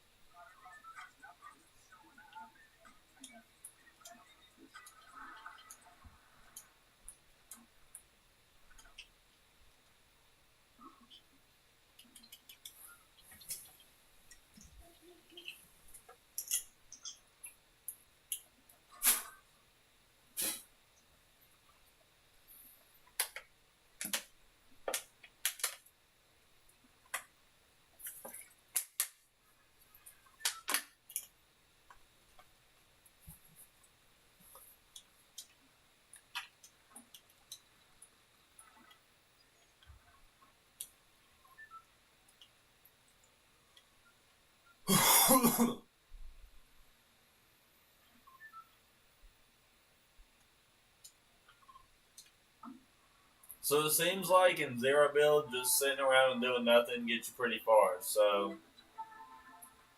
if you want to win in Zero Build, just sit on your ass and do nothing and you'll get pretty far.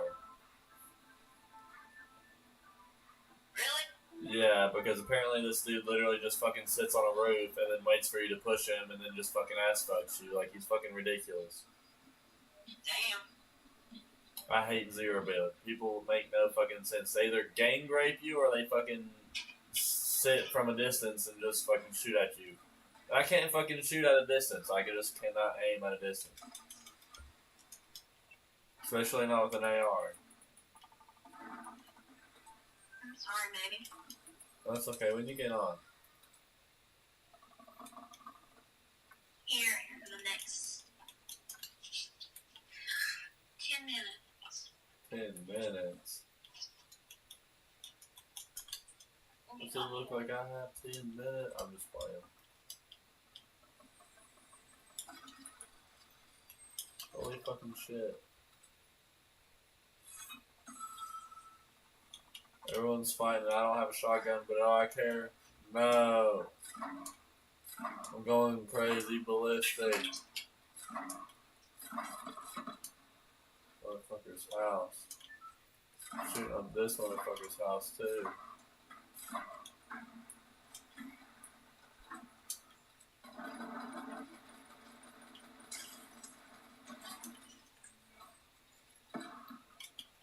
Thank you, thank you, thanks for the loot. Thanks for the loot, guys. Really appreciate it. And 20 bandos for you.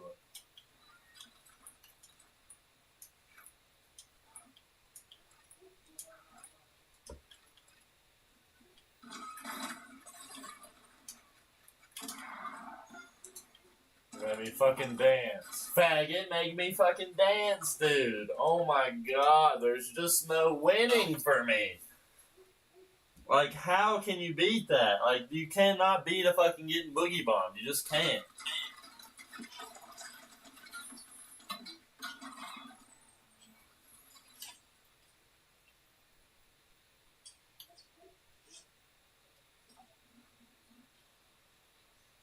You just can't fucking beat getting fucking boogie bombed.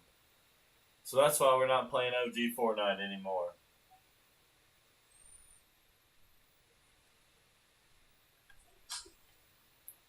Okay. We're gonna get fucked. We're gonna get fucked for a good reason. And not because I was forced to fucking dance by some fucking bullshit.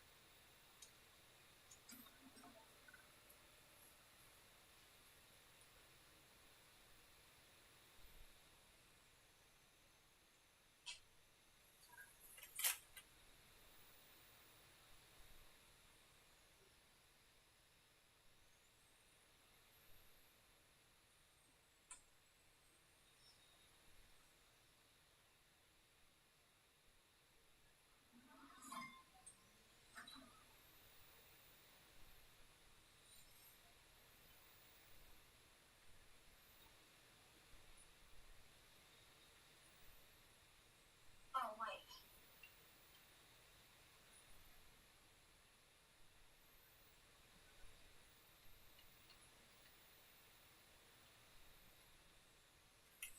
What?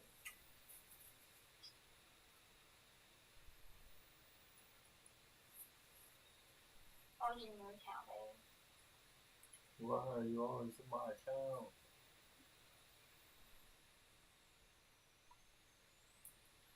I'm just playing. I know. Love you, baby. Love you, baby.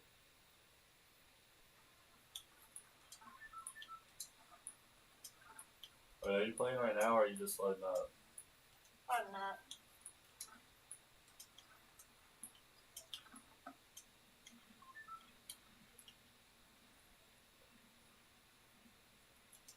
Don't know where I'm going.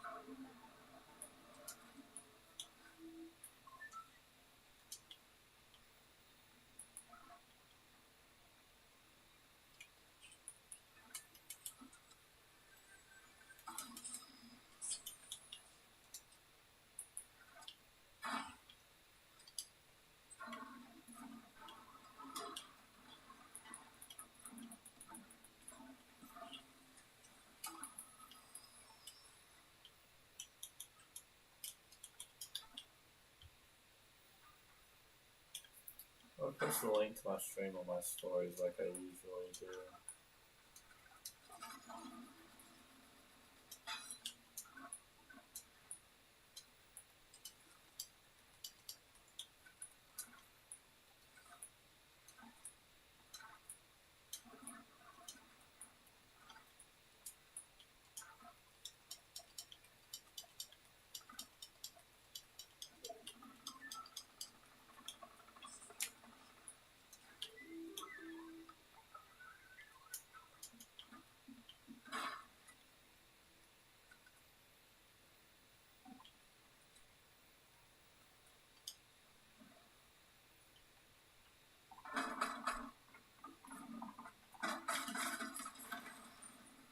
Dude, what? Where'd he come from? Like, can I get a replay on that and someone tell me where the fuck he was?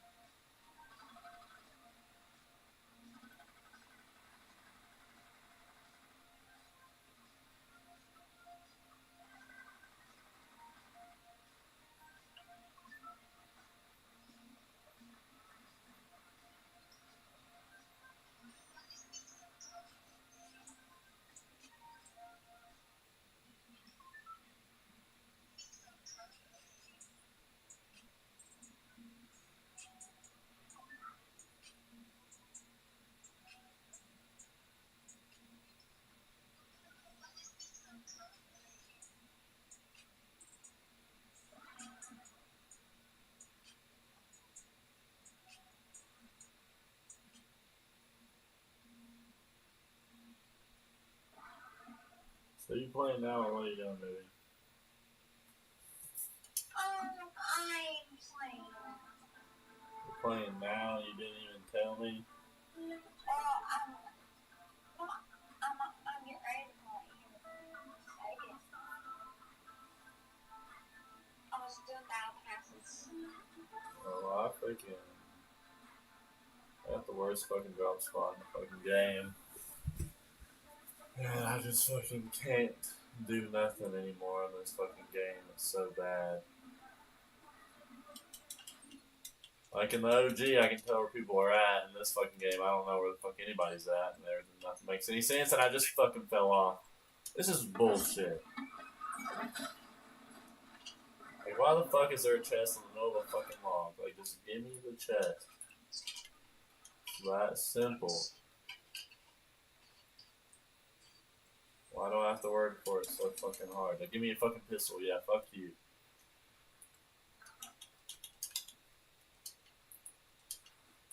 This is not a charity. I need shit for survival. What don't you understand about that?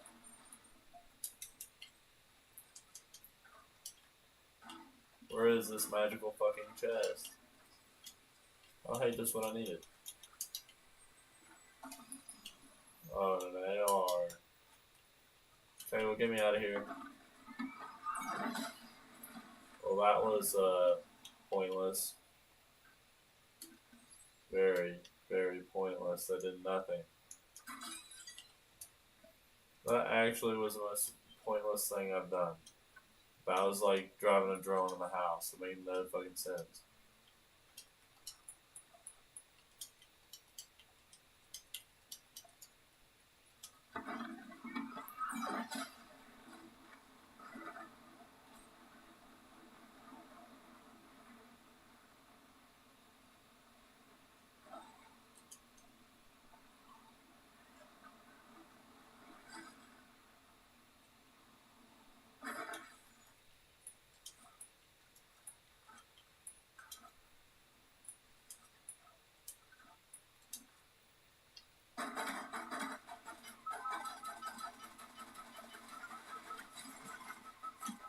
Dude, like, how are they so fucking good? Like, how can they fucking aim so well? Now I remember why I don't fucking play the regular Fortnite, because it's just as ass as the fucking OG. It's actually more ass, because people are better at it for some weird fucking reason. Really? That's terrible, baby. I'm sorry. Why are you talking to me like that? What do you mean? Like, I'm just ranting about the game, and you're like, oh, baby, I'm sorry.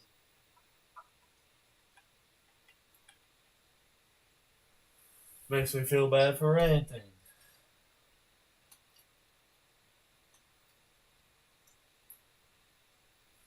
This is ridiculous. You're ridiculous. I think we should maybe try builds. Maybe. Are you ready? Yes. I'm getting in there now.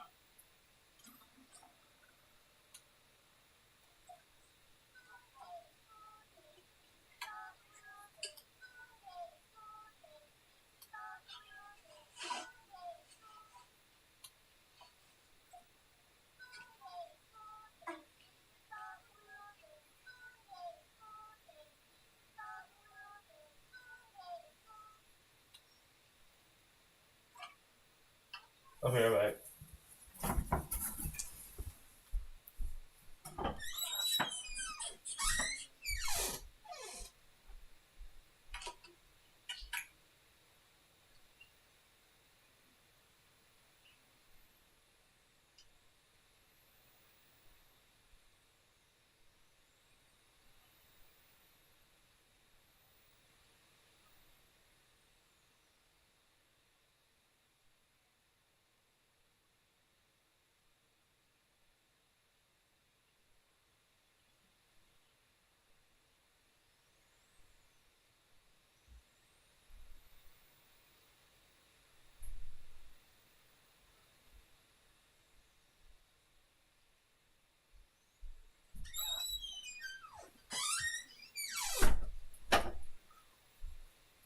So you ready?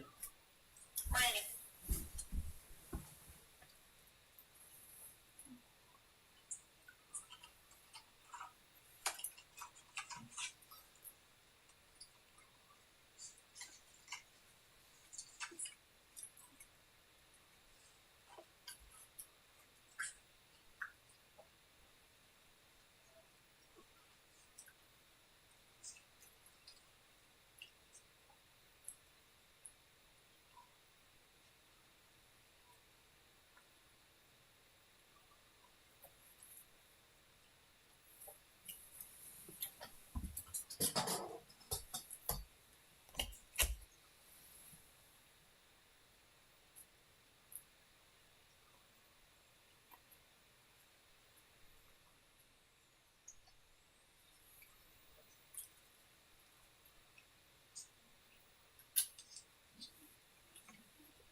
Are you ready though?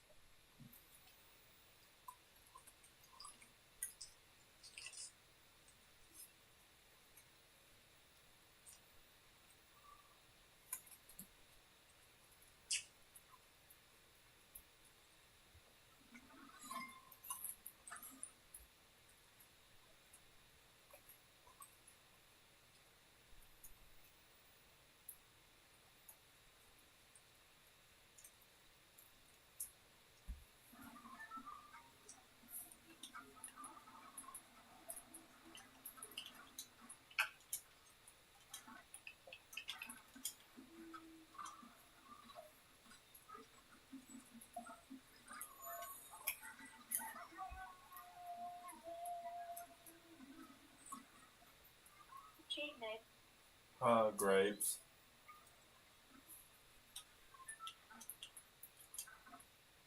I hate fucking grapes. Oh yeah?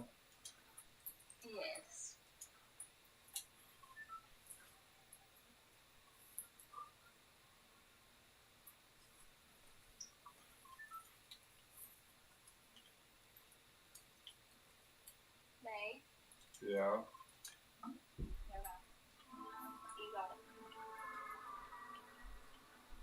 Wait, want to get a more location? What'd you say?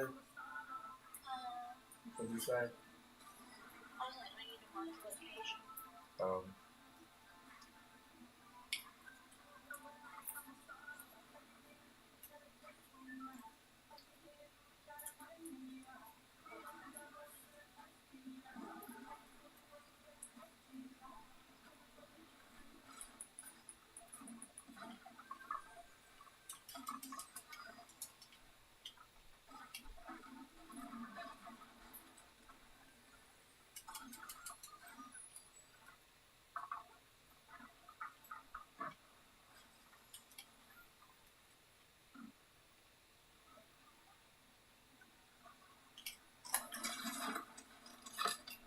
What the hell? I literally had a shotgun and everything.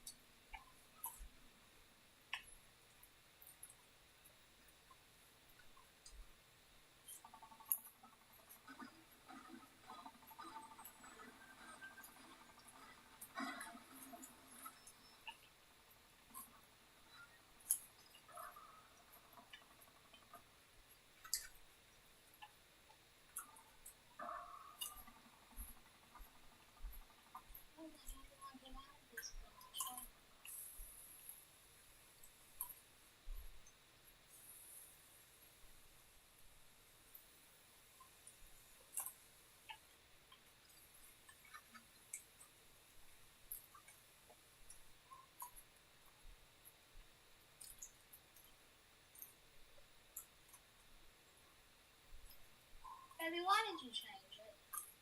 Change what?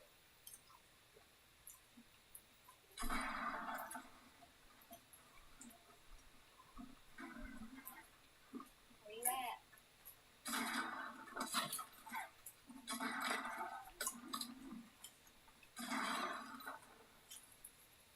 Baby, I can't. There's no freaking way I can do building. Why? There's so much shit happening in this builds. Okay. I'm sorry.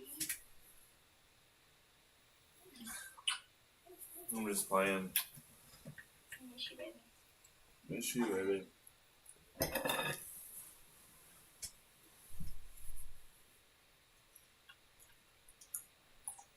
Are you gonna go back to the lobby?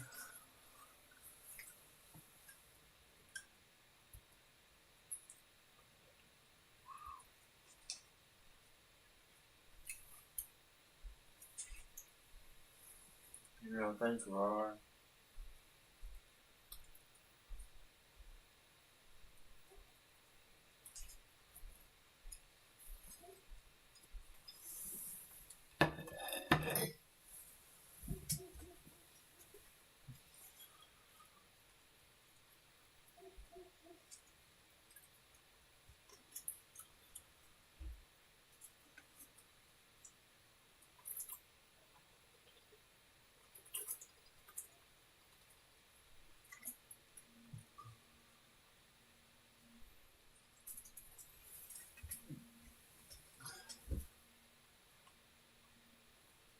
Real ass bitch, give a fuck about a nigga. Real ass bitch, give a fuck about a nigga. Baby, are you still in the game? No. Oh shit.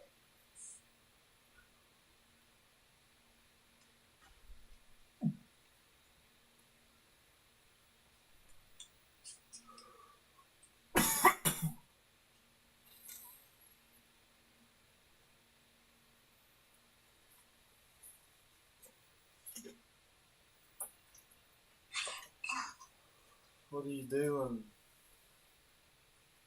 Being dumb. Okay, you ready?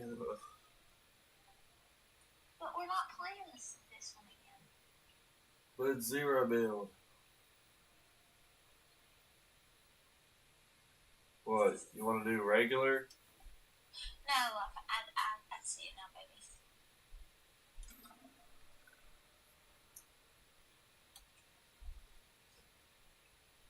Like you want to do regular Fortnite?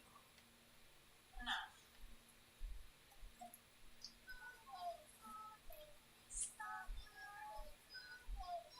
What? What? What? Really on the whatever you just done? What do you mean? Stop it, baby. It's okay. Okay, it's okay. Stop it.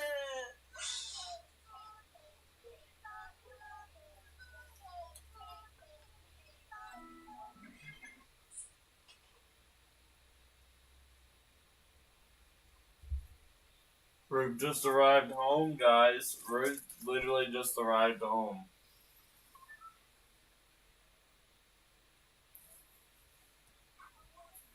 I love you, baby. Love you, baby. Love how bad you are at Fortnite. I'm just picking on you. I can't believe you played for so long and I haven't picked it up yet.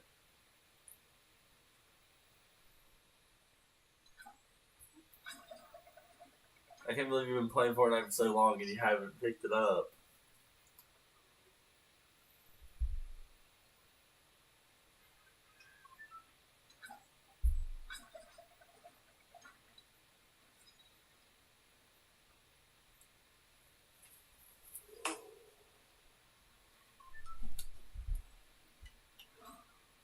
You're so cute. You're so cute. You're so adorable.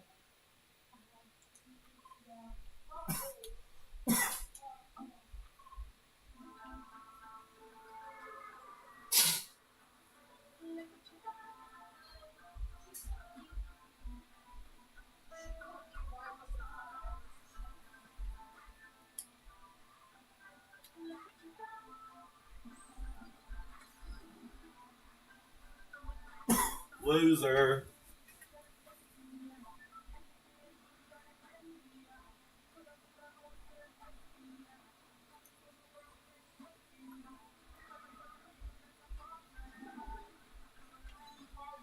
What? You want this? What? The cheeseburger. Yeah. With pickles and ketchup. Yeah, just let me get wrecked by this nerd really quick.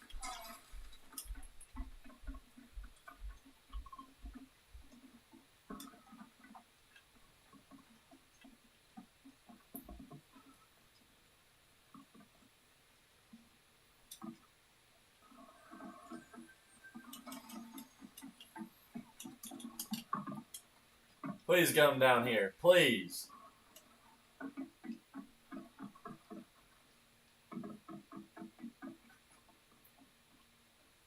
Patience is key.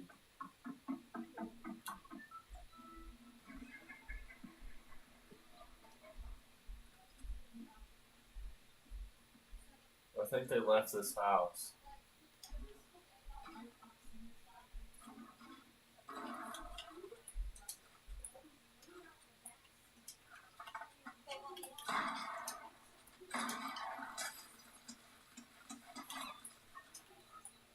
There's another dude, be careful.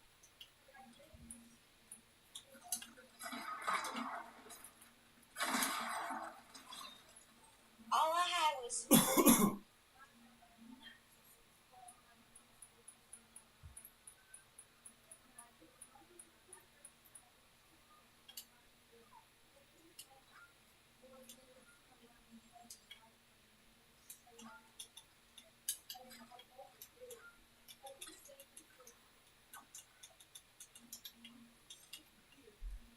What are you trying to give me, Ruth? Trying to give me some crack? Burrito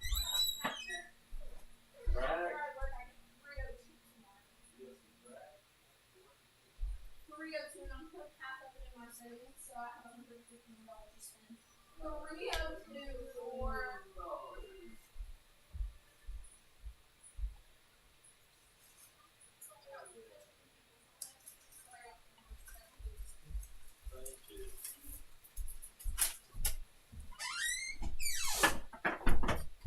Hey, what are you doing?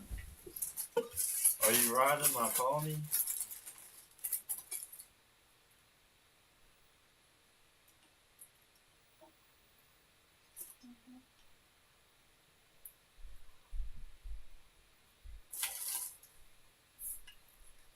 Okay, let's go. If I need some freaking help.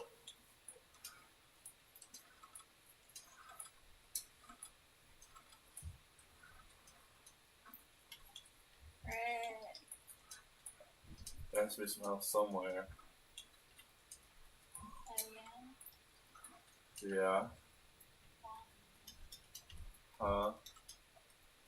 Why? Because there's no way there's not.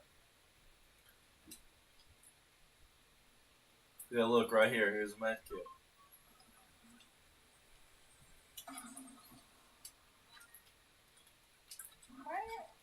I see Tally. Where are you at? I'm downstairs in the basement. That's exactly where I was. No, baby. Underneath the stairs. I know that's where I was just at. Where at? Baby, underneath the stairs. Oh. Wait, what are you talking about?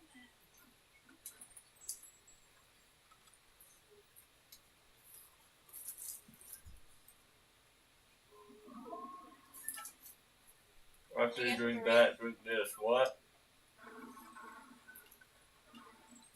You talking smack? Here comes two people, baby. Here's the protocol. Get under the stairs and wait.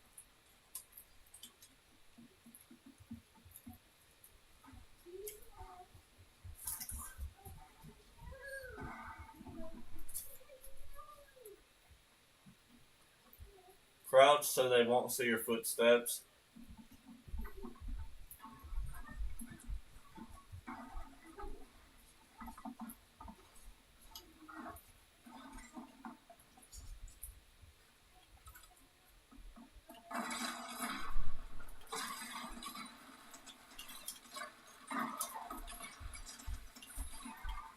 And that's how you play like a pro, baby. Good job.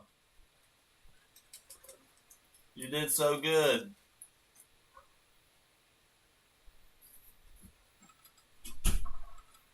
You messed them mother truckers up, baby.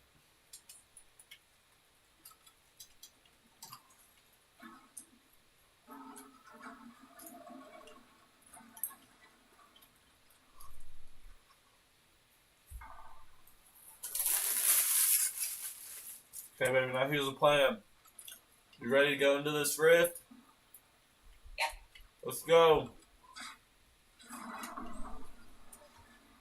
Follow me, though.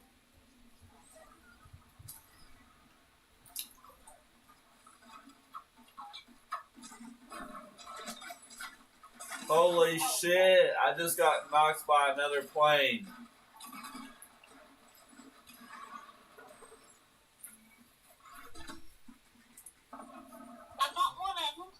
I didn't get none of them because some guy got me in another freaking plane, which was absolutely ridiculous. Ain't no way this guy's this good for no reason. Yeah, really. I'm here by myself now. Oh, yeah? Did you ready up so we can get into another game?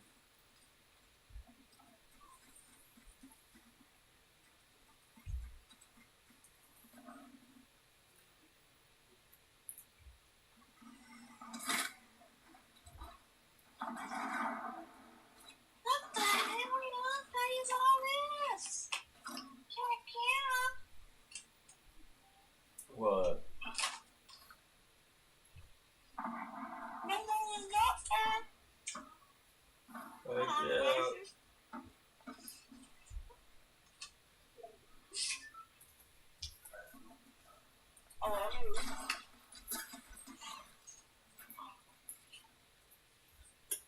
you, but this guy's literally so good for no reason. It makes me so mad. What is it? This guy that just killed us literally doesn't miss.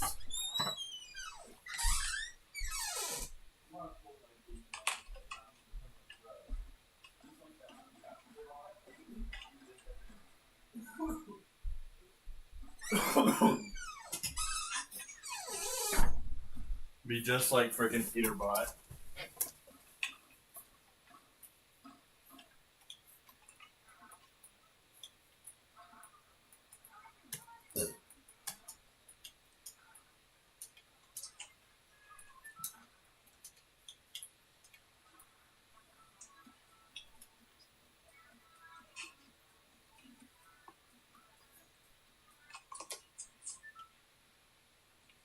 Okay, we're going. No, but we're getting ready to jump. Oh shit. I jumped. Let's jump. Jump. I jumped.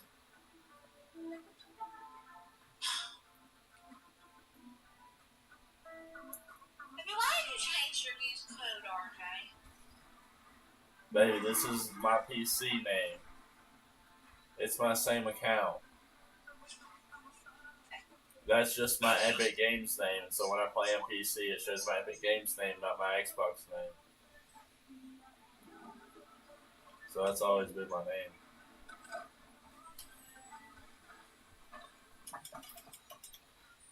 Fucking bullshit. So many fucking people in this house, man. I'm gonna be dead. Me too. That's why next game I'm gonna have a different strategy.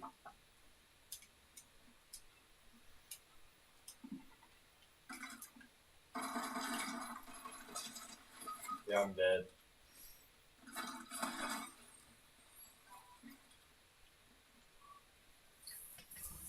I'll be back.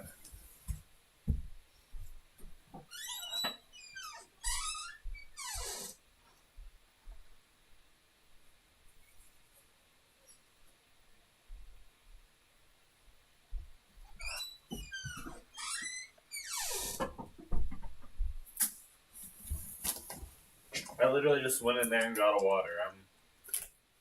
Okay, whatever.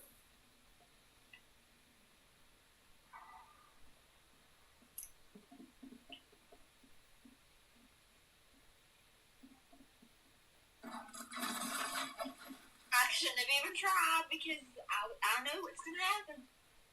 And all I had was a pistol.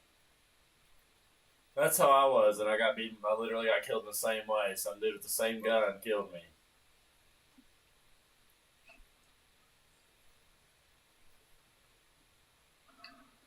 But we're gonna play a different strategy this game.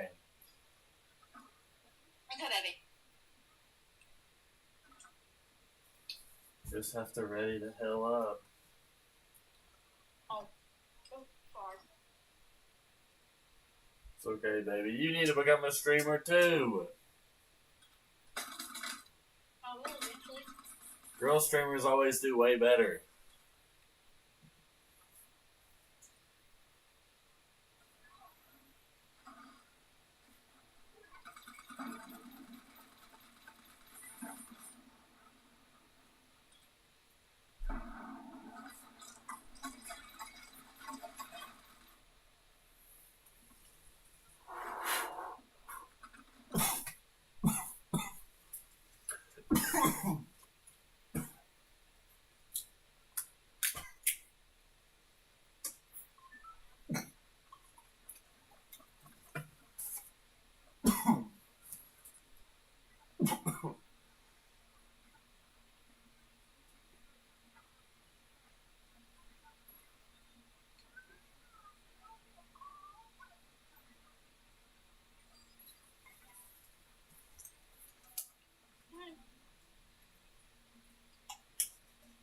What do you think you're doing?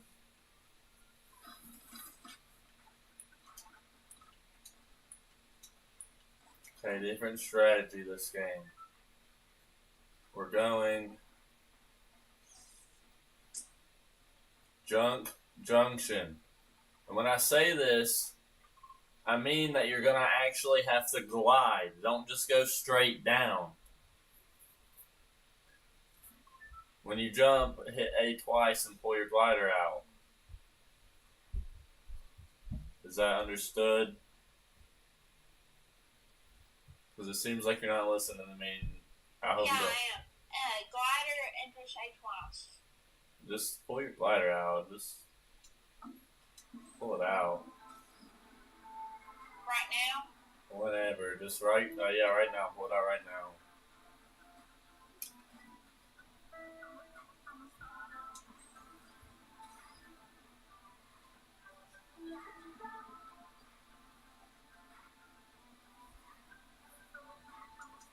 I love this glider. I don't know how I got it, but it's so freaking cool.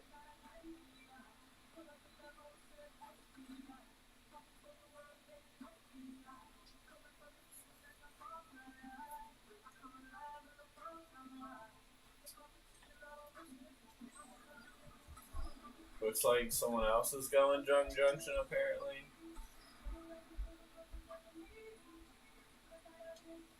Somehow I better drop it on them. You can drop down whenever now, baby. Okay, good. Yeah, why is there so many people coming to Junction, baby?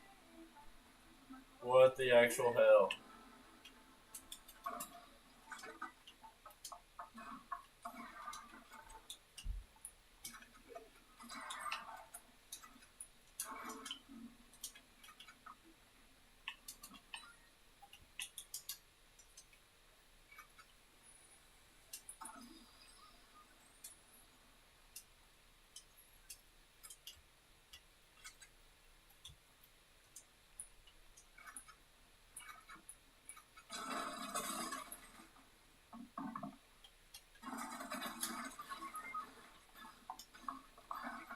And of course, you didn't even go to the right place.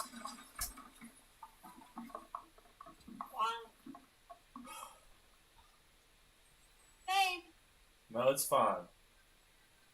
we're trying to lobby. Why? Because I messed up. 50 million people landed Junction, and I had no teammate the whole time.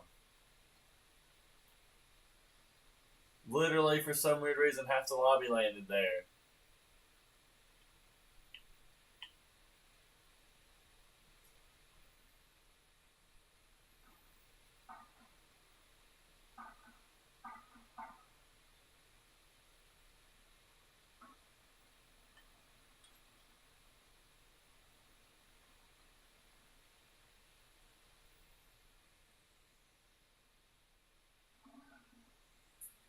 Literally shot in the back.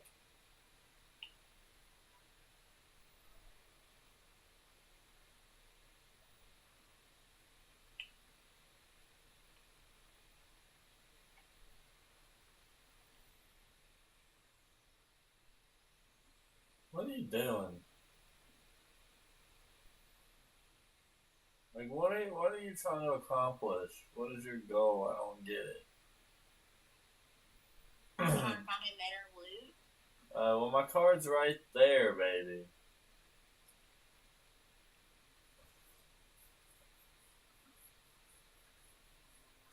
You gotta crouch. And there's no point in me even fucking trying because I'm dead. Same thing happened to me, but the same person. So.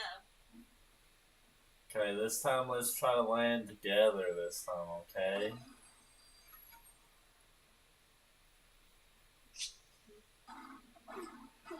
Land together this time.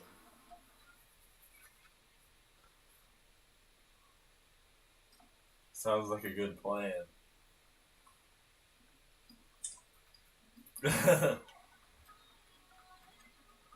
they're dancing on us.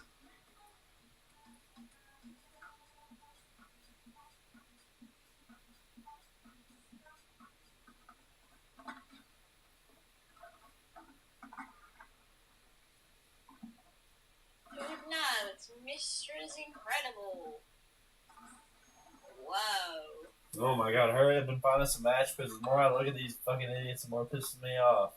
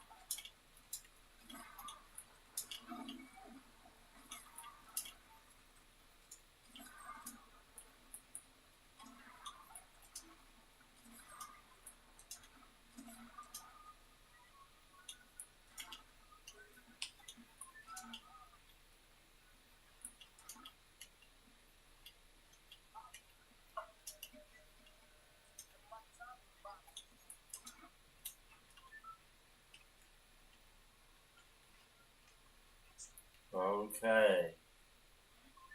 We are going to go here.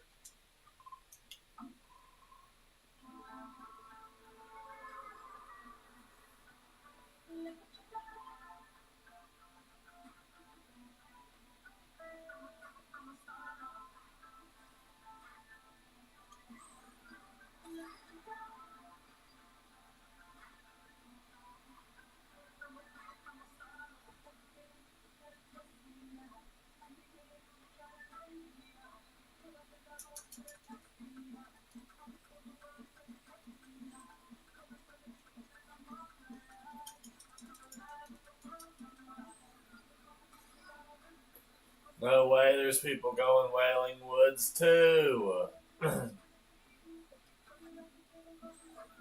Where can I catch a break?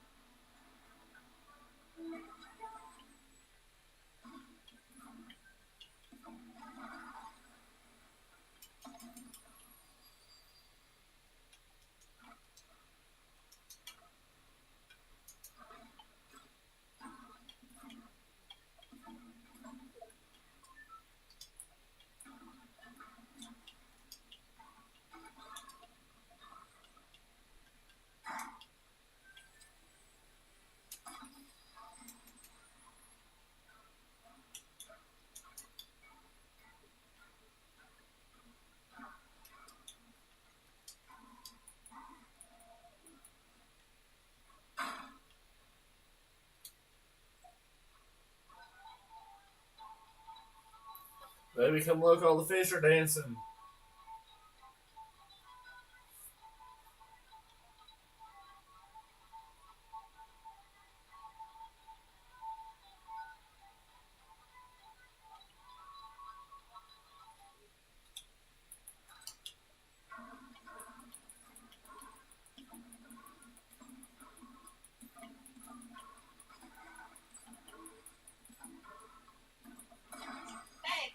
Yeah. What'd you say?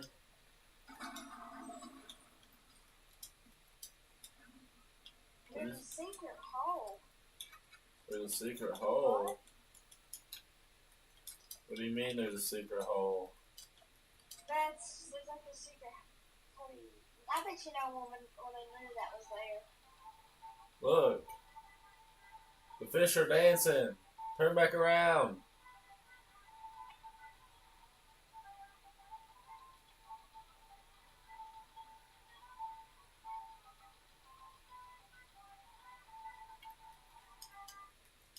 But what'd you say? You bet I knew this was here? I knew you were being a secret.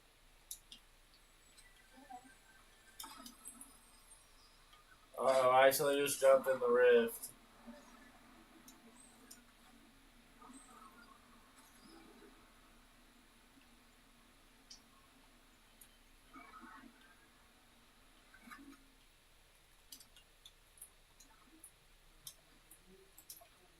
There's your attack up here. Okay, baby, I'm coming.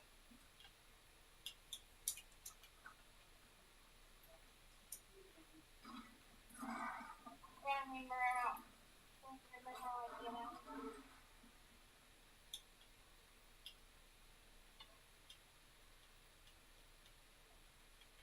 I don't know how I can reach that.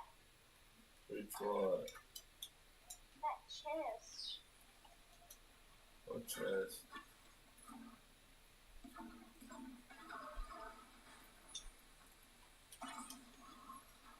Baby, take this slurp.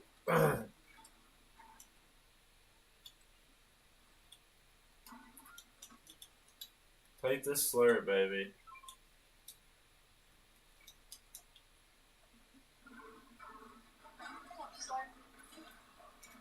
Yeah, okay. Do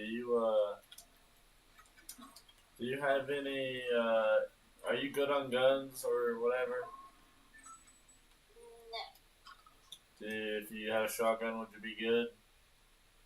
I found a green pump. Okay, well, we need to take this rift and get out of here.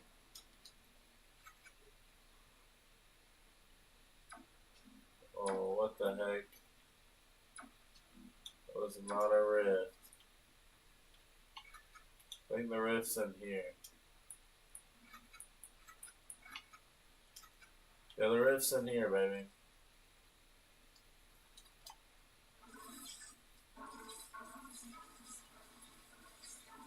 Down here, baby. Oh, let's get the freak out of here. Let's go this way, over here.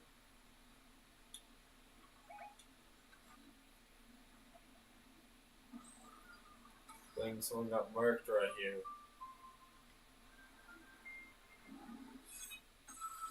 But they had a purple pop and a big pot.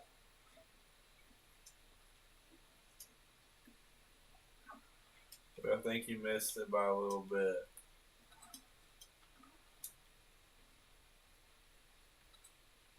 Oh, heck yeah. Blue pump. Yeah. I'm so good at soccer. Oh yeah. I missed the goal completely. Oh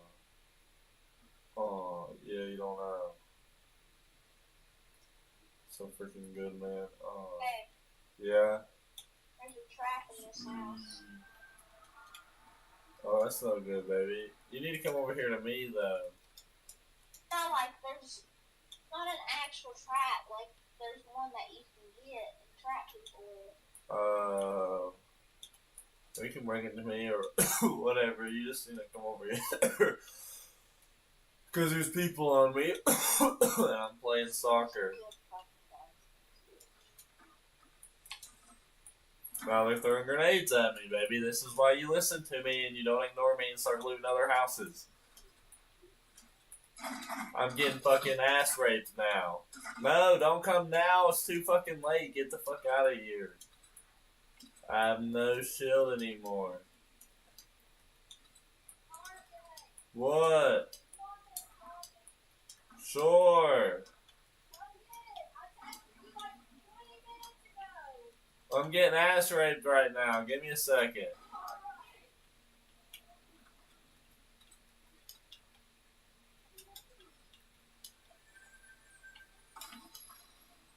Man, this is not good, baby. This is not good.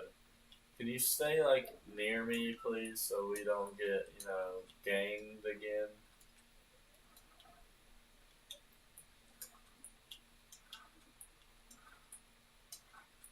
Or fuck.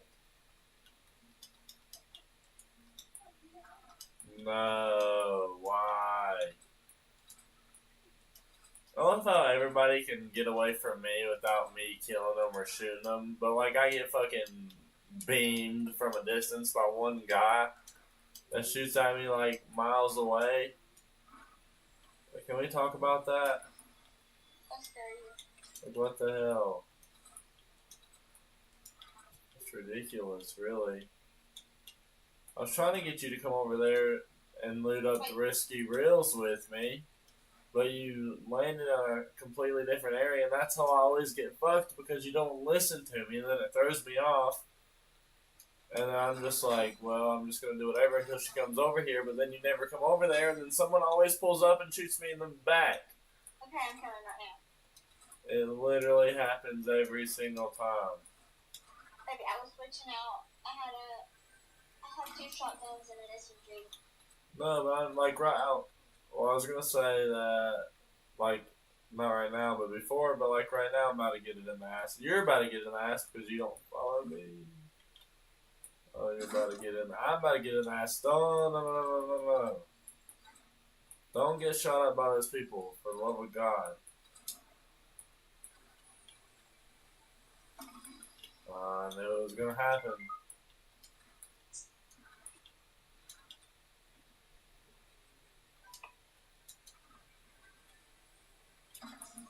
Knew it. Baby, you need to lock it in. I don't know. I gonna try. You're gonna try, you're out here lollygagging around. Well, I'm getting shot in the back.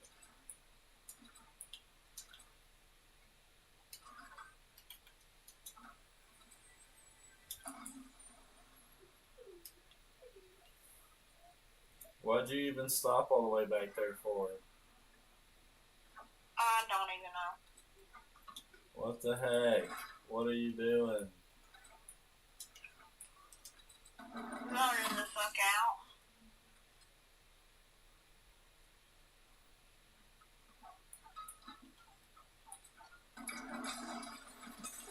Yeah, well, I get fucking jumped like this because you don't follow me, and I always get jumped by 2 different teams because I never have a teammate because you're always fucking dead or over there lollygagging off, whatever the hell you're doing. This is why I hate freaking this game. Solos is way better. Sorry.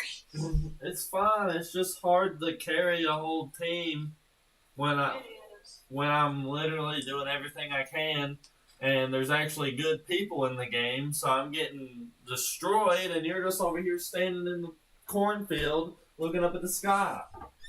I love you.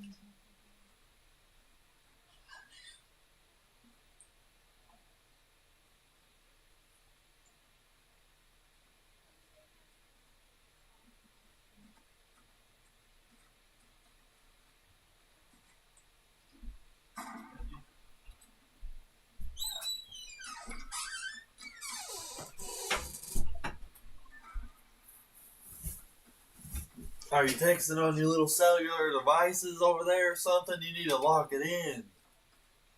This is real life.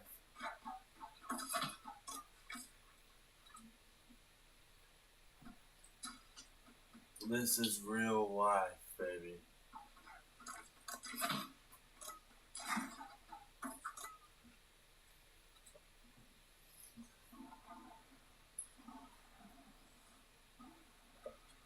I hate that skin that person is using. I know, it's stupid as hell. Thank you. And I don't understand why we keep losing, man. Skill-based matchmaking is obviously not a thing. Because you know how many games we've lost? We've lost every game we've ever played. Tasting your sister. What does she want? Some Coke? Yeah, I got coke. Crack cocaine. I don't do crack cocaine. Yeah, you do. You know, you could have had me like this yesterday.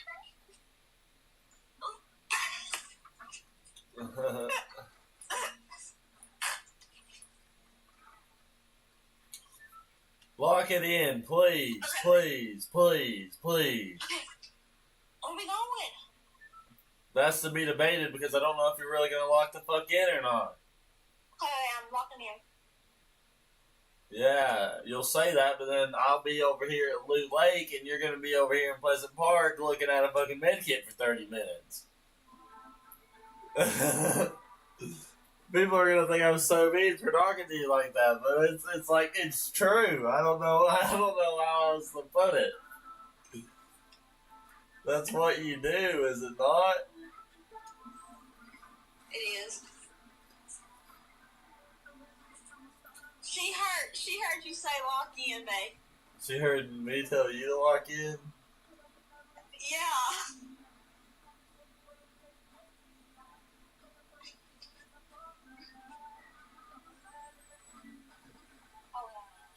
Hell no. This game hates me. This game hates me. This game hates me. This game says failure. This game loves me. This dude's want to pull up into my house. Now he's fucking dead. Dead ops on the ground. Dead ops everywhere on the ground. I killed dead ops. Dead ops, dead ops.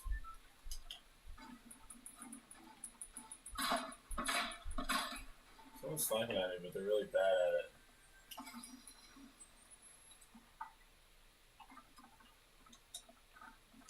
Buddy boy thinks he's the crap pulling up into my house, huh?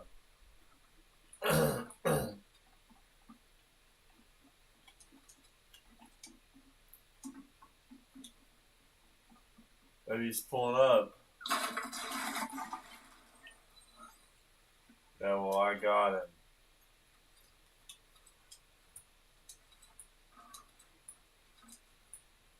Whoever was shooting me. I know, but whoever was shooting me with that scope AR, they need to go back and try again because they sucked with that scope AR. They sucked with that thing. That's them right there. Some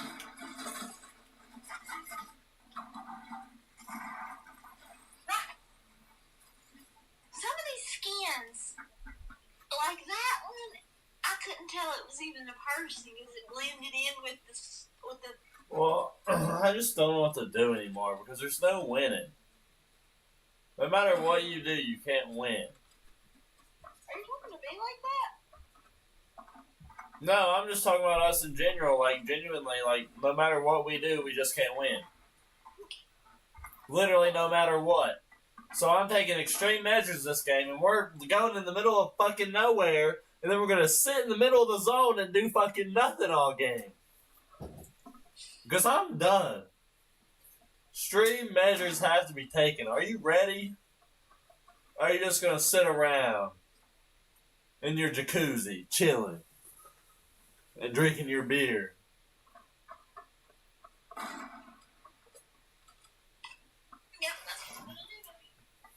Because you get up in the morning, you start your jacuzzi, and you drink a beer.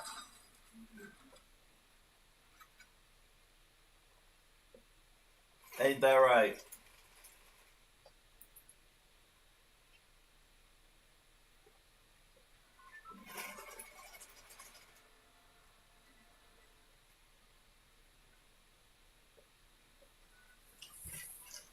And to be honest, I'm kind of getting tired of PC Fortnite. What time is it, though? The night's still young, so the grind is too. I'm not going to quit streaming until I'm dead.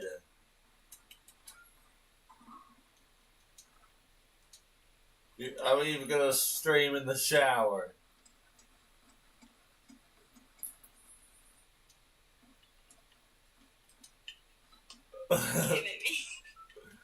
What? You okay with that? No. Get over here now. Who, me? Okay. You did good last game at locking it in. So we're going to go right here because I'm predicting the storm to be near this area. Now, I don't know where the marker went, but we're going right there.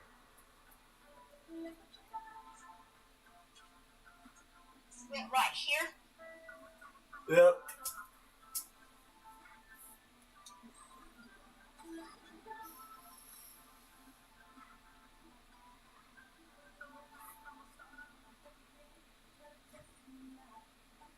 I'm trying so hard to get this Victor Roy, man. This Victor Roy is my life. This Victor Roy is everything. This Victor Roy is my Victor Roy.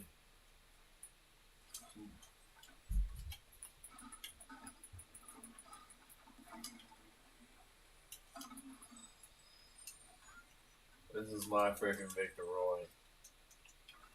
I'm killing everybody. Whoever tries to take it from me. Let me see, little boy. You don't want to mess with me. Dead homies, you don't want to mess with me. What do they call you, the green bean? That's what you look like, is a fucking green bean. You trying to shoot me? You can't kill me. I'm a bad bitch. You can't kill me.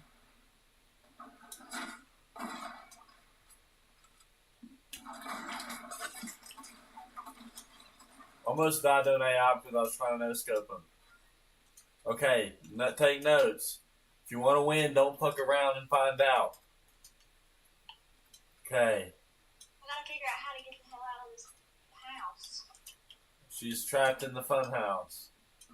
She's going to the loony bin today and she don't know it. I got her first class tickets to Clearview. Right down the street from you. They'll be coming to pick you up in no time, don't worry.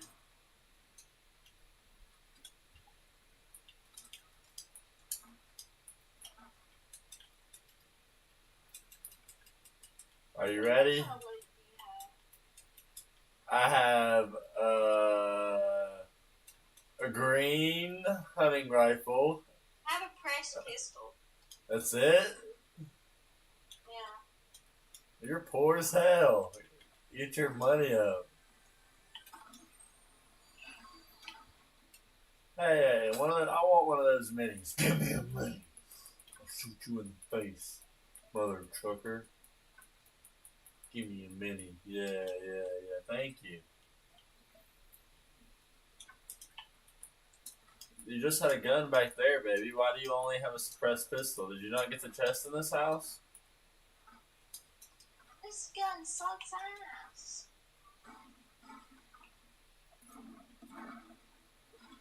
Baby, well, I don't know what to freaking tell you. Because apparently everything here sucks ass. But don't worry, because we're going to get you at least a good gun. What is that? That's a trap. Me like.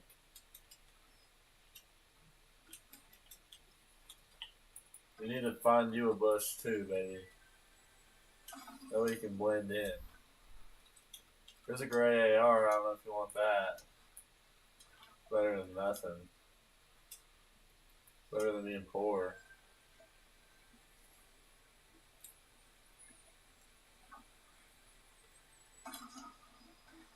There's your big pot in the SMG.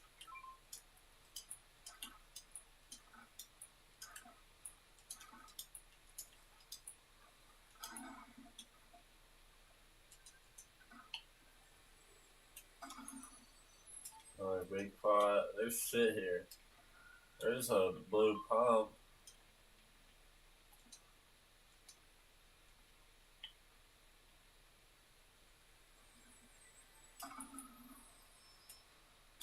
There's a gray tag. The purple pump spawned, so I took it. Might as well.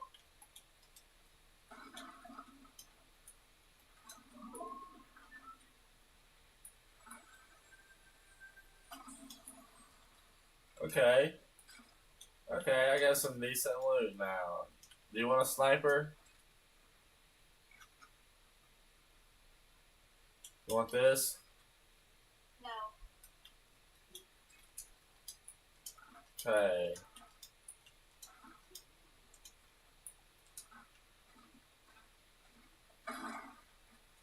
There's that. We'll take this green and swap it out. Okay, baby.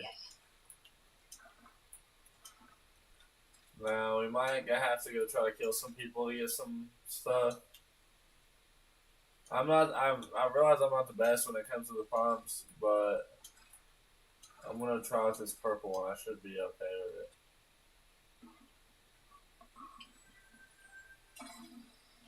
Nothing. There has to be some people salty springs. There has to be.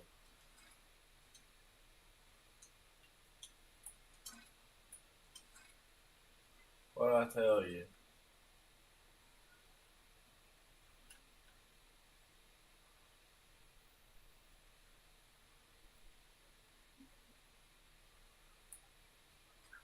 Already caught my first victim.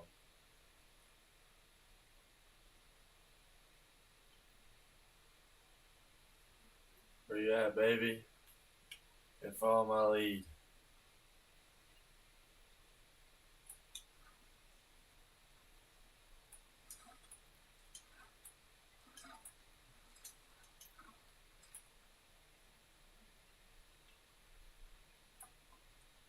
Thinks he's safe and he doesn't know he's being followed.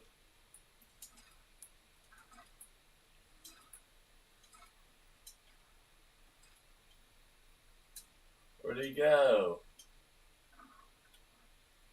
Oh, I found him. It's down this way, baby.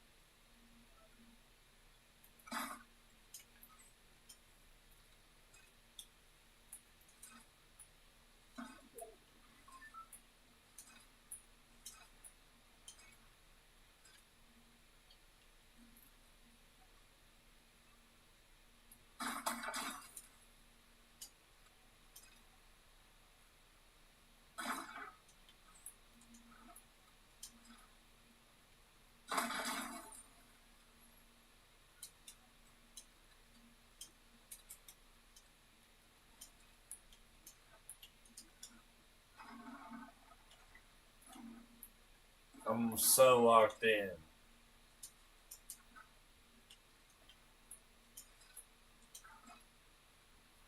Okay, we're going to Polar Peak.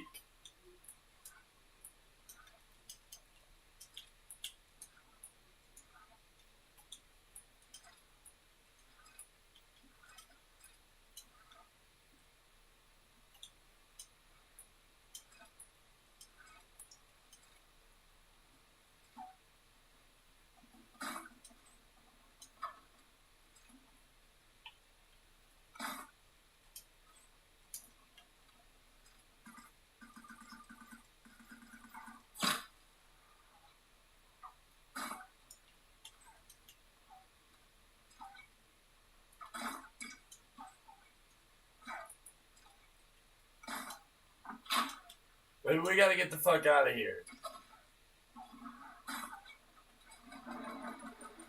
You're gonna die down there. I need help. There's so many fucking people on me right now.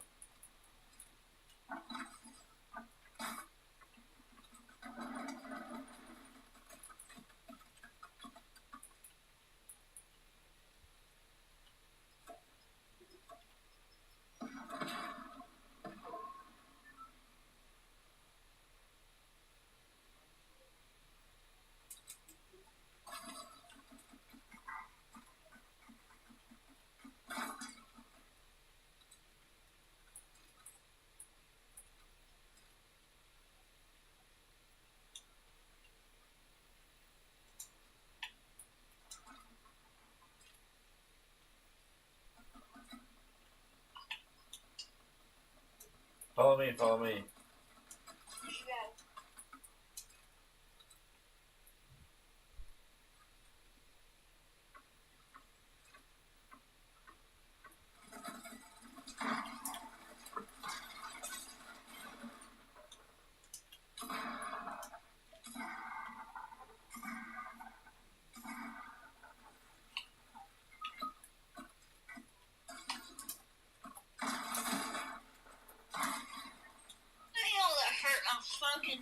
Damn it! Damn. There's so many people around us, I couldn't do anything. I literally threw the remote, the controller at my knee. Why would you do that? Well, Lord, we did so freaking good, but we got freaking jumped by the dude I killed's buddy.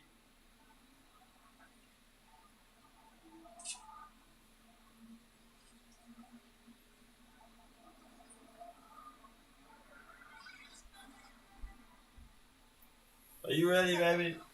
He's like, he's slick. Yeah? Oh, yeah? Yeah, are you ready? No. What do you mean no?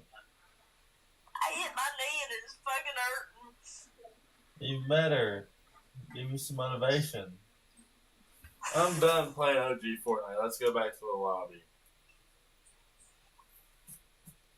I want to play a real man's game.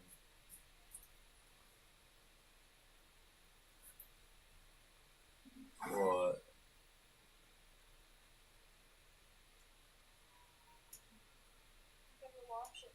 Watch what?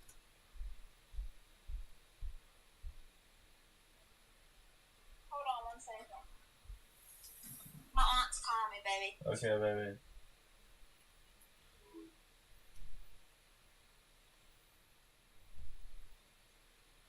Her aunt's calling her, guys. Her freaking aunt. What do you think you're doing? What the hell? What is all this?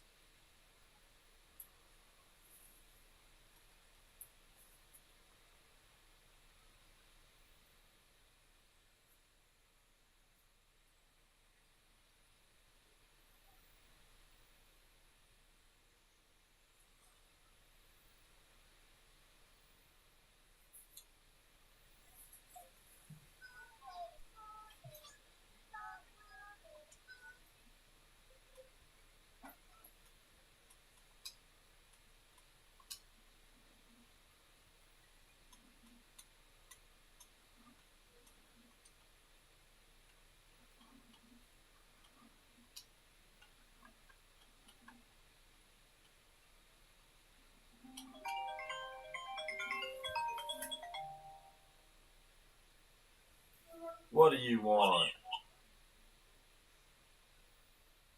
I'm just playing. Are you ready, baby?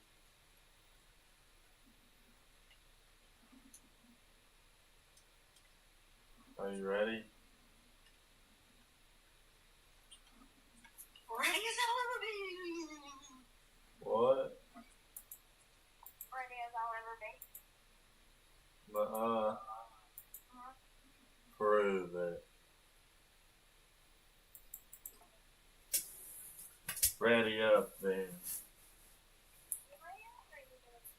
We're doing ranked. We're gonna see how one game of ranked goes, and if it goes pretty shitty, then we're not doing ranked anymore.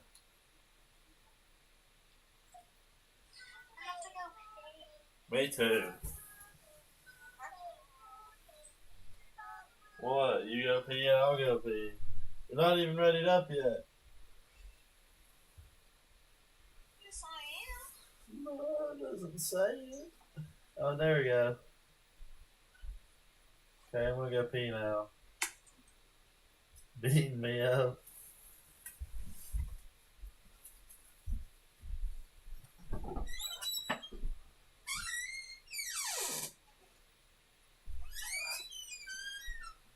Okay.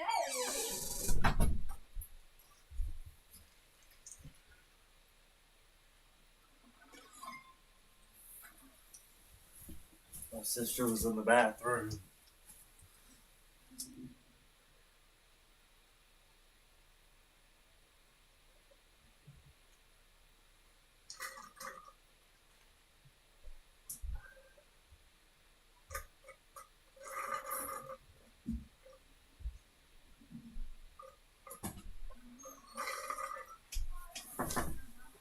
Yeah. Block 9.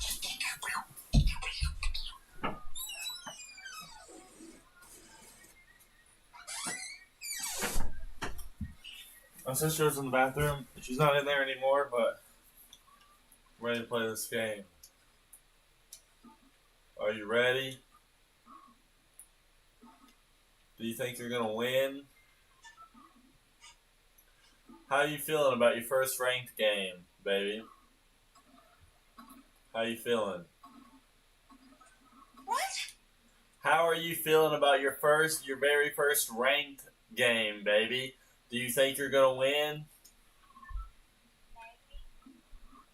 It's your very first ranked game. Everyone in here is unranked, so no one has a rank in here yet.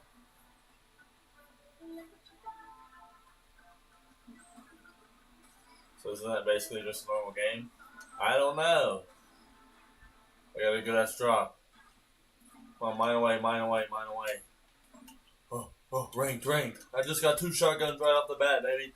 If you need a tacky wacky, I got you with 1. Don't even worry about that.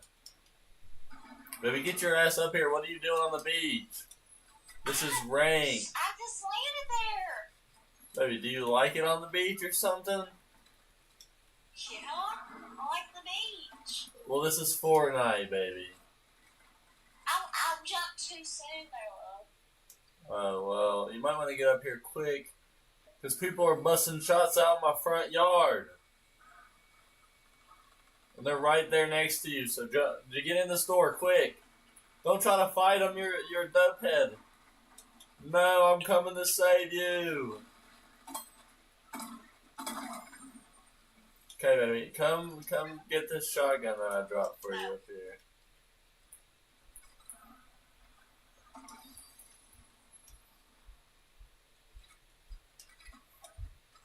Well, you don't want the shotgun I dropped you?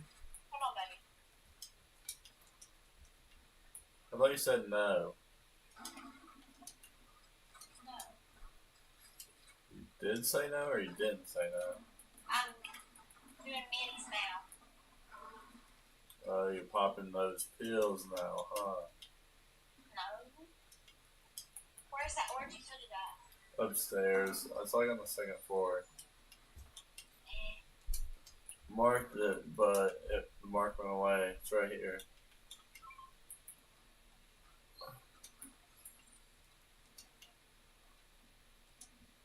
Hey, Mom. Mom? Mother? What are you doing? I'm getting freaked out of here, man. I'm leaving you, baby. I'm sorry.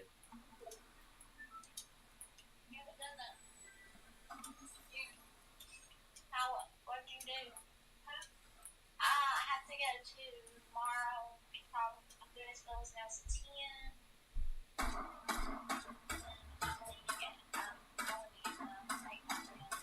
I sucked so bad.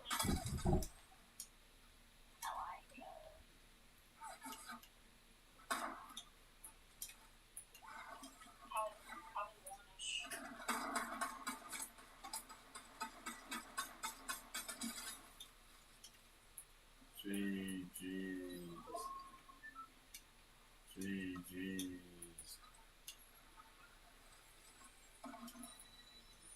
G to the G's. GG's to everybody. Sorry that you're so bad. GG's to you. Yeah, they really do.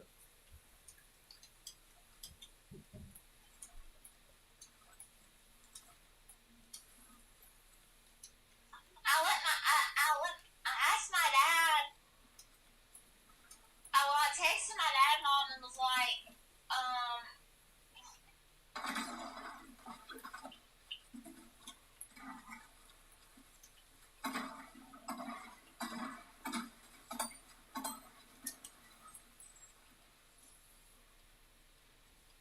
I asked him if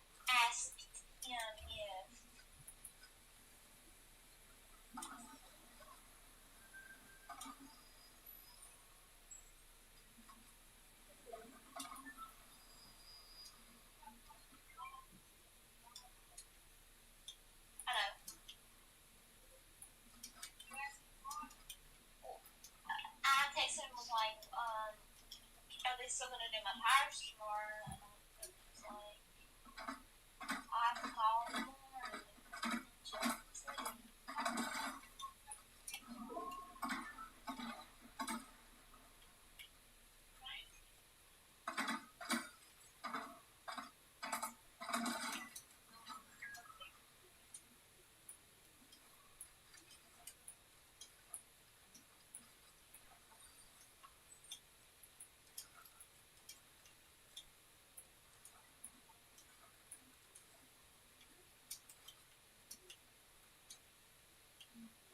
saying.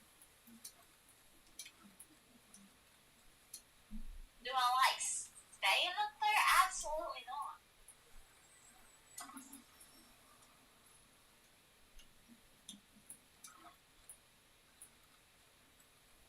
I think I'm playing the smart game.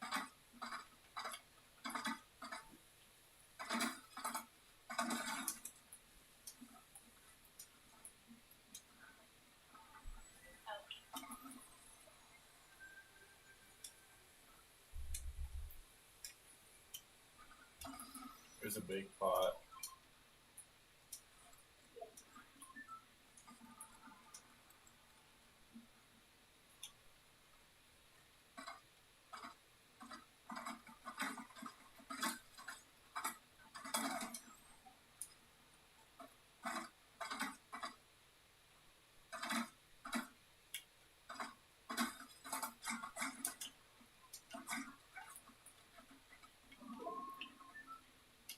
Be careful.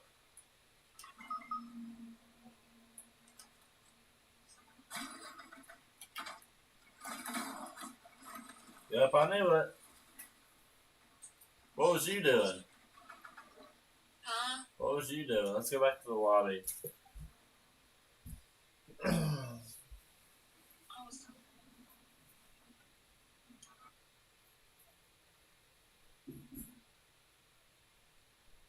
What was you doing? I was talking to my mom and got sidetracked. So we would have had that game. Because everyone was bad, but I'm not doing ranked anymore.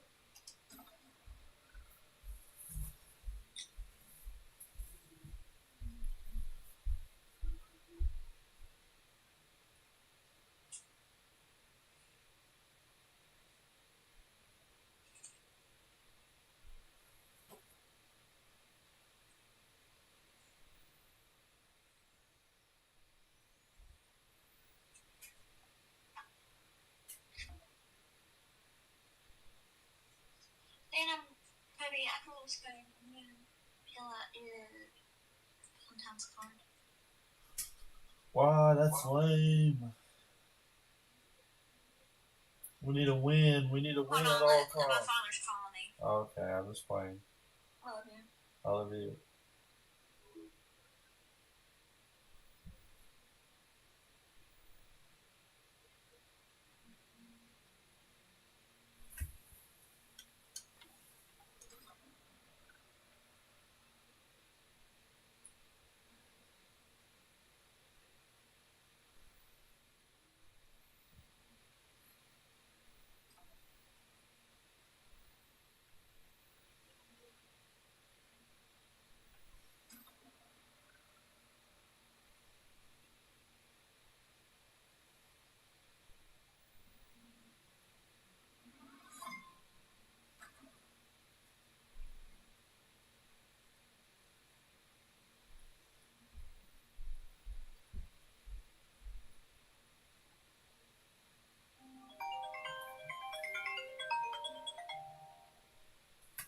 What do you want?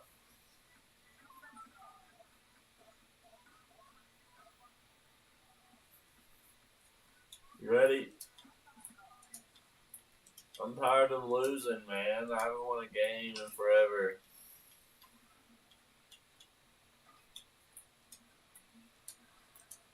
I'm so freaking bad.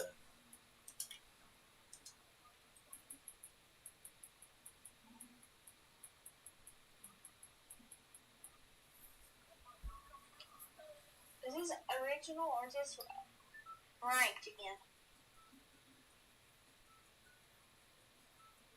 Stop your shit. Stop. Of what? You're right. This? But this is just original, not ranked. Fuck the rank. I'm never going to ranked ever again. I don't know what this map is. Matter of fact, let's just go here because I don't know. Baby, I literally am so far away from you. It's unreal. Figured. because Sounds like a you thing. Sounds like something you would do. Leave me all by myself in the most populated area in the game. But you know what? I'm a real man. I'm gonna survive. So I told a bitch I'm him, quit fucking playing. Not even that far away from me, baby. You're gonna get your ass shot up hanging out in the open like that. You're gonna shoot your ass up. I told you.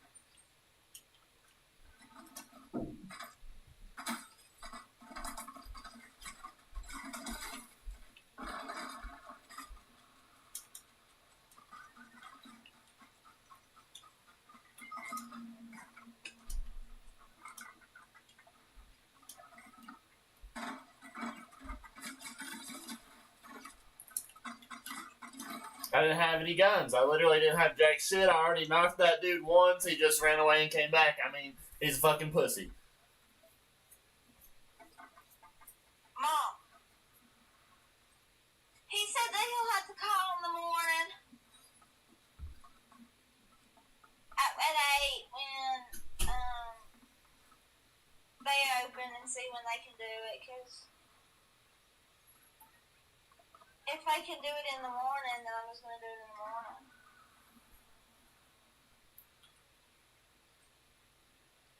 No, as long as they can do my rims at the time that I'm going to get my rim put on tomorrow. I'll have to do it anyway.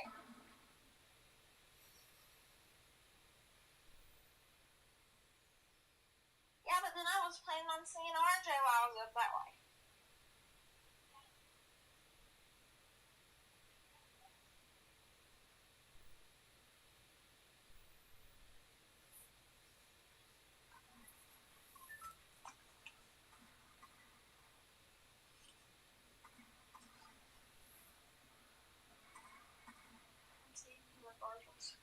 Oh, yeah. Because that's what teenagers do. Or that's what young adults do. You were an adult when at this age. You probably did the same thing. Did what? I don't know, like crazy chickens. I don't like crazy chickens.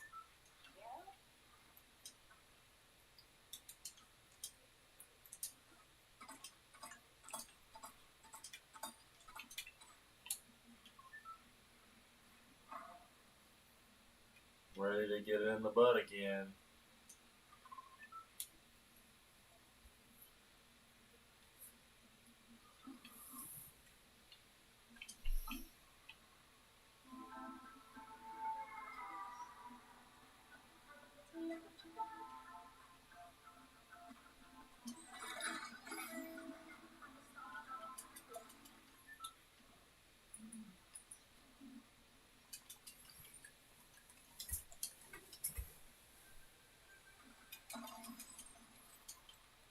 What I get jack fucking shit. Fuck. I'm dead. I'm dead too, baby. Yeah, 'cause the fucking son of ding-a-ling. Ring-a-ling-ding, no. Idiot, where did it shoot me? Don't mess with me. Get rocked.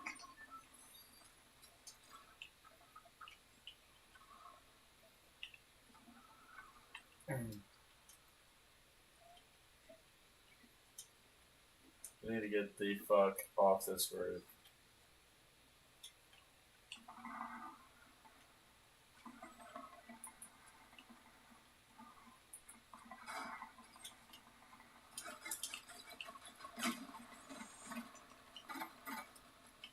Get in this house, baby.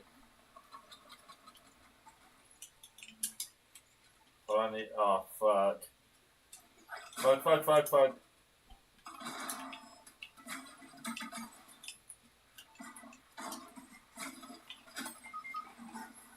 You took my AR that I was going to use as an SMG last second. It fucked me over. But it's okay, because we're ass anyway, and I can't fucking hit any shots anyway, so it doesn't even fucking matter.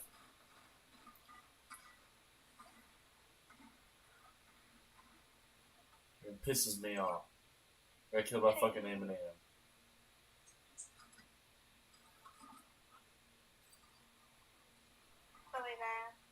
Huh? What are?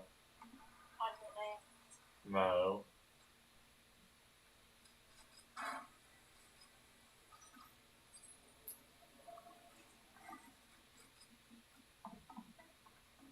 Bullshit.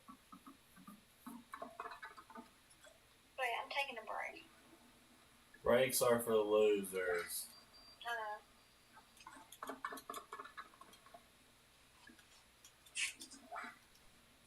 Breaks are for losers. Breaks are for losers. How long of a break?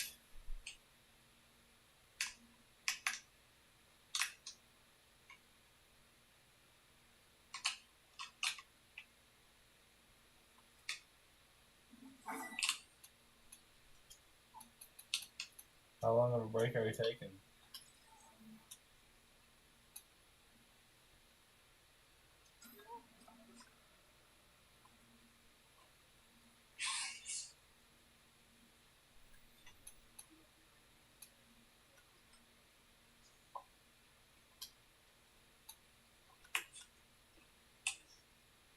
Are you gonna answer the question? Come on, baby. How long is the break? Yeah, how long of a break are you taking? I don't know. You don't know. Sometimes it makes my eyes hurt. Your eyes hurt. That's why you wear your glasses. Well, they don't work help either. Oh yeah? Well, that's why you do this.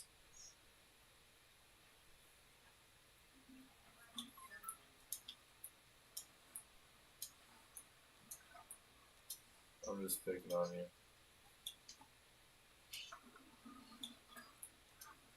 And that's why you get blue light glasses. That always helps when you burn your retinas out of your head.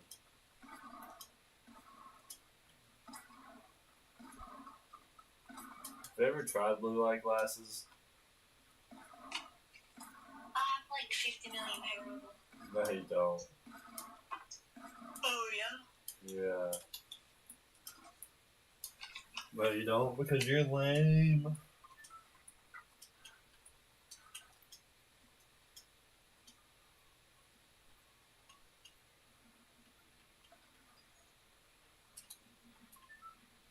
Okay, we're dropping in, man. Some scary shit. Wish my bed wasn't broken.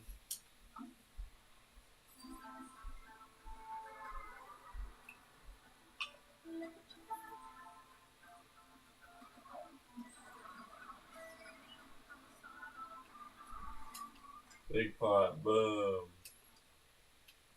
No gun, boom, easy. Grappling gun, boom, easy. Hunting rifle, boom, easy. Holy shit, these guys got some killer fucking guns. I ain't got shit. Holy piss. Okay. Don't even worry about it, boys. I'm locked.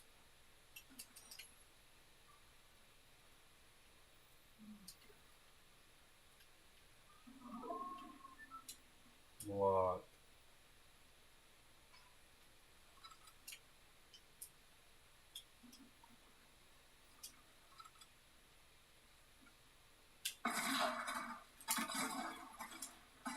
Thought I was locked, but I'm not. I'm just fucking shit, and I suck. I'm so fucking bad. Oh my god. I'm so fucking shit.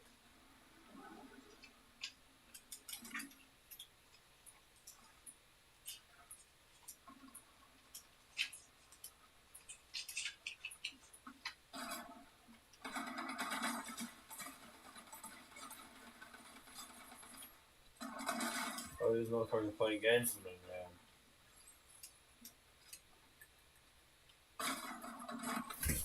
Shot me in the fucking back because you're a fucking faggot. That's the best you can fucking do, you fucking piece of shit. I just love fucking Zero Build because everybody that plays Zero Build is a fucking big ass fucking pussy. And I have the biggest fucking vagina known on fucking earth. Like, that's just the realest shit I've ever fucking heard in my life. What? You fucking running because it's Zero Build? Pussy, you ain't fucking shit. You ain't ever gonna be fucking shit.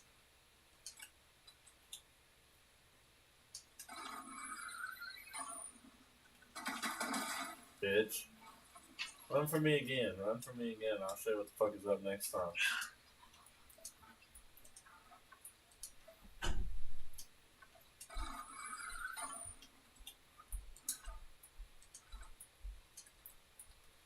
I got one fucking life left because all you motherfuckers fucked me in the ass and shot me in the back.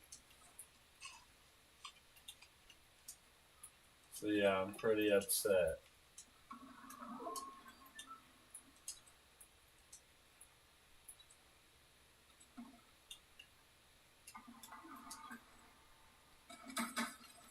Yep, you ain't getting a last chance, brother. Brother.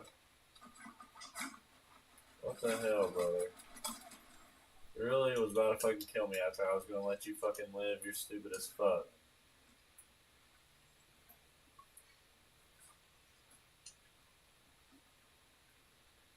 Really fucking stupid, I'll tell you that. I was gonna let you fucking live. Gonna let him fucking live, and then he shot me up like that.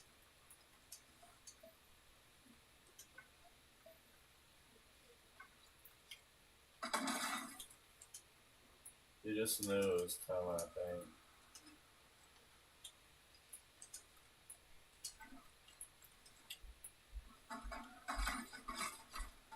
Damn it, dude. Oh my god.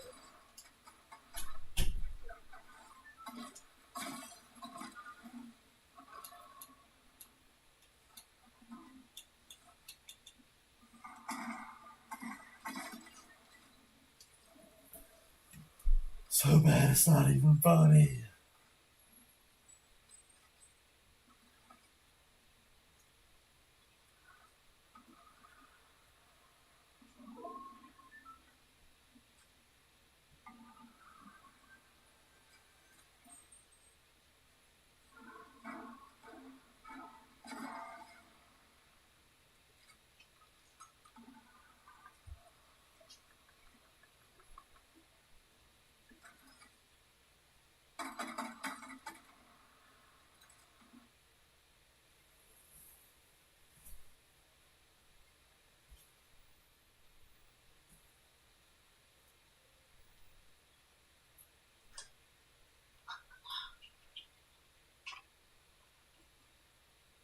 What?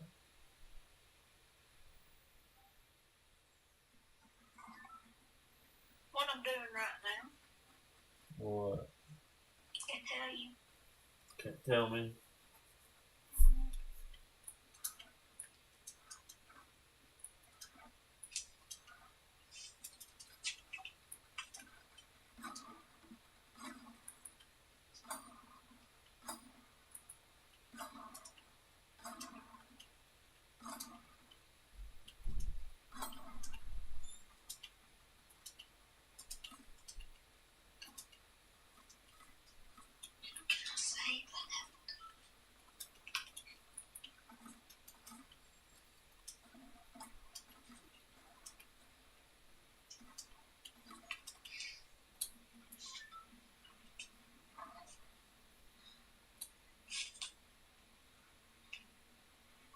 Are you talking to yourself?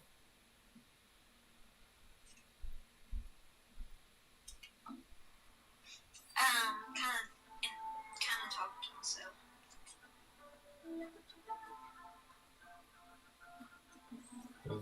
You said something and it didn't sound like you was talking to anybody.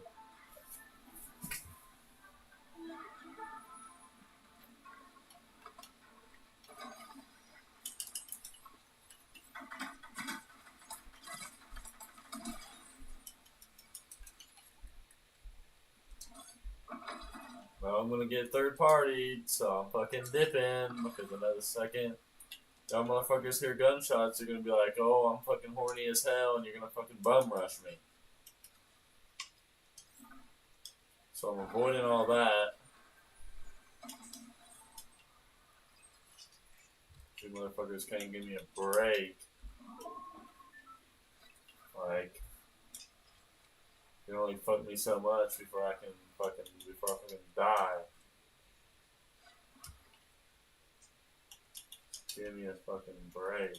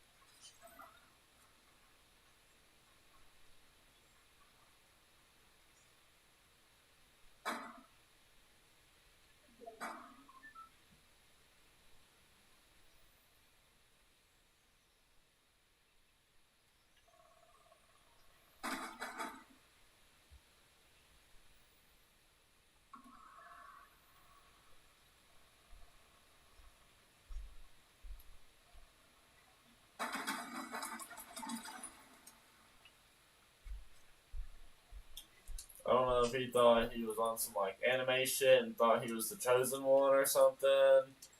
Why the fuck did he charge me like that? I don't know. There's a fucking llama right here.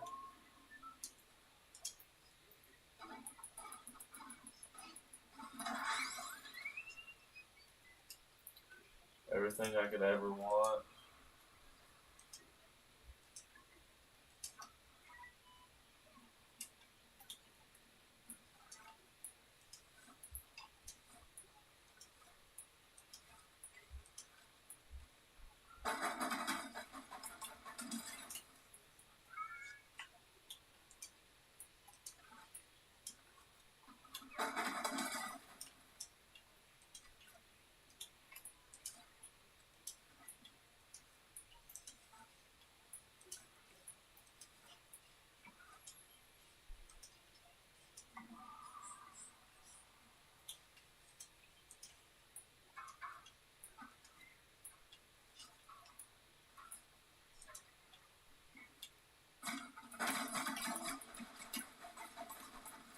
Dang it, dude. I don't know how I literally died of that. I need to start moving more instead of just sitting in the same fucking spot over and over again. I need to actually fucking move around. So I was sitting there with my dick in my hand.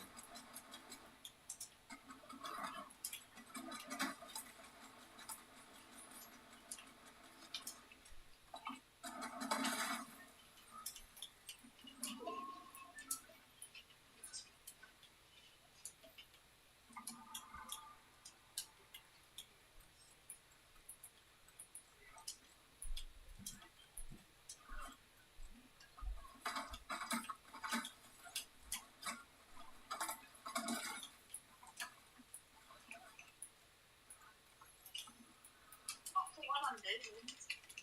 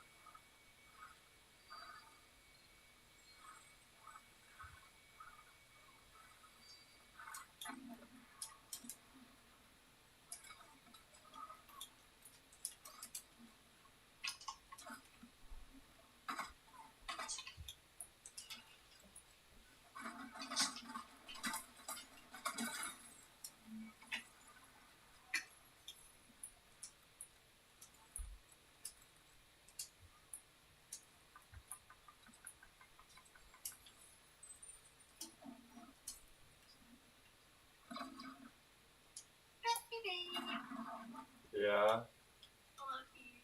I love you.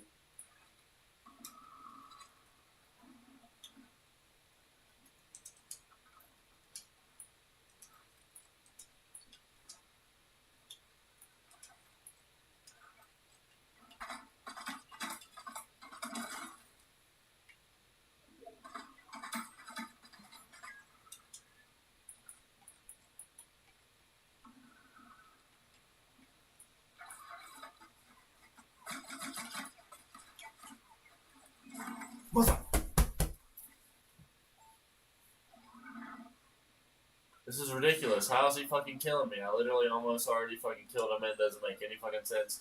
How the hell he is literally still ending up killing me? I'm done. This is absolute madness.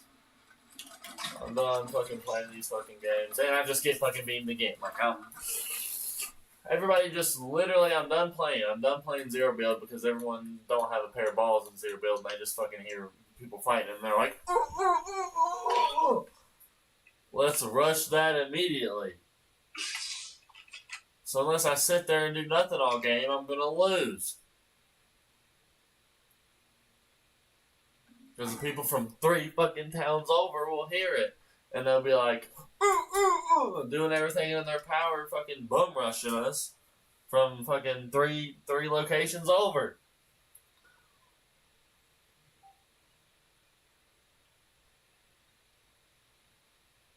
Oh yeah? Yeah. Really? Yeah, really.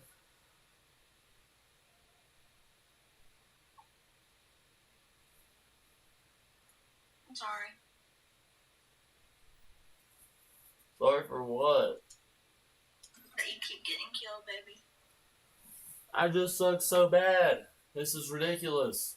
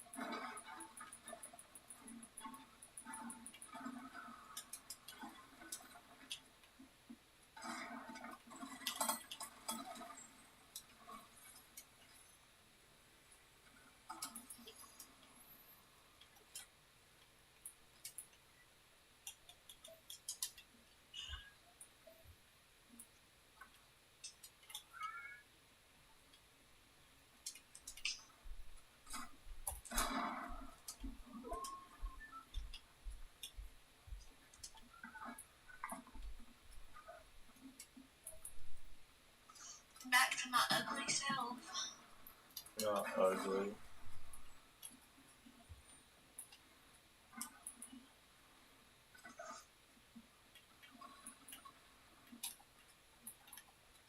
was joking and all. Well, that's absolute bullshit. Why the fuck is my bill? Why are my edits like that? What the fuck is that? I hate that shit.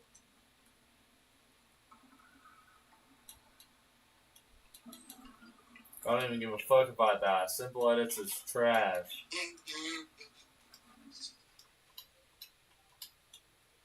I'm pissed. Simple edits are garbage.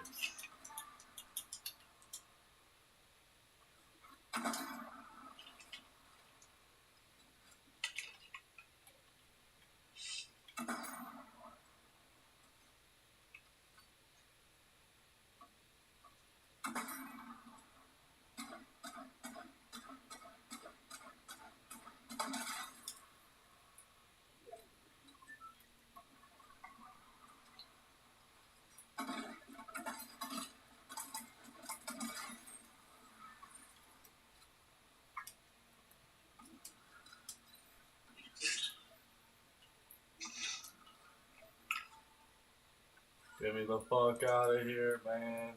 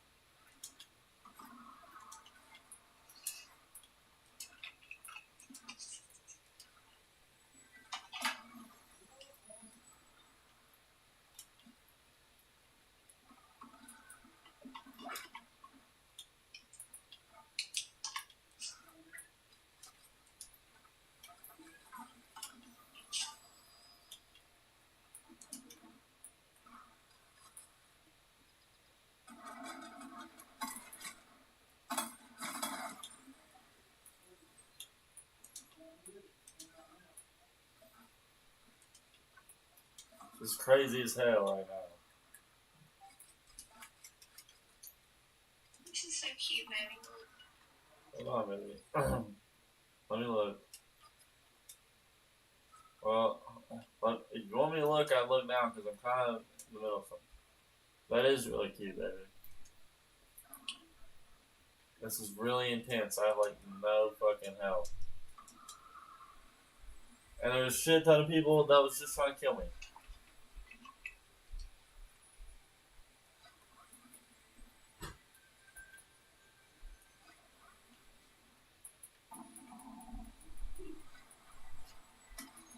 I can't read chat, and so I don't know who's in here, who's out of here.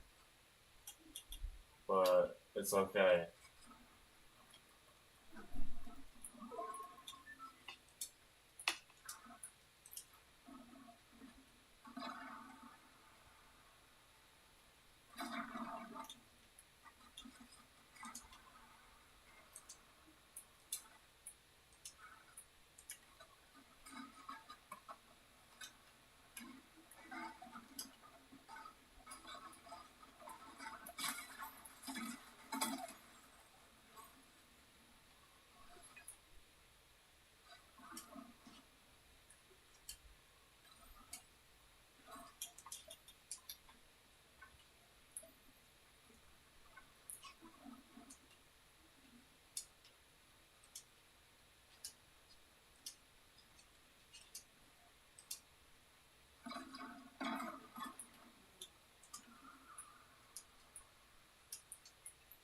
I am locked the freak in because I'm low again.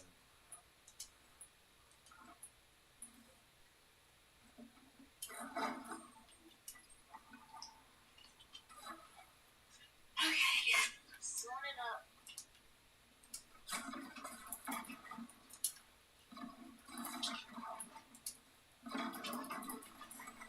Motherfucker, how the fuck? Why does everybody fucking jump me? Because I opened a fucking ammo crate. Why? Why? Like, tell me fucking why. Is me wanting fucking a crate that no one else fucking wants a crime?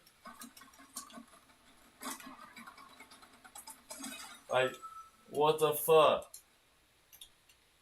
Give me a fucking break. Stop busting my balls every 5 fucking minutes, dude.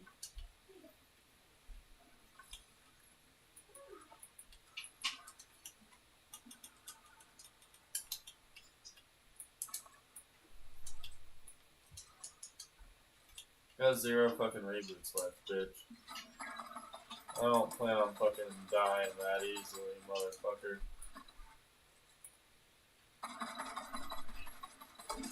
Bitch.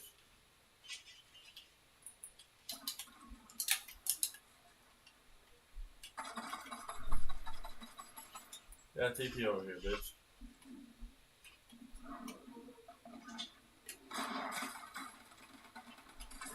Yeah, I just love how he's just so good. He fucking TPs on top of me and shoots me in the fucking head because he's a fucking genius. You know, it's what the fuck ever.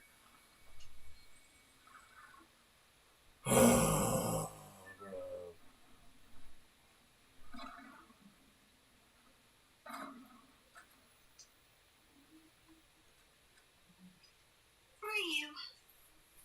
Oh yeah, but that's so cute.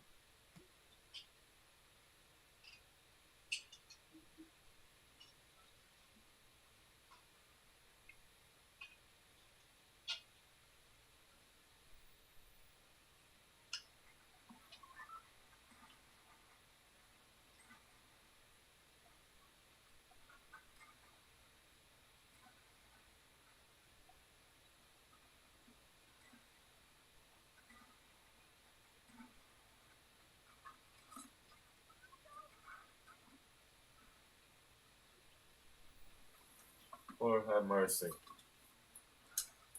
This is so bad. Can I actually pull up chat now or what? No, I can't. This is ridiculous. I'm talking to myself. I'm gonna pull up chat on my phone.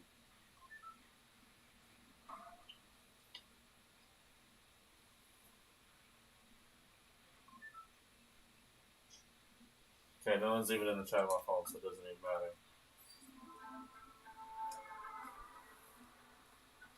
This is fucking ridiculous.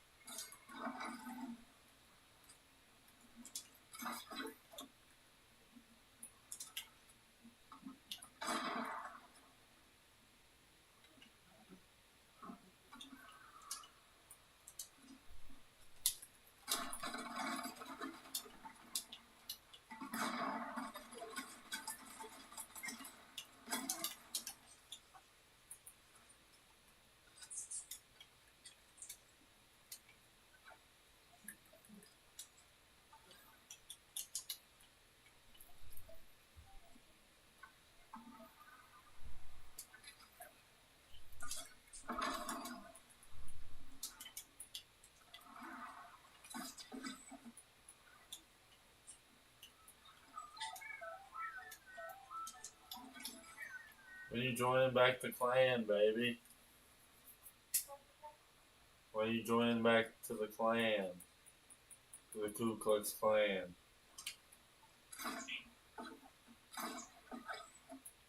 When are you gonna play with me again? I watched Trinity. Huh? I watched Trinity. Oh yeah, baby.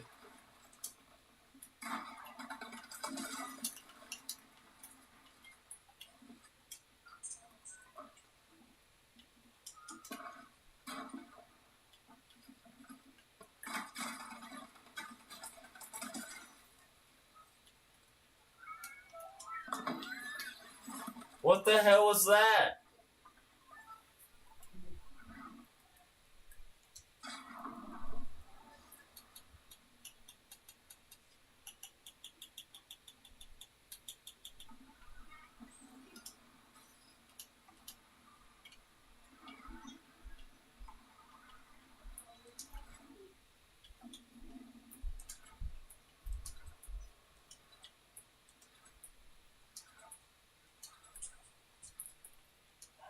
After you die once, you're basically fucked.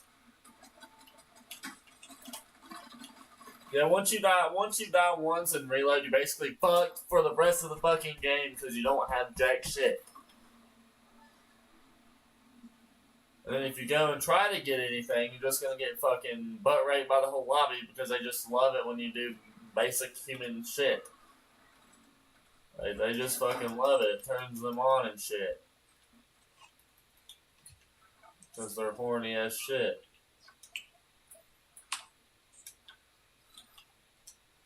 Those are fucking 12.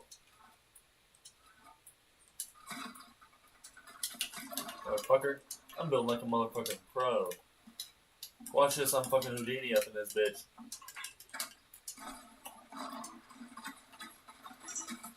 Yeah, I love the concept of my...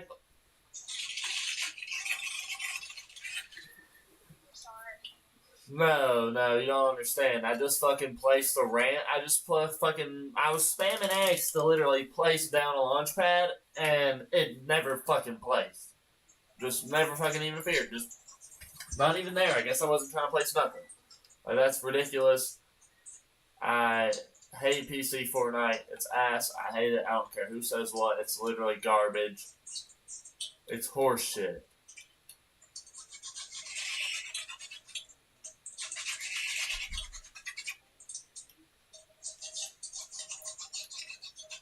It's horse shit. I don't know why my editing is weird as fuck. And like, it fucking jerks when I edit. Like, no. None of that shit. I don't want it. Like, turn all that bullshit off.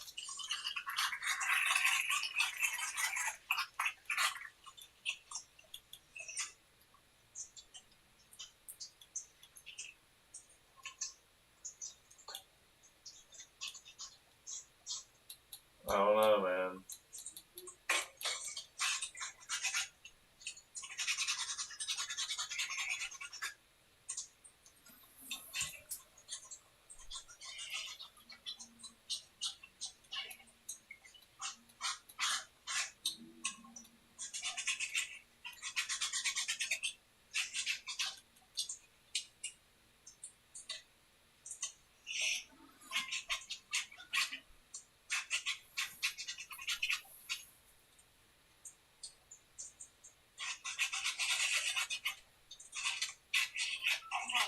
Shoes a little bit.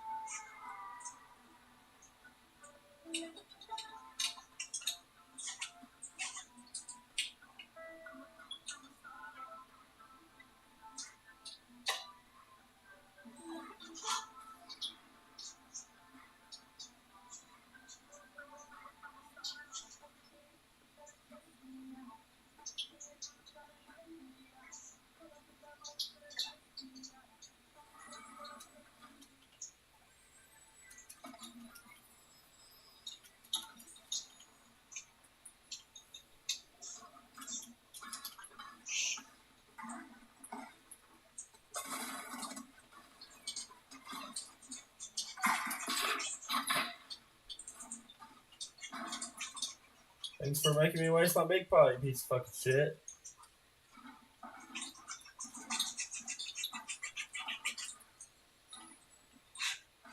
Oh, my game's lagging, which drives me nuts.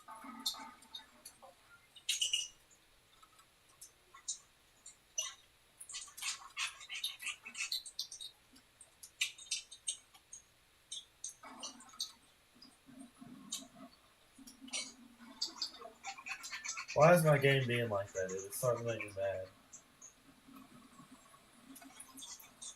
I think it's because of this fucking settings that I put switch. Yeah. This bullshit.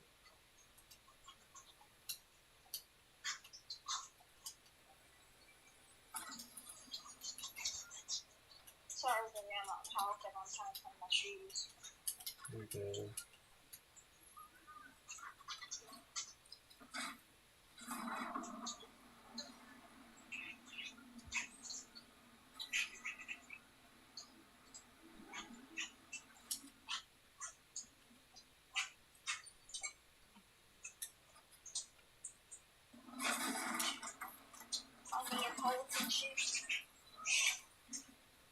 Just love how I get nothing off the bat. Like, I'm done playing this game. I'm done playing this game on the computer, and I'm done freaking streaming because this is pissing me off, and this is ridiculous.